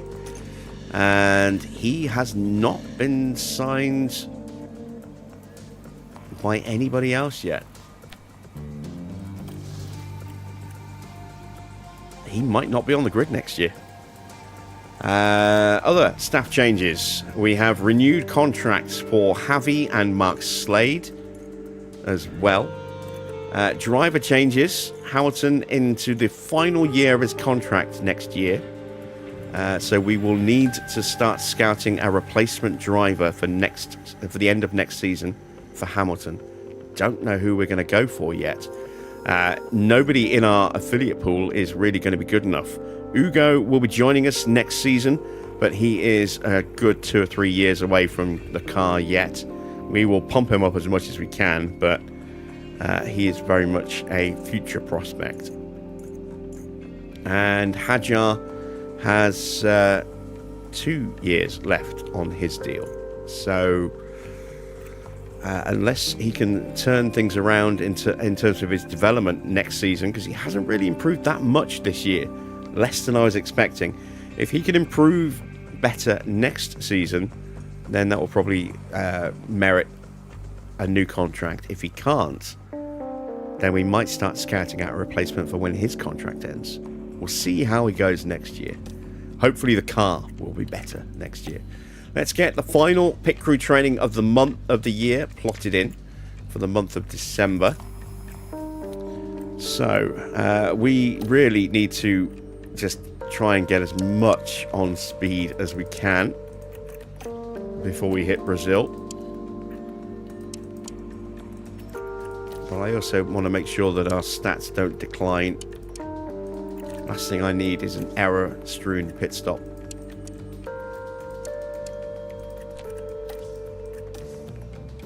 So far we're okay on stats. They're holding. That's good. Yeah, they won't go down till after Brazil. That's excellent news. So where are we on fatigue? We're at 1%. Okay, so I can't get a full day of training in. Now going in tired.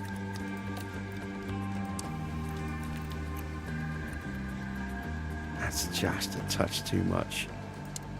There we go. That's perfect. And because I'm a little OCD at times, we are going to do it like that, so it just flows. So it's gym training all the way through, and then it's skill training all the way through. We go in nicely rested before we hit Brazil, and then after Brazil, let's start putting in some pretty heavy car building. Try and balance that stat back up a bit. And then it's just trying to maintain the other stats before the inevitable decline at the end of the year. So there we go. That'll get that back up to 78. And that's probably enough, I think. What's the fatigue there? 13%. Christmas Day will be that Monday, so we'll give them the Monday off. So let's put another day of car building in. We'll give them Monday off there to recuperate a bit. We'll go into some split training.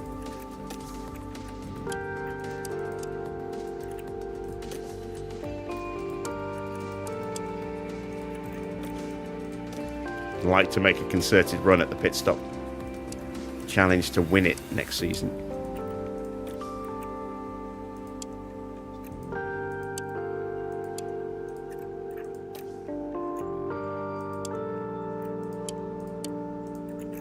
Right, Christmas Day off because I'm not a monster.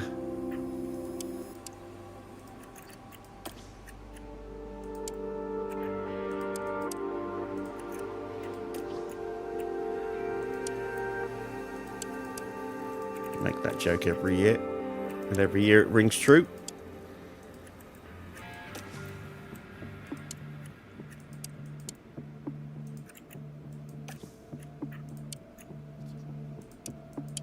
And there we go. So that is our training for the end of the year. We'll get our stats really close to their limit. We've boosted our car building quite nicely. Our estimated pit stop time will stay about the same by the time we get to the end of the season. But our chance of mistake down to just 5.9% by the end of the year. And then, of course, we'll have some stat regression as we transition into 2029. And a brand new sporting director coming on next season to hopefully improve the pit crew that little bit more. Marco can be proud of the job he's done for us. And with a 91 rating, even if he doesn't get picked up next season, I don't think he'll be off the grid for too long. Right. 7 days to go until Brazil. How long until we get our research done? 2 days.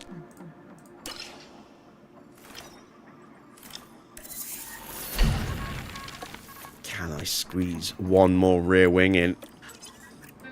Should be able to. We've got no hours left to throw in.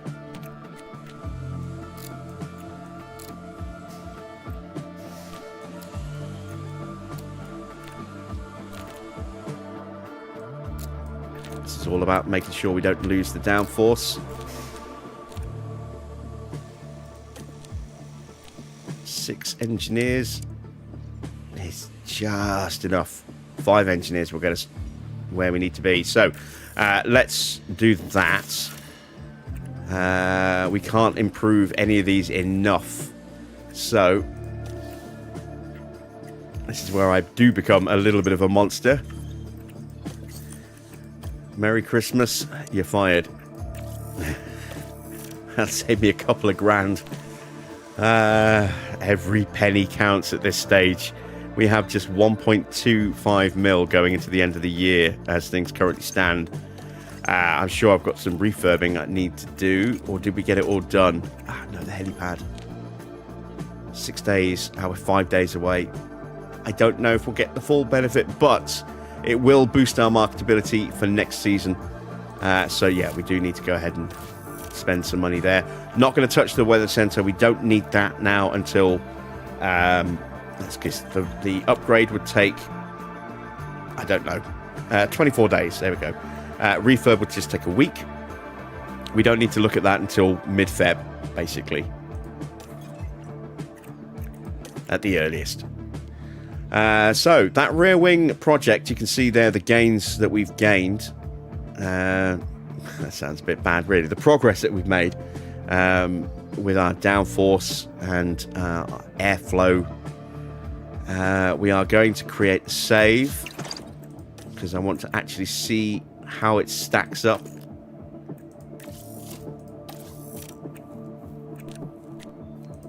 And the only way to do that is to save and reload. So that data then gets added to the rules and regs tracker for next season. So, chassis situation is just one minor project. It's not great, but it is what it is. Front wing has got another project going through, I believe, to help top up the high speed and the medium speed. Don't know if we'll match those, but we will gain more of an overflow of knowledge for the low speed. It's always going to be good to get a little bit more tyre wear, airflow sensitivity, and front airflow as well. Rear wing, this is what we look like after that project that's just gone through. This is why we needed another one.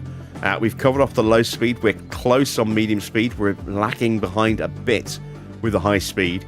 And we're at 3% on airflow, drag, and DRS. So, again, just topping those up a little bit more helps. Side pod, that's a couple of minor projects, I think. Underfloor.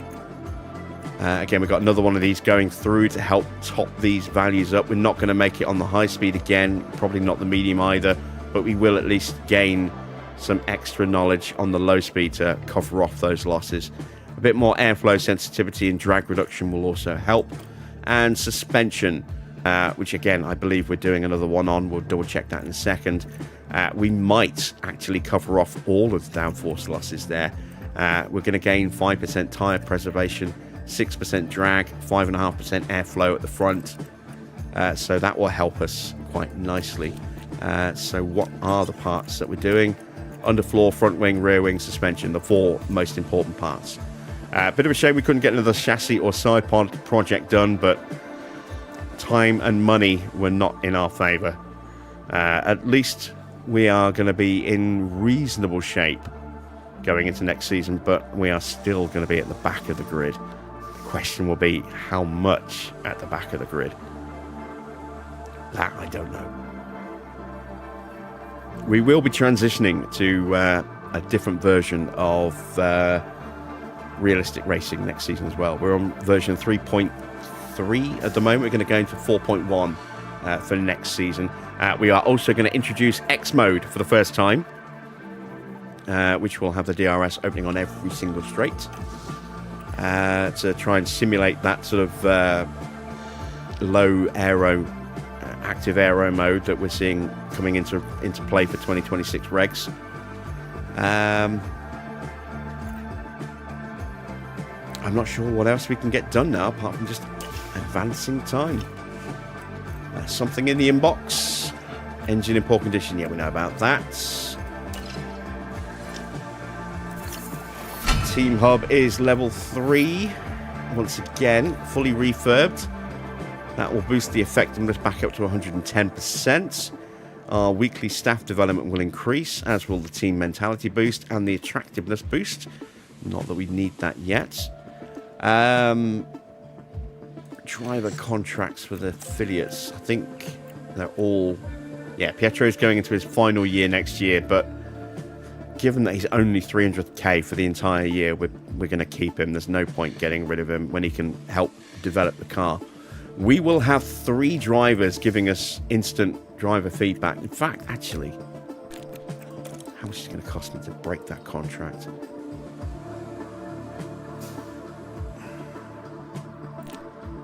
I'm wondering if it's going to be better for us to actually... What's his commercial? Marketability is only 54. You know what? Let's switch his focus. Let's put him on marketability. Jack isn't going to get into the car next year. At 25, I don't think anyone else is going to pick him up for a drive now as well, with his stats being pretty low. So we are going to make him a car development driver for next year. And hopefully those improved stats over Fittipaldi might actually boost our car development a little bit more. And I'm doing it now in the hope that if that is the case, it will have a knock-on effect for next season's car. When we start season 4. So we've got Sargent, Doohan and Crawford developing the car. We've got Fittipaldi and Ricciardo on commercial work. We do not have any drivers training themselves now. And Ugo will become our sole junior driver with a view to promoting him at some point in the future when he joins us next year. Let's advance time to the Friday. There we go. So, strategy prep. What's the weather? Cold, but dry. I thought we might see some rain here in Sao Paulo, given that it is historically quite a wet Grand Prix. We had like a 40% chance of rain. It's going to be sunshine again. Weather's been glorious all year. We've hardly had any wet running of any real note. We might have to play about with the calendar a bit next season. I'm going to make some changes as well to the calendar for next year. We will go through that when we do our behind-the-scenes prep on Thursday's stream. But with one round remaining, it's anybody's game and anybody's guess who is going to win the World Championship. It is points-wise advantage max, but it's only 2 points. Oscar has that 2-race win advantage. So if they finish tied, Oscar wins the title. And look how close it is in the fight for 3rd place. Who actually has the most wins in that fight?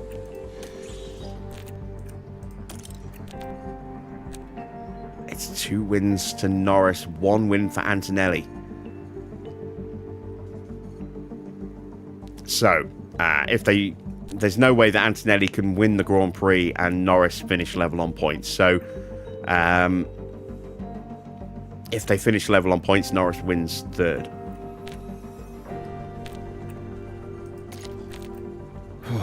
It's tight stuff, isn't it, going into this final Grand Prix? Just 2 points separating the fight for the title. Just 3 points separating the fight for 3rd place. And then we are just hanging on for 7th. We desperately need to achieve that target, especially with the board having low confidence in us. And in the pit stop challenge, it's incredibly tight to see who's going to finish 2nd, 3rd and 4th. We sit in 2nd place, 4 points behind McLaren, just 3 points ahead of RedBull. Everything is to play for going into the next round. And that's tomorrow's race. We'll be back at the usual time of 8 p.m. for that. And we will, of course, go through to day 1 of 2029 so that we can then do our editing from that point. So I hope you will join me at the usual time, 8 p.m. It will be slightly longer than normal because of that extra little bit at the end, but not too much longer. Usual length should apply, around the 3-ish hour mark. And then Thursday we'll do, as I say, a behind the scenes stream where we prep everything for season 4, going into the database editor, tweaking the values that need to be tweaked, changing the contracts that we need to change, unretiring some drivers like Fornaroli, who is retiring. We're going to move him back onto the active roster list and move him to Maserati's young driver program, have an Italian rookie in the reserves for Maserati. We're also going to start playing about with some driver numbers. We need to change Verstappen to number 3. Now that will be his official number for 2026 onwards. We need to put Mick back to number 47 because I still haven't done that. And all these other little driver number changes that we need to do as well. So once we've done that, depending on how long that takes, we then may well go into setting up our behind the scenes. We'll go into the behind the scenes stuff for setting up our F1 Manager What If series, where what if things were very different in 2013? What if Schumacher actually made the first team at Ferrari after a successful stint in the academy? What if Max signed for Mercedes instead of Red Bull in the junior program? All sorts of questions we can ask. What if a new team came in directly to replace Caterham when they went out of business? What if Haas never made the grid? We've got all these different options that we can try, and we will explore that in that new series, and that will be starting kind of alongside the other one, possibly even starting on the Friday, depending on how long things take on Thursday. But that's the plan for the rest of the week. If you've enjoyed tonight's stream, then a thumbs up would be much appreciated. If you're not yet subscribed, why not consider hitting that subscribe button as well? Be sure to hit the bell to get notified every time I go live.